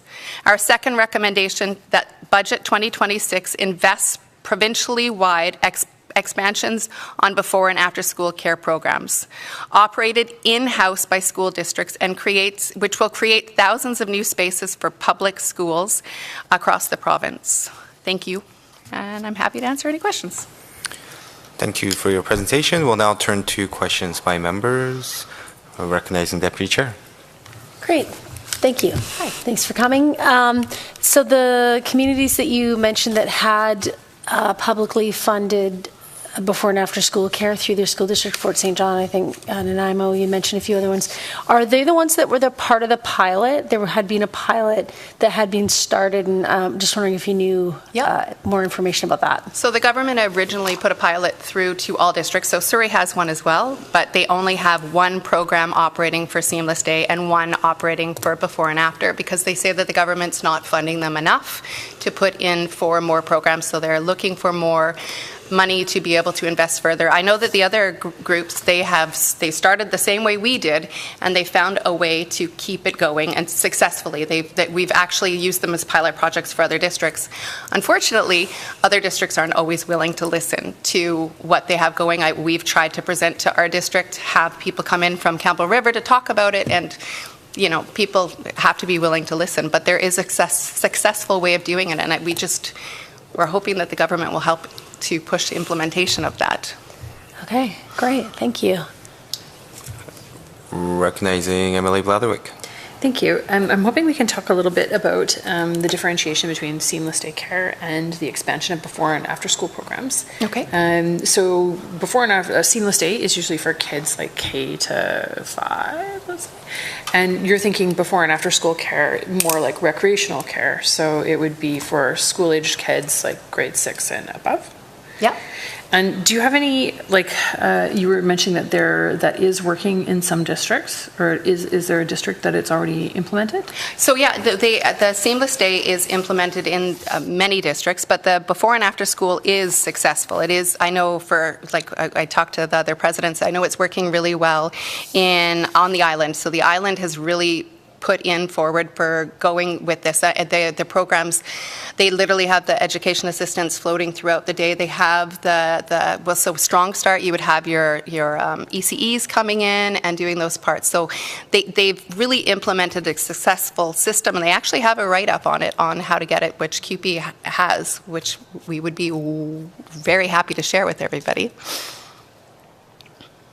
Recognizing Deputy Chair. One, I guess it's not a concern, it's just I was wondering how it worked with the staffing, if it was easy for them, like that the union members are ready to take up those positions, and it wasn't then becoming a challenge with saying that they would provide these spaces and then nobody takes it up. So part of the discussion we've actually had in the past, because I know I've had this discussion with our district, because our district will sometimes say, oh, well, people don't want full-time work. It's true, there are a few people that don't want full-time work, but there is more people that want full-time work. There's people working 2 and 3 jobs to be able to support their families, and these are the people. So in all honesty, you need to post a position. You post it for starting at 6 a.m. if that's when your school or site's open, and running to the time that it ends, and vice versa for the other. There are so many people that want work, and I think that it's an excuse, because there are definitely people. I started this job 27 years, I'm an education assistant as well, 27 years ago. I started it because I had little kids. It was easy. And then as my kids got a little bit older and I had daycare, I couldn't afford to be able to support my kids. Like, even though I was the second, and I'm lucky, I have 2 incomes in our household. It's not easy. I worked 2 and 3 jobs to be able to make up for the lost hours once my kids got a little bit older. People are now in the system. Younger people aren't coming in anymore due to the violence and the short hours. So we have less people coming in. We have people in retirement ages working, and like I'm 50. Now working at my age, I need more hours. I need a second job. So these kind of things, you will never ever be short on people that will want full-time work. Never. Yeah. It's great to hear. Any other questions? No? Okay. Thank you so much for your time and your presentation today. Awesome. Thank you. Thank you very much. Okay, moving on to the next presenter, if I can get Ms. Dorothy Tompkin from QP Local 1260 to come forward, please.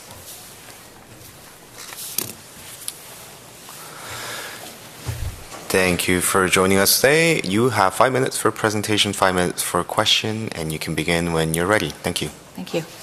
Good afternoon. My name is Dot Tompkins, and I'm the president of QP Local 1260. I respectfully acknowledge that in Langley we work on the unceded traditional territory of the Matsqui, Katzie, Kwantlen, and Semiahmoo First Nations. I'm here today on behalf of QP Local 1260, representing around 1,300 staff in the Langley School District. We are education assistants, bus drivers, youth care workers, Indigenous support workers, clerical staff, library techs, and so many others who help keep our schools running.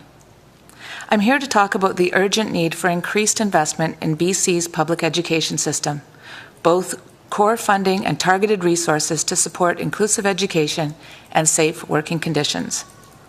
Despite recent increases, funding has not kept pace with the complex and growing needs in our schools. Years of underfunding have left our school buildings aging, support staff stretched thin, and classrooms under-resourced. Districts like ours are facing budget deficits and making cuts, not because of declining enrollment, but because we're being asked to do more with less. We are already understaffing the needs that exist. Staff layoffs announced this spring will directly impact students, not because demand has dropped, but because there simply isn't enough funding to support the current level of service. We need core funding that meets the moment and maintains public school infrastructure. I also want to bring attention to the increasingly dangerous working conditions faced by education support staff, especially those working with students with complex needs. Let me share some real experiences from the front line. A highly experienced education assistant now wears Kevlar sleeves and a heavy motorcycle-style jacket to protect herself from the biting, scratching, and hitting by a nonverbal grade 1 student. That student now reaches under the jacket and also targets her private areas. She is burned out and repeatedly told that this is just part of the job. Another EA was attacked by a student at dismissal after a field trip. While waiting for the bus, he punched her in the head, got her to the ground, slammed her head into the concrete, and attempted to strangle her. She nearly lost consciousness and is now off work with a concussion and PTSD.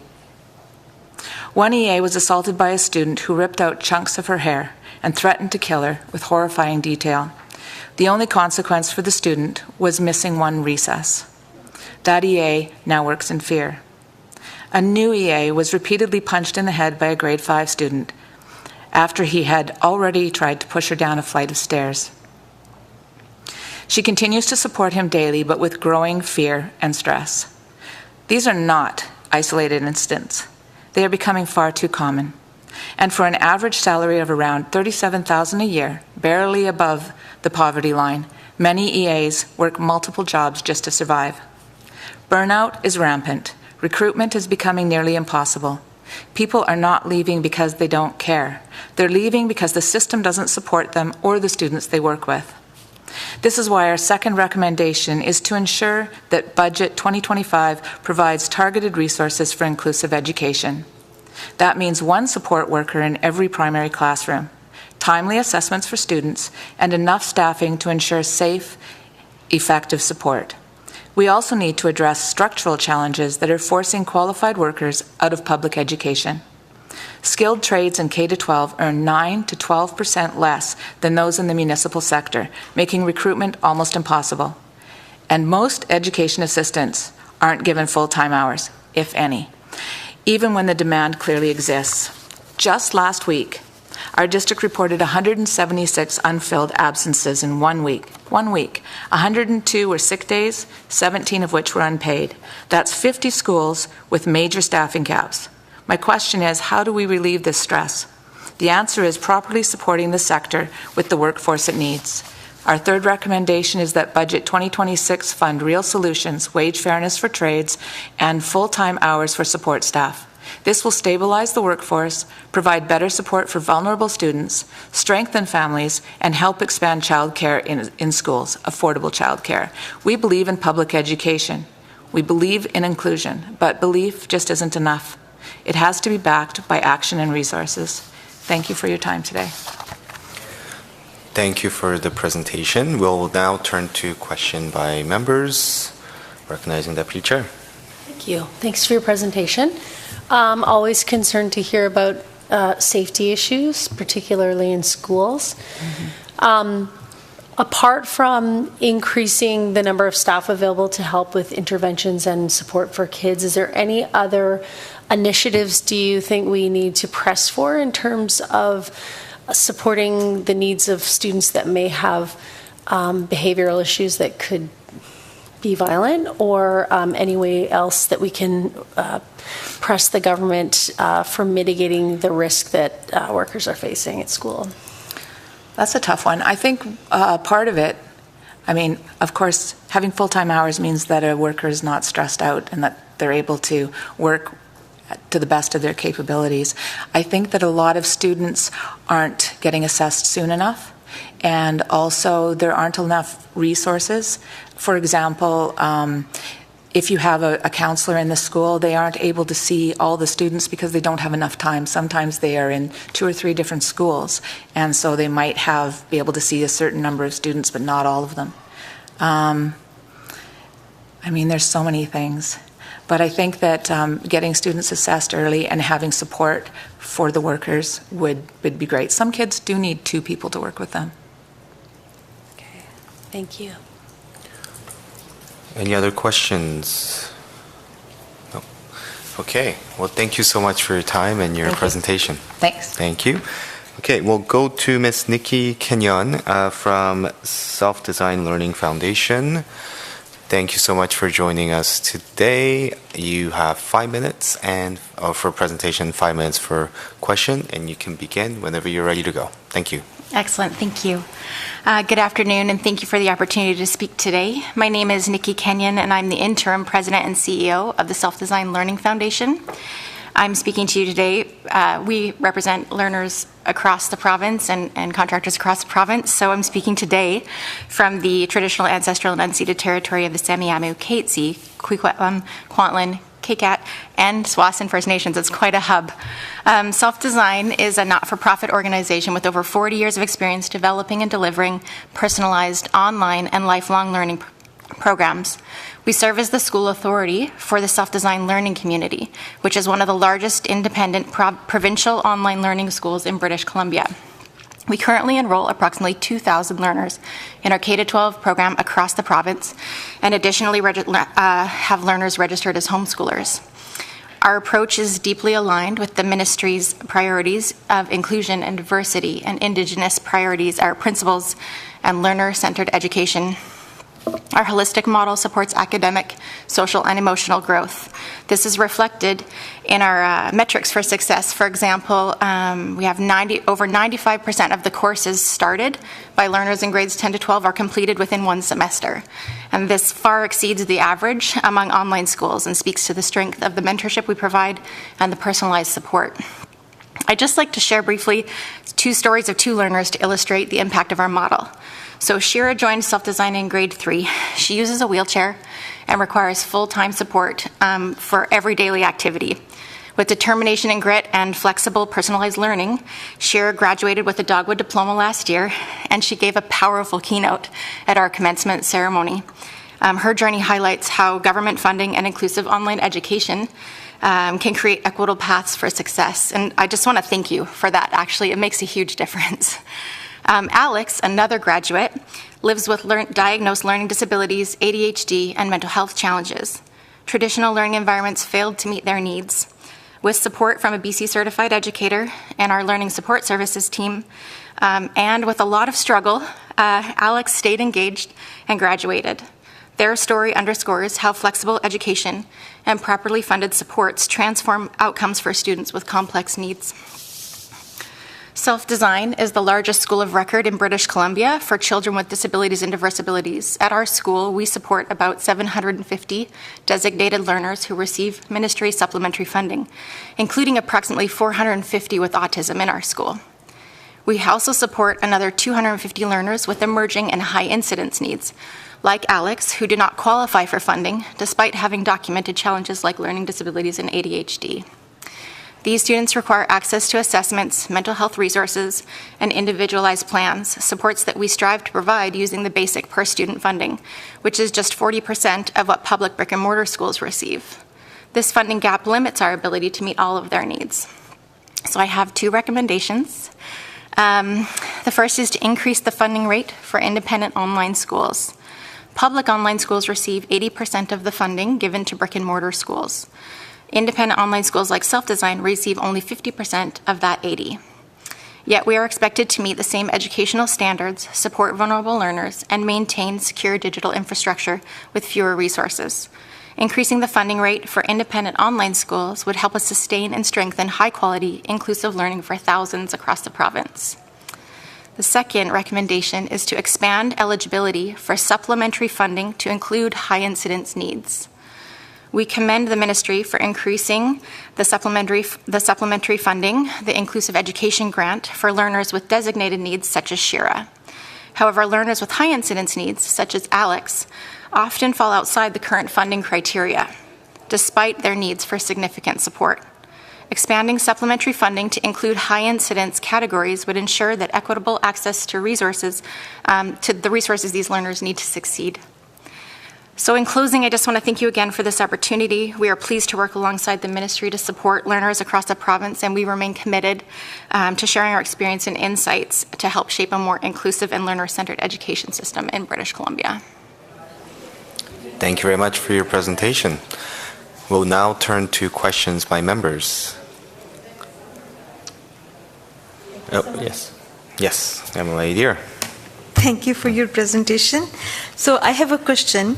How many of your students graduate from self-design with the Dogwood With a dogwood, yes. So I just was at commencement last week. We had 130 participating, and about 108 of those graduated with a dogwood, and the others were school completion certificates for our learners with complex needs.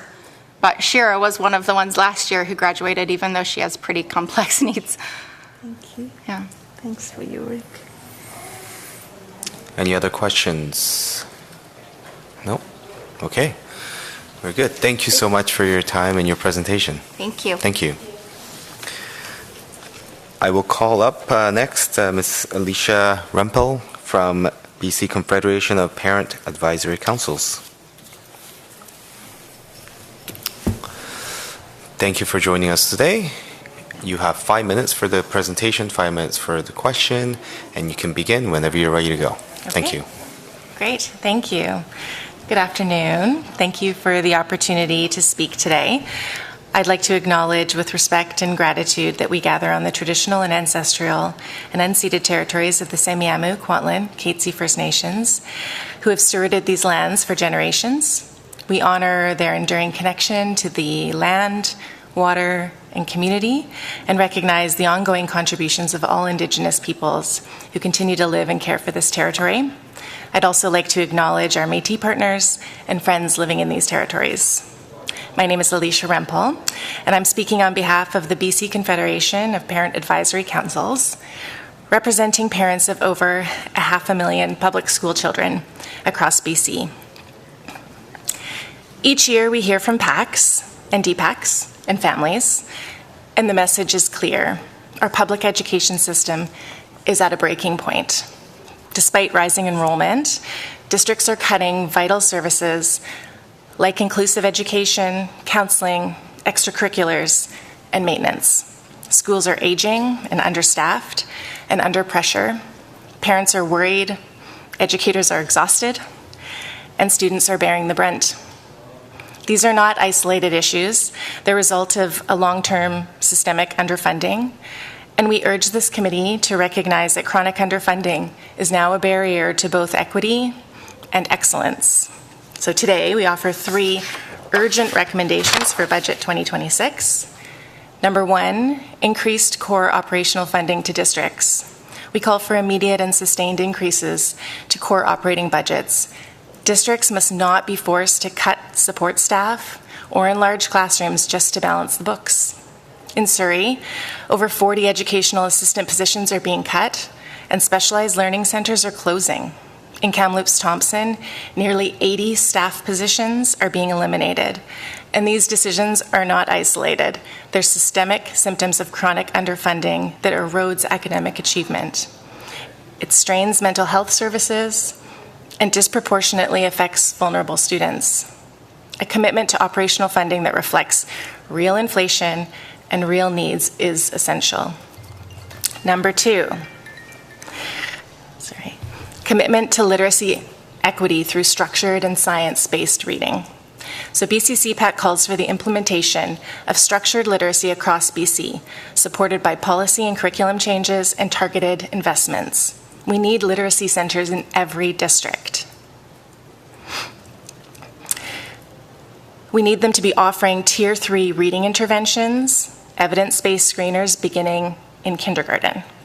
We know reading is foundational to student success, and we cannot delay closing the literacy gap any longer. Thirdly, provide targeted capital funding for growth, safety, and accessibility.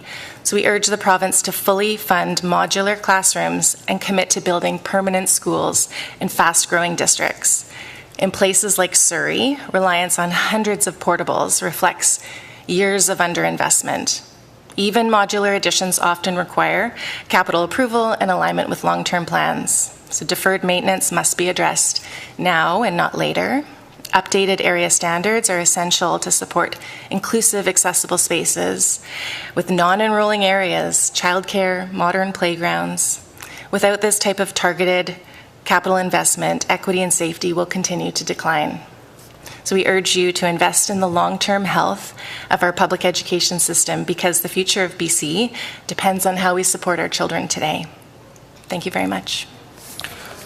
Thanks so much for your presentation. We will now turn to question by members. Do we have any questions? No questions. Okay. Okay. Thank you so Well, much. Thank you so much for your presentation. Thank you. Okay. Okay. Okay.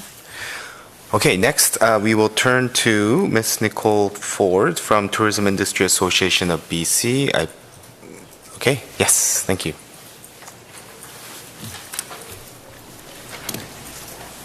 Good afternoon. Good afternoon. Thanks You're for running coming. ahead of time. That's fantastic. Yes, yes. Thanks for coming today. You have 5 minutes for the presentation and 5 minutes for question after, and you can begin whenever you're ready to go. Wonderful. Well, thank you. And thank you again for the opportunity to speak today on behalf of the Tourism Industry Association of BC. I'm Nicole. I serve on the board of the association, and I also work for Rocky Mountaineer, where I'm the Vice President of Communications and Stakeholder Relations.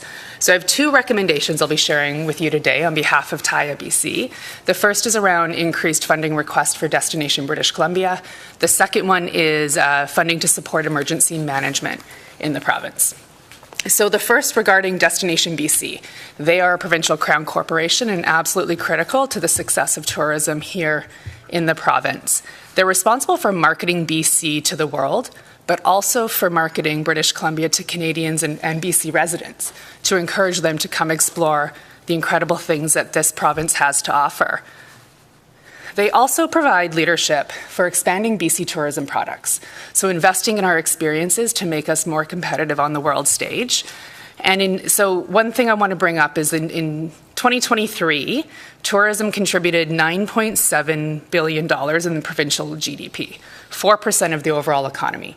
That's actually more than mining, it's more than agriculture, and it's more than forestry. And that impact can continue to grow with an investment in Destination British Columbia. So as I mentioned, DBC, Destination BC, is critical to the success of the tourism industry, yet its budget's been stagnant for 10 years. And if you consider inflation, they've actually decreased their budget by about 20% since 2019. So what that does is it reduces their buying power. It also reduces our ability to effectively compete for tourist dollars on the world stage. Global tourism, global competition for travelers, it's fierce. And Destination British Columbia will need more in order to do more. Additionally, Canadians are showing a strong interest in traveling domestically right now. So we really want to be able to leverage on that. So the request is that Destination British Columbia see an immediate funding boost of a minimum increase of 10%. Because what that will do is help DBC continue to market, develop, and support the tourism industry as the economic driver it is for BC communities. The second request is, as I mentioned, around emergency management and funding for that. So each year, we all know this, BC communities are forced to navigate a range of crises, whether that is wildfires, drought, flooding, and so much more. And more often than not, these communities are tourism-dependent communities.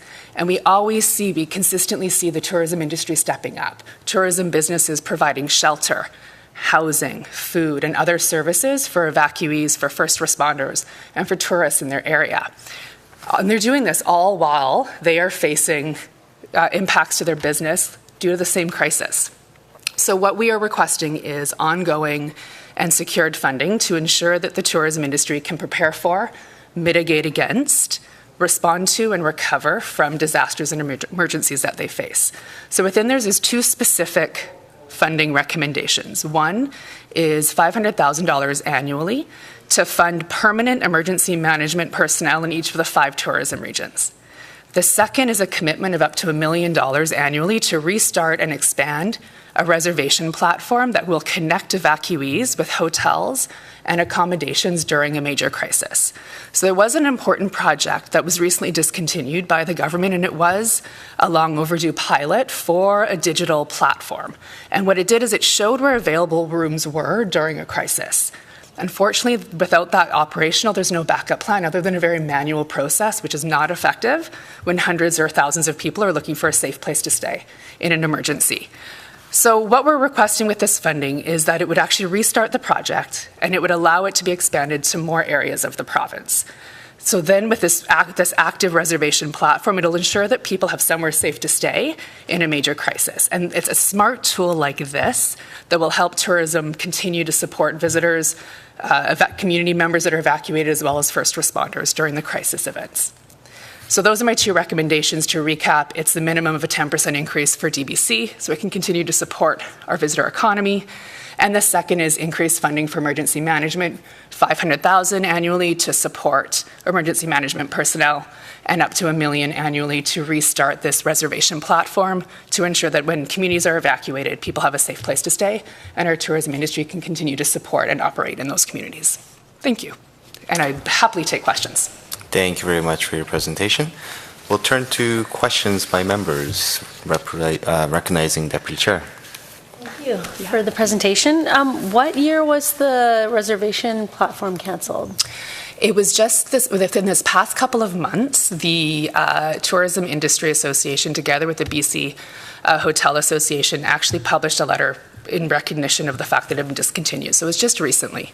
It was within the last 2 years. It was built and tested and rolled out, and then the project was discontinued. And on behalf of the industry, they would say that it wasn't perfect, but it was a start. It was a good foundation from which more can build, and much more effective than a manual process of trying to search for rooms when you're dealing with an active crisis. Okay. Yeah. Thank you. Thank you. Recognizing MLA Blatherwick. Thank you. So can we just talk a little bit more about the idea of having permanent staff, responsive staff for crisis? Mm-hmm. So you're thinking that it would be staff that normally work in the tourism, outdoor outfitting industry that also work in emergency response? Is that what you're thinking? Or you're thinking different stuff? Great question. It's the concept of having someone in each of those tourism regions that is leading emergency management and liaising within the provincial emergency management system on behalf of the tourism. So really connecting the two. So there's been a lot of great work of getting the tourism industry integrated within the provincial emergency management system. Mm-hmm. There's still more work to do, and these roles would play a crucial connection in each of those regions for the tourism industry. It's not necessarily overlapping staffing, but someone who has industry knowledge and understanding, deep connection, and can liaise between industry and government. Yes. Okay. And what was the name of the program? I don't know that it had an official name. I can search that up and find that out for you, but it was within the Ministry of Emergency Management and Climate Readiness, and it was a hotel reservation platform. Okay. Yeah. Any other questions? No? Okay. All right. Thank you so much for your time and your presentation today. Thank you, and good luck staying on time and ahead of schedule. Thank you. Okay, we'll go to our next presenter, Mr. Donald Grant from Emergency Communication Professionals of BC. Thank you so much for joining us today. As always, you have 5 minutes for a presentation, 5 minutes for question after, and you can begin whenever you're ready to go. Thank you. Great. Thank you. So hello, everyone. My name is Don Grant. I'm the president of QP Local 8911, the Emergency Communications Professionals of BC. We represent over 700 emergency communications professionals that work at ECOM 911. I'm honored to be speaking to you today on the unceded and ancestral territories of the Coast Salish peoples, including the Semiahmoo, Katzie, Coquitlam, Kwantlen, Kakite, and Tsawwassen First Nations. ECOM is the first point of contact for over 2 million 911 calls each year from 25 regional districts across BC. We also dispatch for 34 police and 40 fire departments out of emergency communication centers located in Vancouver, Burnaby, and Saanich. Our members are the calm voice in the moment of crisis, responding to these calls and making sure that when disaster strikes, help is on the way fast. Our members are the calm voice on the line during a crisis. They are the unseen first responders. And today I'm here with 3 key recommendations to improve emergency communication services for all British Columbians. First, we call on the provincial government to establish dedicated and reliable provincial funding for emergency communications. Right now, funding is fragmented and unsustainable, based on dozens of contracts between municipal and regional governments, causing the province's emergency communication system to be short-staffed and ill-equipped to respond to disasters. What that means is that property taxes and a landline-based 911 levy are used to fund the 911 system. property taxes are ill-equipped to address the inflationary realities of emergency communication services and that necessitate proactive funding and the ability to respond to the most serious emergencies imaginable, as well as higher than typical call volumes. Additionally, landlines are no longer how callers interact with the 911 system. In 2023, landlines accounted for only 17% of the calls made to 911. This issue is further complicated by the fact that any one incident, take an accident on the Trans-Canada Highway, for example, many of the callers driving by won't live in the municipality where that incident is occurring. These cost pressures mean that the province's emergency response system has struggled for years. In 2024, approximately 40,000 calls to 911 were not answered within the necessary response time of 5 seconds or less. Of greater concern, information is not publicly available about how long those calls have waited, because there's a marked difference between a call waiting 6 seconds and 6 minutes. In the last couple of months, we have seen the system under immense pressure, with emergency communications professionals going long periods without being able to take a break or even step away from their desk to use the washroom. Over the last 2 weeks, one of our members worked an 18-hour shift. We've also seen wait times on the emergency lines reach more than 5 minutes. We know that when an emergency happens, seconds count. Fire doubles every 30 seconds, the chance of surviving a heart attack decreases rapidly, and criminal offenders become harder to locate and apprehend. We believe that a 911 system where no call waits on hold is not just a dream, but an achievable reality. But only if there is strong commitment from the provincial government and sustained investment. Dedicated and reliable funding is essential not to just respond to everyday emergencies, but also large-scale events like floods, heat waves, and earthquakes. Events that don't respect any municipal boundary. They demand a coordinated, fully funded, and integrated provincial system with backup locations and the necessary staff to respond to these calls for help. It's also essential for the upcoming transition to next generation 911. Which is going to enable new ways of connecting to the 911 service, including text messages, photos, videos. And while this new system will enhance the service that we're able to provide to British Columbians, it will also increase complexity and cost. Without new funding, we risk falling behind before the new system even launches. Second, we recommend stronger provincial oversight of ECOM with mandatory standards and clear public accountability. A 2024 report by Deloitte confirmed that what we've long known, the current model struggles to provide effective oversight, approve critical investments, or hold management accountable. Finally, we have a recommendation to have our members play a larger, more integrated role in supporting the mental health of callers. Approximately 1 in 5 British Columbians experience a mental health challenge each year.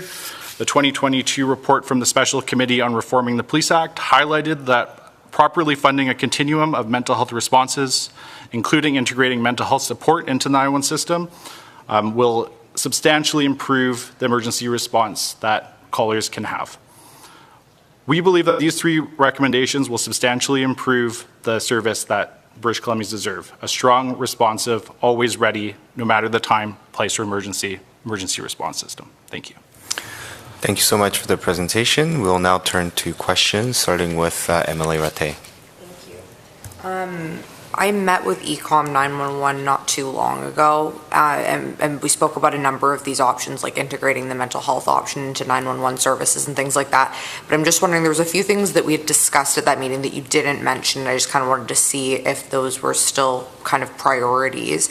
One thing was a cell phone levy rather than the landline levy, so kind of getting away from that model of generating revenues off of landlines, because obviously they're pretty outdated now. Another one was looking at geolocating to allow better delivery of service, so when people call in, they could be geolocated. And another thing that we had spoken about was actually expanding service options, because I represent a riding where a good portion of my riding, we don't have 911 service.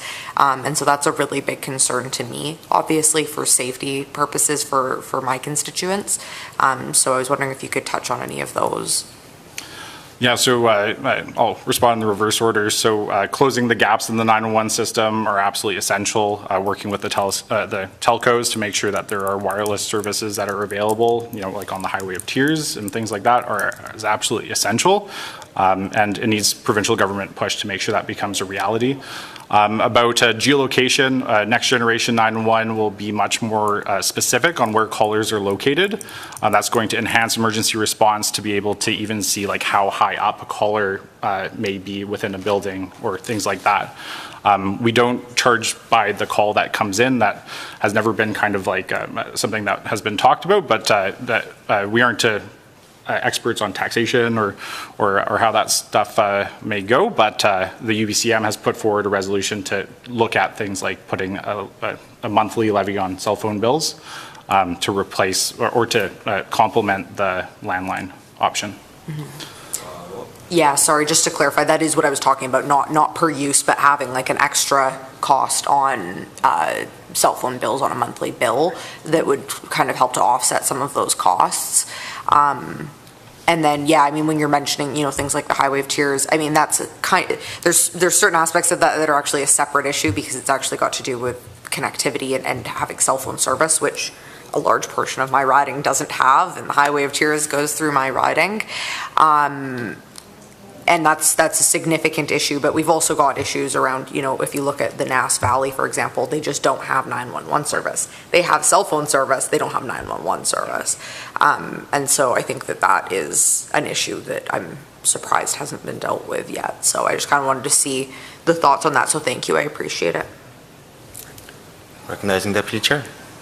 Thank you for the presentation. Thanks for the work that the members do at ECOM, really essential service for BC.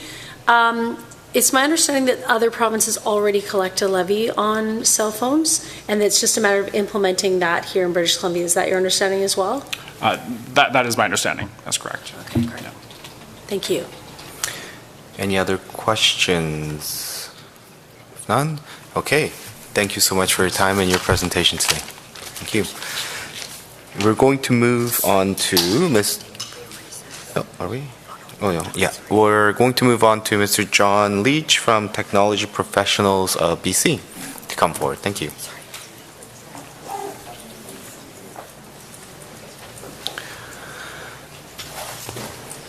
Good afternoon. Thanks for coming early. Yes, thank you. You have 5 minutes for the presentation and 5 minutes for question after, and you can begin whenever you're ready to go. Thank you. Superb, thank you. Well, first of all, thank you for the opportunity to present. I'm going to be speaking about technology professionals and engineering and applied science technology education and careers. As you indicated, my name is John Leach. I'm CEO with this advocacy body. TPBC for short is Advancing Education and Careers, serving as an advocacy for engineering and applied science technology. And let me give you a couple of examples where we're starting some work. One of them is, as you might imagine, promoting STEM, science, technology, engineering, and math careers in K-12. We are developing programs for women in technology to advance and increase the numbers. We're working with people with disabilities. In fact, one of our board members is a lead on that program. And we're working with people, Indigenous folks across the province. And just speaking a few minutes ago with Don McGrath, who's doing a marvelous job, a real firecracker for us. I thought it might be helpful just to identify very quickly 3 key issues we face, then walk into a little bit of background in terms of who we are, what our members do, etc., and then leave you with 3 recommendations. So the first is that, in a very general way, the well-paid, wealth-producing career options in technology are not well understood in British Columbia, arguably across the country. Secondly, there's a need to report on the current contribution to the BC economy of these technology professionals. And thirdly, the technology-specific standard that's used for the accreditation of technology programs throughout the province of BC are now 10 years old and, in our view, in serious need of being updated. So in terms of our members, they're technology professionals generally functioning between the trades on the one hand and university-educated professionals on the other, engineers, architects, foresters, a biologist, agrologist, etc. And as you might expect, there's a little bit of overlap in both areas. They offer services in engineering and applied science technology that fall within this range. And I thought it might be helpful to connect with the health sciences to give you a perspective. People know a lot about the health science professions, but maybe not quite understand where we fit in terms of the engineering and applied science technology. So our members run the gamut from nurses' aides, from the licensed practical nurse, the registered nurse, the nurse practitioner, X-ray techs, lab techs, etc. One of the specialty areas in which our members are found as biomedical engineering technologists and technicians. It's fair to say there's a lot of people in our community that wouldn't know about the biomed tech. As far as education is concerned, typically our members are graduates with a 2-year diploma of technology, for the technologist a technician certificate or a micro-credential, and in some cases a mix of all of those. Members work in the professional, technical, and scientific sector, manufacturing, construction, public administration, mining, oil and gas, and high tech. They run and own their own businesses and hold various technical, management, and leadership positions in medium and large-sized firms. In terms of their contribution to the economy, I was involved when I was CEO with the Applied Science Technologists and Technicians for many years, when we contracted through the national body with the Conference Board of Canada study. And in that study in 2016, it reported that the 400,000 engineering technicians and technologists contributed $54.7 billion, that's with a B, to the Canadian economy. In British Columbia, we estimate that today to be about $80 billion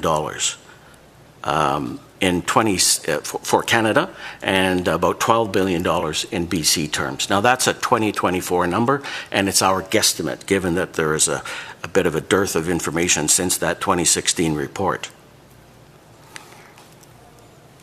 Looking specifically at high tech, I saw an article by Jill Tipping, CEO of BC Tech Association, wrote in the Vancouver Sun, May 20th, quote, "We need governments to invest in human capital by funding an additional 10,000 spaces in tech-relevant public post-secondary programs," end of quote.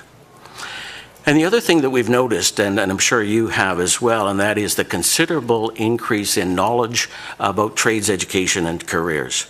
And I point to that because we're quite impressed with what Skilled Trades BC has done to manage and develop a greater awareness of trades credentials in the province of BC and across the country.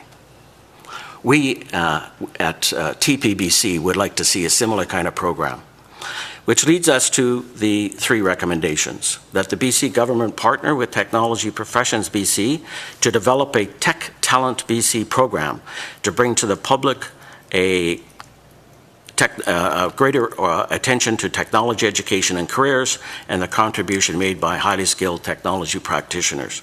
Secondly, that the BC government invest in a project to gather and report on the current contribution to the economy by technology practitioners, including the metrics needed to support planning of technology human resources. And thirdly, that the BC government take a lead in Canada to fund an update of the national technology standards for engineering and applied science technology. Thanks for your attention, and if you've got any questions, be glad to take them. Thanks so much for your presentation. We'll turn to questions by members. Okay, recognizing Emily Blatherwick. Thank you. So as the Parliamentary Secretary for Gender Equity, I'm absolutely delighted to hear you talk about the opportunities for women and other underrepresented groups in this highly paid and professionalized sector that is going to be anticipating job growth, sustained contributions to the economy, and highlighting how important it is to go recruit. And one of the things that we find after recruitment is retention. And workplace culture is an enormous piece of making those people who come into the sector sustain their involvement in the sector. So when you're looking at partnering with the government in the tech talent, recruitment is great. Do you have any thoughts or plans around retention or work culture improvements in order to make sure that you hold on to those gains? Well, I think one of the good pieces of news is that the number of women in technology careers has increased. and is working that way. You probably know that the engineers and geoscientists of BC have a goal of setting certain targets. I believe it's 30% by 2030, 2035. And I know other organizations are setting similar targets. I was just on the phone today on a related but a bit different topic with our lead person, Dawn McGrath, with Indigenous Relations. She's up in the Kamloops area. When she graduated, there were 3 Indigenous graduates in grade 12. This year, there are 250 Indigenous graduates in grade 12. So she was super excited with me on the telephone today to report this, and I think that using that as a way of example, and it's largely one of getting that message out, which goes back to my first recommendation. Skilled Trades BC has done a marvelous job, like a superb job. But this, and you know the health science professions that are between the nurse's aide and the nurse practitioner, the X-ray lab, the X-ray tech, etc. But how many people in society in your communities really know about the engineering technician and technologist in this middle ground? The engineers are well established, the foresters are well established, the agrologists, biologists, etc., architects. On the other hand, trades are doing superbly well. In the middle ground is this unknown, largely unknown and unattended career potential. And these individuals, as you've indicated, Jennifer, are very well paid. Mm-hmm. And in fact, I can't cite the number, but the Conference Board of Canada indicated that the rise in terms of their salaries year over year was significantly greater than what you might find in other fields. Yeah, absolutely. I think it's a reflection of the quality of the work, but also the demand, right? And the complexity. And British Columbia is such a leader in engineering technology. And sorry, I have another question, but I saw that you had your hand up. I don't want to interrupt your flow. Okay, then great. So one of the things I was really hoping that you could also touch on, this is clearly an area in which you have a huge depth of knowledge, and that is so rarely do kids get to hear about these kinds of professions before they leave K to 12. And the part of the success of Skilled Trades BC and the trade sector has been those partnerships with the K to 12 system in order to get that knowledge and education down into like middle school. And is that something that you're thinking would be part of this partnership? Most definitely. In fact, one of the members that's staff resource we have is Dr. Steve Cardwell. Steve has a background as superintendent of a couple of school districts. He retired as vice president at KPU, and he talks a lot about dual credit. And certainly in the trades area, the ACIT program is well established, and we'd like to see something similar evolve in the technology fields. Different in terms of length of education and training, so there's a few other constraints and obstacles, but with a determination and a passion, and let's get up and roll our sleeves. The Prime Minister's on it, the Premier EB's on it, let's roll. Sorry, did I? Amazing. Okay, we'll go to Deputy Chair. Yeah, you partly covered it. Thanks for your presentation. Just had been wondering, like I know in SD 36 here in Surrey, there's been some organizations that work with the district to bring in things like robotics, which my kid loves, by the way. Very cool. Just if your organization had done some independent work to do collaborations with any of the districts across, like outside of a government direct partnership, but working independently with school districts to bring in some initiatives that would help kids understand the opportunities in the tech sector? What a great question. So I'm going to change hats if I can. I serve as president of a group called Technology Festival Association of BC. I live on the Sunshine Coast. About 5 years ago, we took over the Popsicle Stick Bridge Building Contest. So students build bridges of a certain length, and we tested against test rigs. When we started, we had 50 bridges. That was in 2020, plus or minus, 2018, 2019. Well, in 2023, we had managed to increase it over the years to 189. And then in 2024, the number of bridges, this is in a community of 30,000 people, Sunshine Coast, right? School District 46, should know.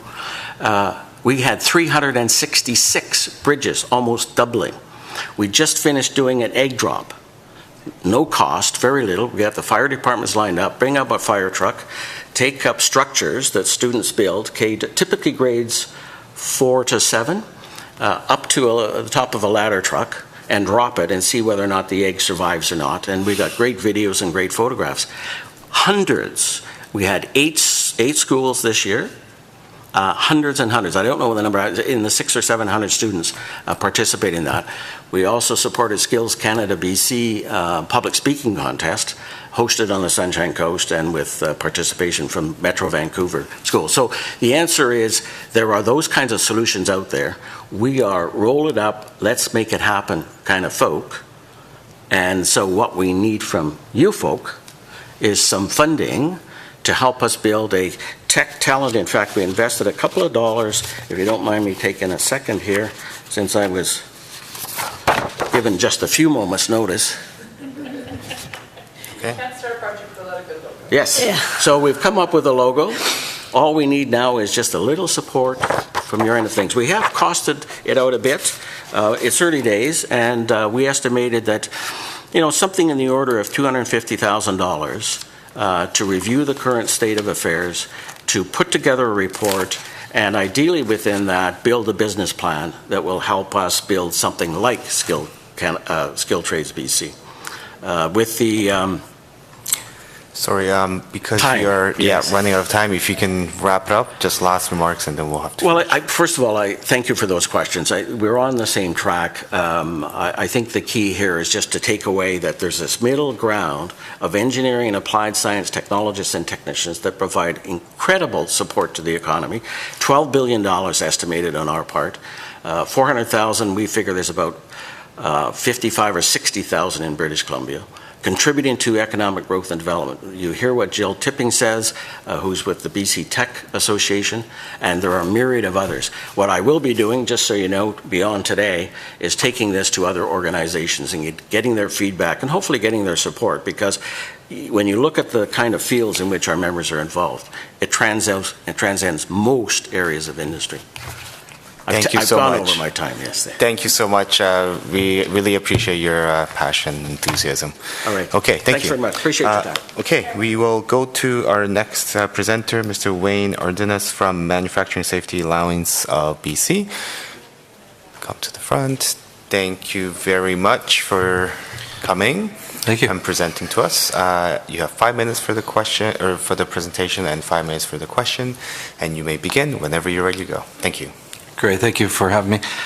So Wayne Ordinas, I'm the CEO for the Manufacturing Safety Alliance of BC.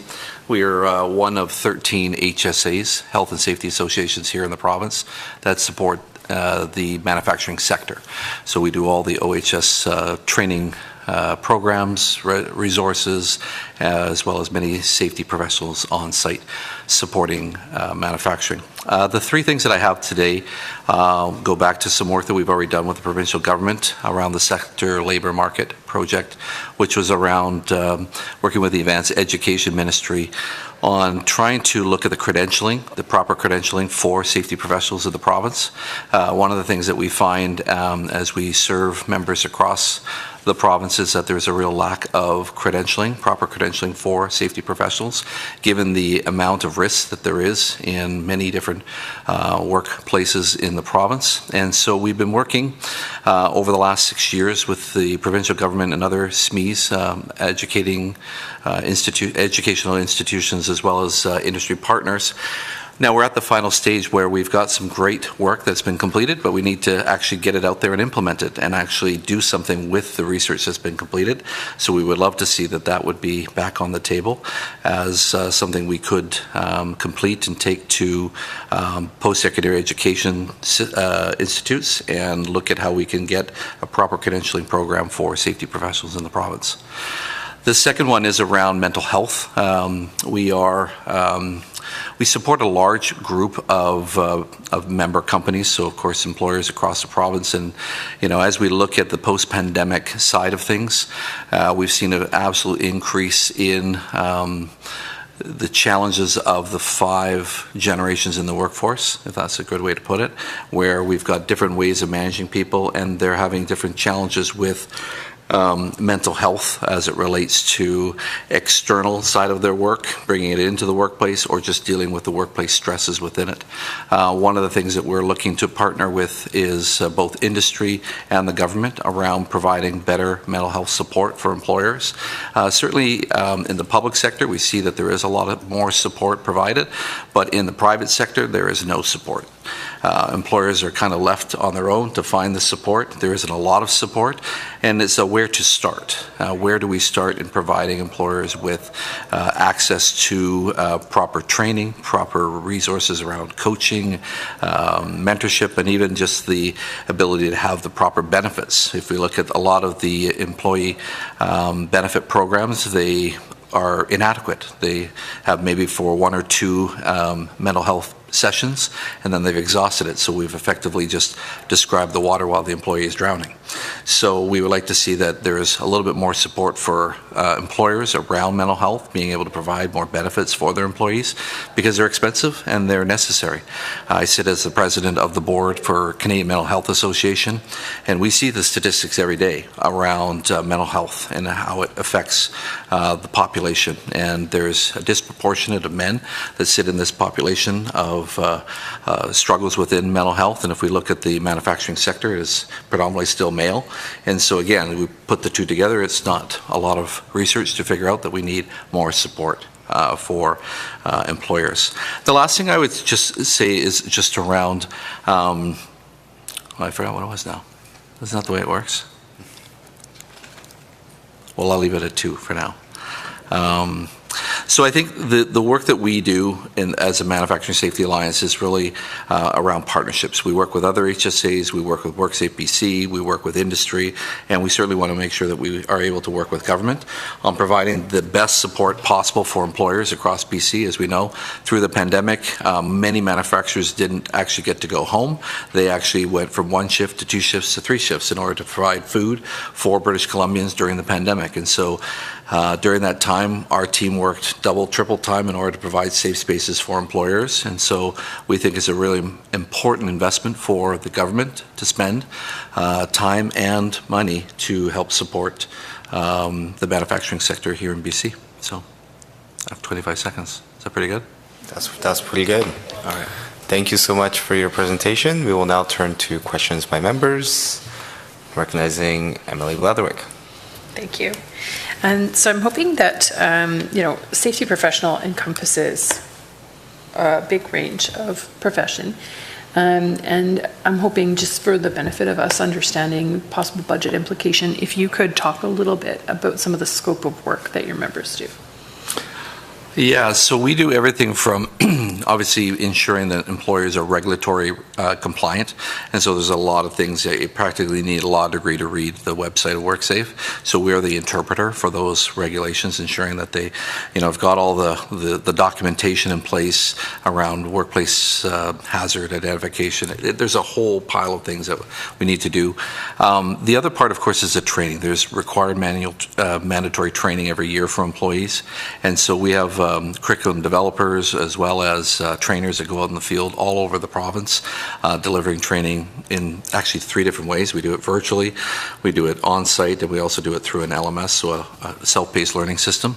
But the big part is, of course, is our safety professionals that we have that go to site. These are people that are industrial hygienists, do everything from air quality to noise. We've got ergonomists. We have the highest number of injuries right now outside of mental health is MSIs, musculoskeletal injuries. We have an aging workforce, so of course we've got backs, we've got shoulders. All these things get worse with age, not better. And so we're seeing an increase in MSIs as well as combustible dust, confined spaces, you name it. So because we really see a lot of the high-risk sectors like the food and beverage, these professionals are really required, and they're not easy to find. An industrial hygienist, we only graduate a very small amount of these through UBC, and so when we go to find them, they're typically very expensive and they're hard to find because we're competing against everybody to find them. So it's, again, we want to encourage more people to go into this profession. It pays very well, but it does require a certain amount of education, and it certainly requires a certain amount of on-site experience. Thank you. That was very helpful. Rising Deputy Chair. Thanks for the presentation. That was really great. Just a question about the mental health supports. Yeah. So your description was very good, describing the water while the patient's still drowning, they're out of time. Yeah. So are you finding for the people that you represent that would be able to access someone to speak to, but they don't have enough benefits? Or is it that they have benefits there, but there's nobody to talk to? It's both. They Okay. don't have enough benefits and there's no one to talk to. I would tell you, being on the CMHA side of things, it is incredible the amount of uptick we've had in the demand for resources since the end of the pandemic. It really is quite staggering how many British Columbians are struggling with mental health and mental health type, violence in the home, all types of different things. Mental health is not just what we think is stereotypical mental health. It's a lot of different things. And so what we're finding is one thing if you do have the benefits, but try to find a practitioner. In a lot of cases, you're talking to someone across Canada that may not be the same person you're going to talk to again. So what we find is, again, the healthcare sector, specifically to mental health support, is really not adequately, we don't have enough professionals in that area. So it's both. Okay, thank you. You're welcome. Any other questions? No. Okay. Thank you so much for your time and your presentation today. Thank you very much for having me. Thank Have a great you. day. We will take a quick 5-minute recess. Thank you.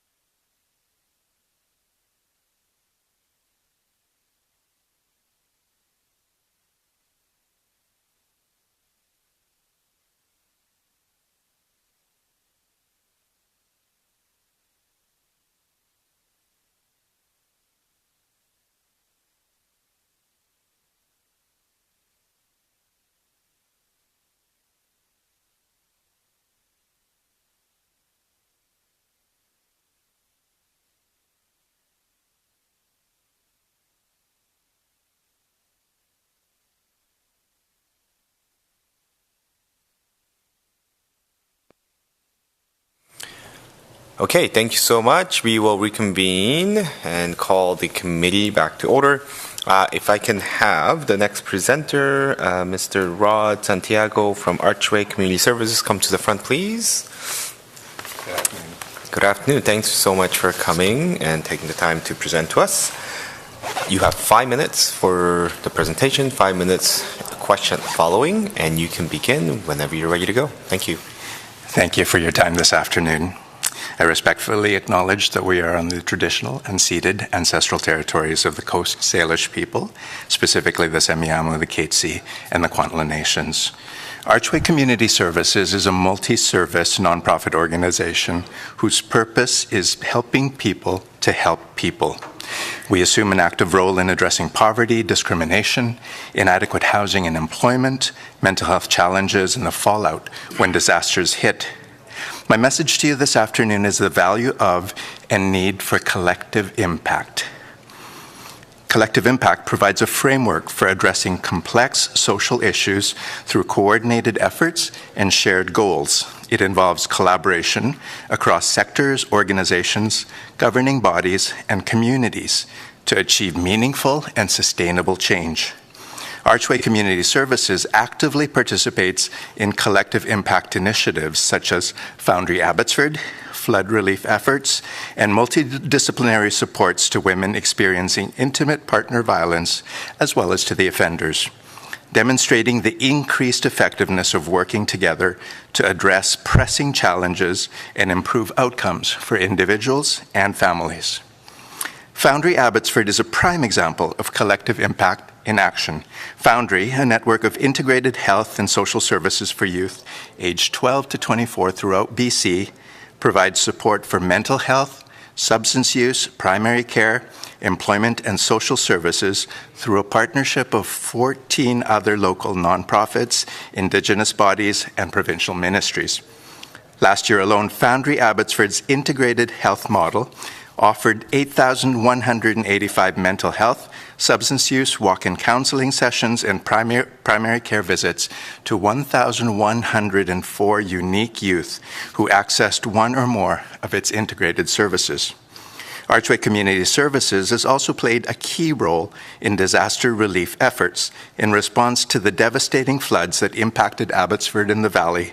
In November of 21, Archway became a significant part of mobilizing local, provincial, and national resources towards delivering emergency assistance, supplies, and support to affected individuals and families.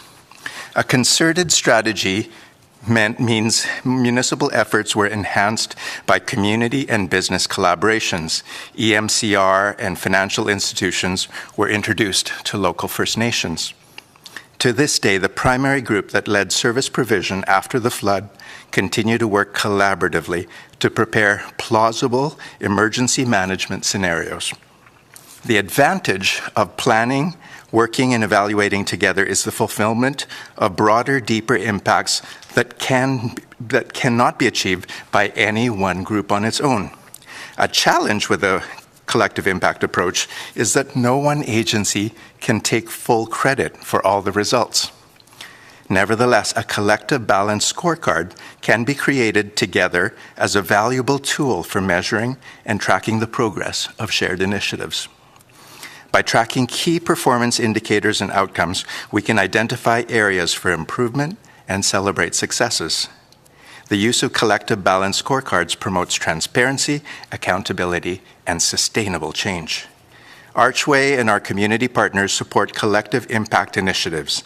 In a time when finite resources, amidst ever-growing volatility, uncertainty, complexity, and ambiguity, we recommend that the province support and participate in locally established and delivered collective impact approaches to address some of our society's most wicked problems.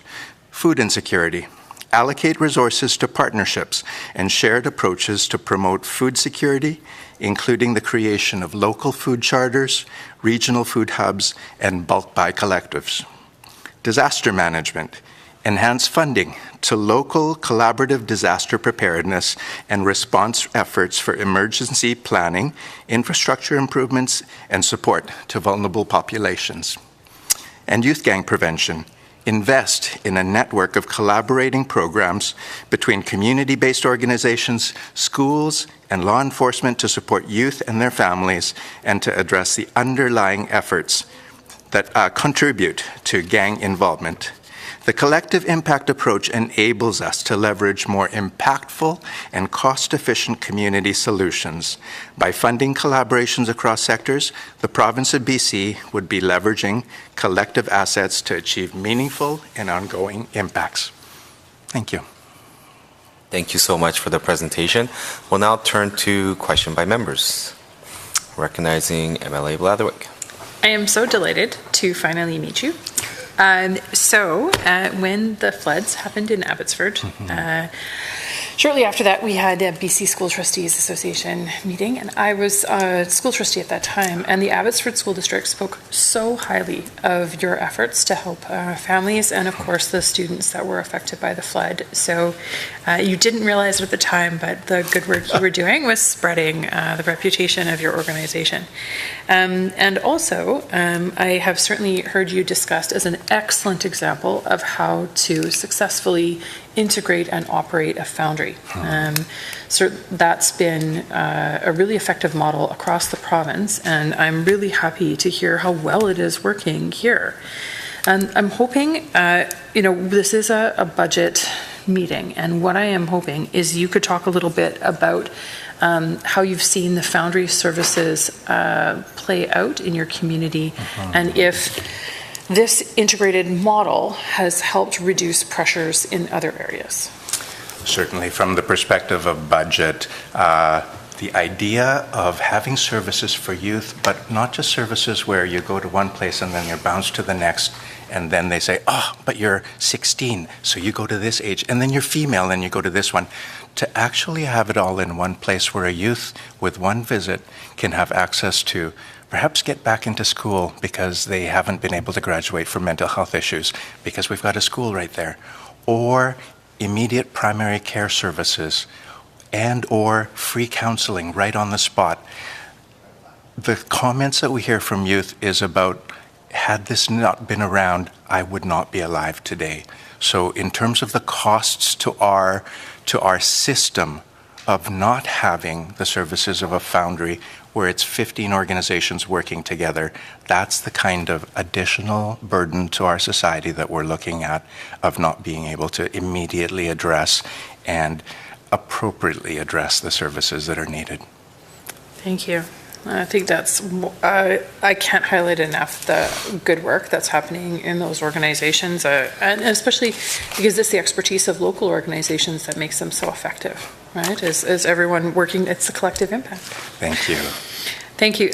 Now I'm wondering about food insecurity. Yes. You mentioned that you're interested in ensuring that there's like a collective and organized approach to food insecurity in your communities, and I see that you highlight food hubs. Now that's a project the United Way has been working on for quite some time, and they have food hubs in all the regions now.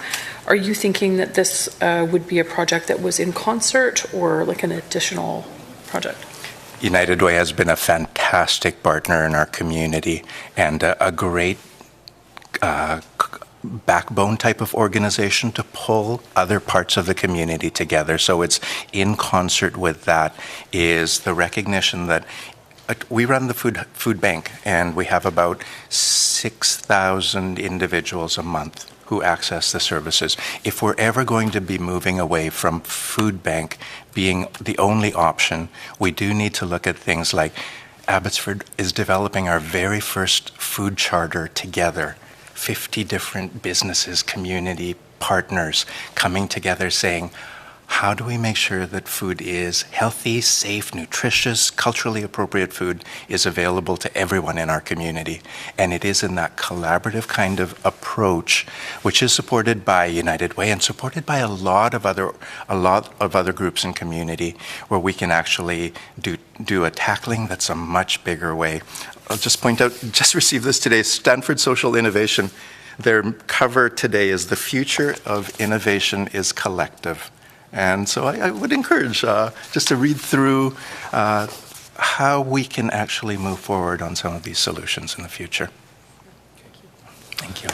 Any other questions? No? Okay. Oh, okay. Yes. I don't really have a question, I just have a comment. I'm actually coming to tour your organization in like 2 weeks, not quite. I think it was 2 weeks yesterday. So I'm really looking forward to it, and I appreciate you coming to present today. I've been dealing with Maria, helped with writing some support letters when some funding was a little bit precarious. So I'm really looking forward to it. It sounds like you guys are doing great work, so thank you.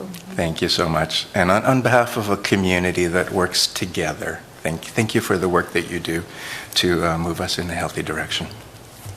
Thank you so much for your time and your presentation. Thank you. Okay, I'd like to call our next presenter, Ms. Leslie Grenette from Council of Senior Citizens Organizations of BC. Thank you for coming and joining us today. You have 5 minutes for a presentation and 5 minutes for a question, and you may begin whenever you feel you're ready. Okay.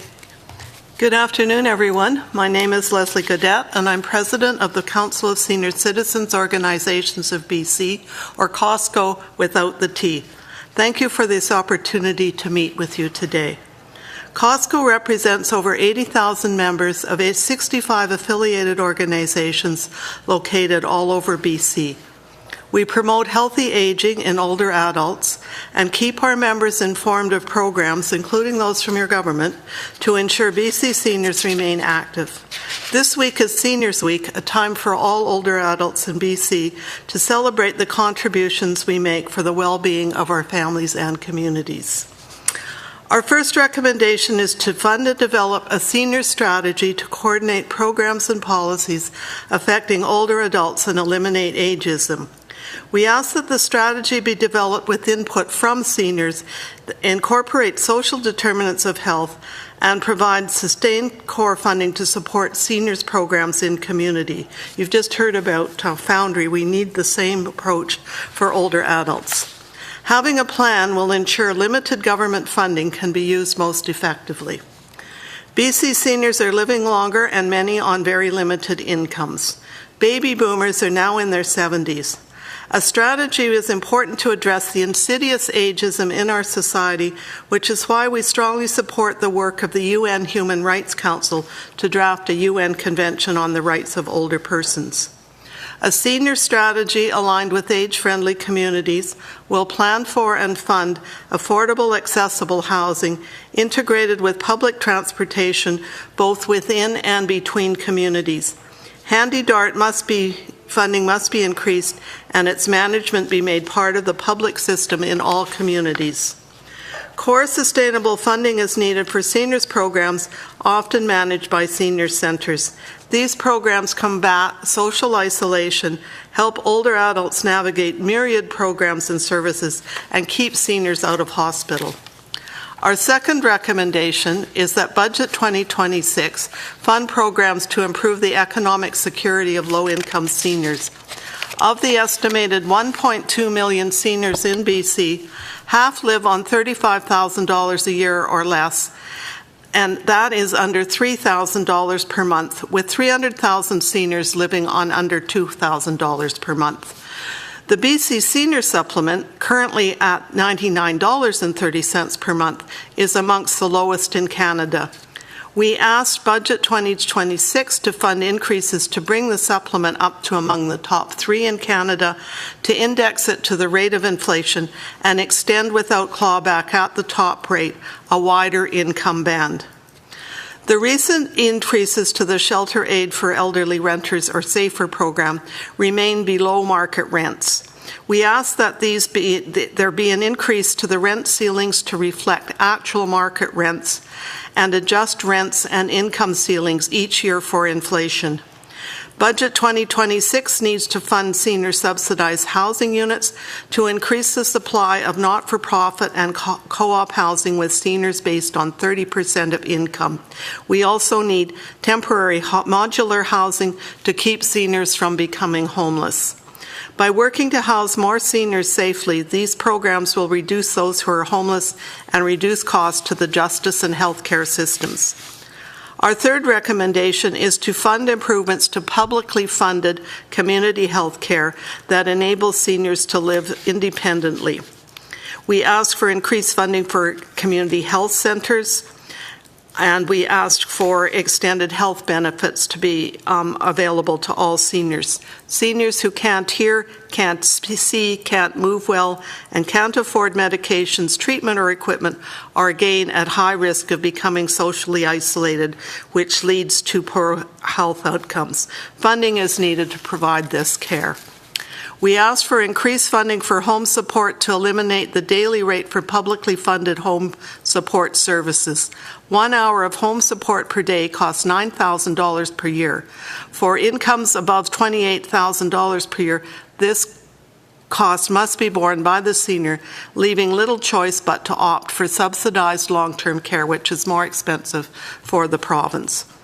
Budgets 2026 needs to fund long-term care services operated public or by nonprofits and plan with the federal government to implement the 2023 long-term care standards. Seniors need a comprehensive plan for holistic, systemic reform of long-term care where we receive quality care and enjoy a quality and dignified life. Thank you for considering these proposals. Thanks so much for your presentation. We'll now go to questions by members. Recognizing Deputy Chair. Thank you. Thanks for the presentation. Hi, Eleanor. Nice to see you again. Yeah, it's nice been a to while. see you. Yeah. You mentioned that we're the lowest for the senior supplement. We're among the lowest, yes. And so you want us to come up to the highest, but what is the average for the highest? The higher ones are in the $200 to $300 a month range, which the province did achieve during COVID, but then it came down. Okay, great. Thank you for that. Okay. Any other questions? Recognizing Emily Blatherwick. Hi. Hi, and Jennifer. thank you for your presentation. Okay, thank you, Jennifer. I'm over here. So the Safer Rental Supplement was just recently increased, which was good progress, and also the income band was expanded. Yes, it was, yes. Yeah, more. Yeah, thank you. It was one of the few positive things in the budget in terms of, and we realize how hard you work not to cut services, so yes. And thank you. I think your advocacy is extremely important because you're right. One of the things that I see in my community is seniors who come from communities that are not necessarily English as a first language, their home languages. And as they get older, receiving services in their original language, their home language, becomes more important to them. And I am wondering if you've heard any reflection on that by your members on figuring out how to provide those services. Yes, we have a program, an arm's length program called the Costco Seniors Health and Wellness Institute that offers free workshops across the province, and they have worked on getting some of those programs translated into other languages. We certainly support the need for translation into the major languages in BC because we know there are ethnic communities and newcomer communities and other communities where English is their first language. Mm-hmm. I think also like culturally appropriate food. Yes, and we've advocated for that over the years. We did something about healthcare about 10 years ago, and we incorporated that into the strategy for healthcare for Canada at the time the 2014 Health Accord was being renegotiated. Yeah, thank you. And I don't want to just keep taking up all the question spaces there. All right.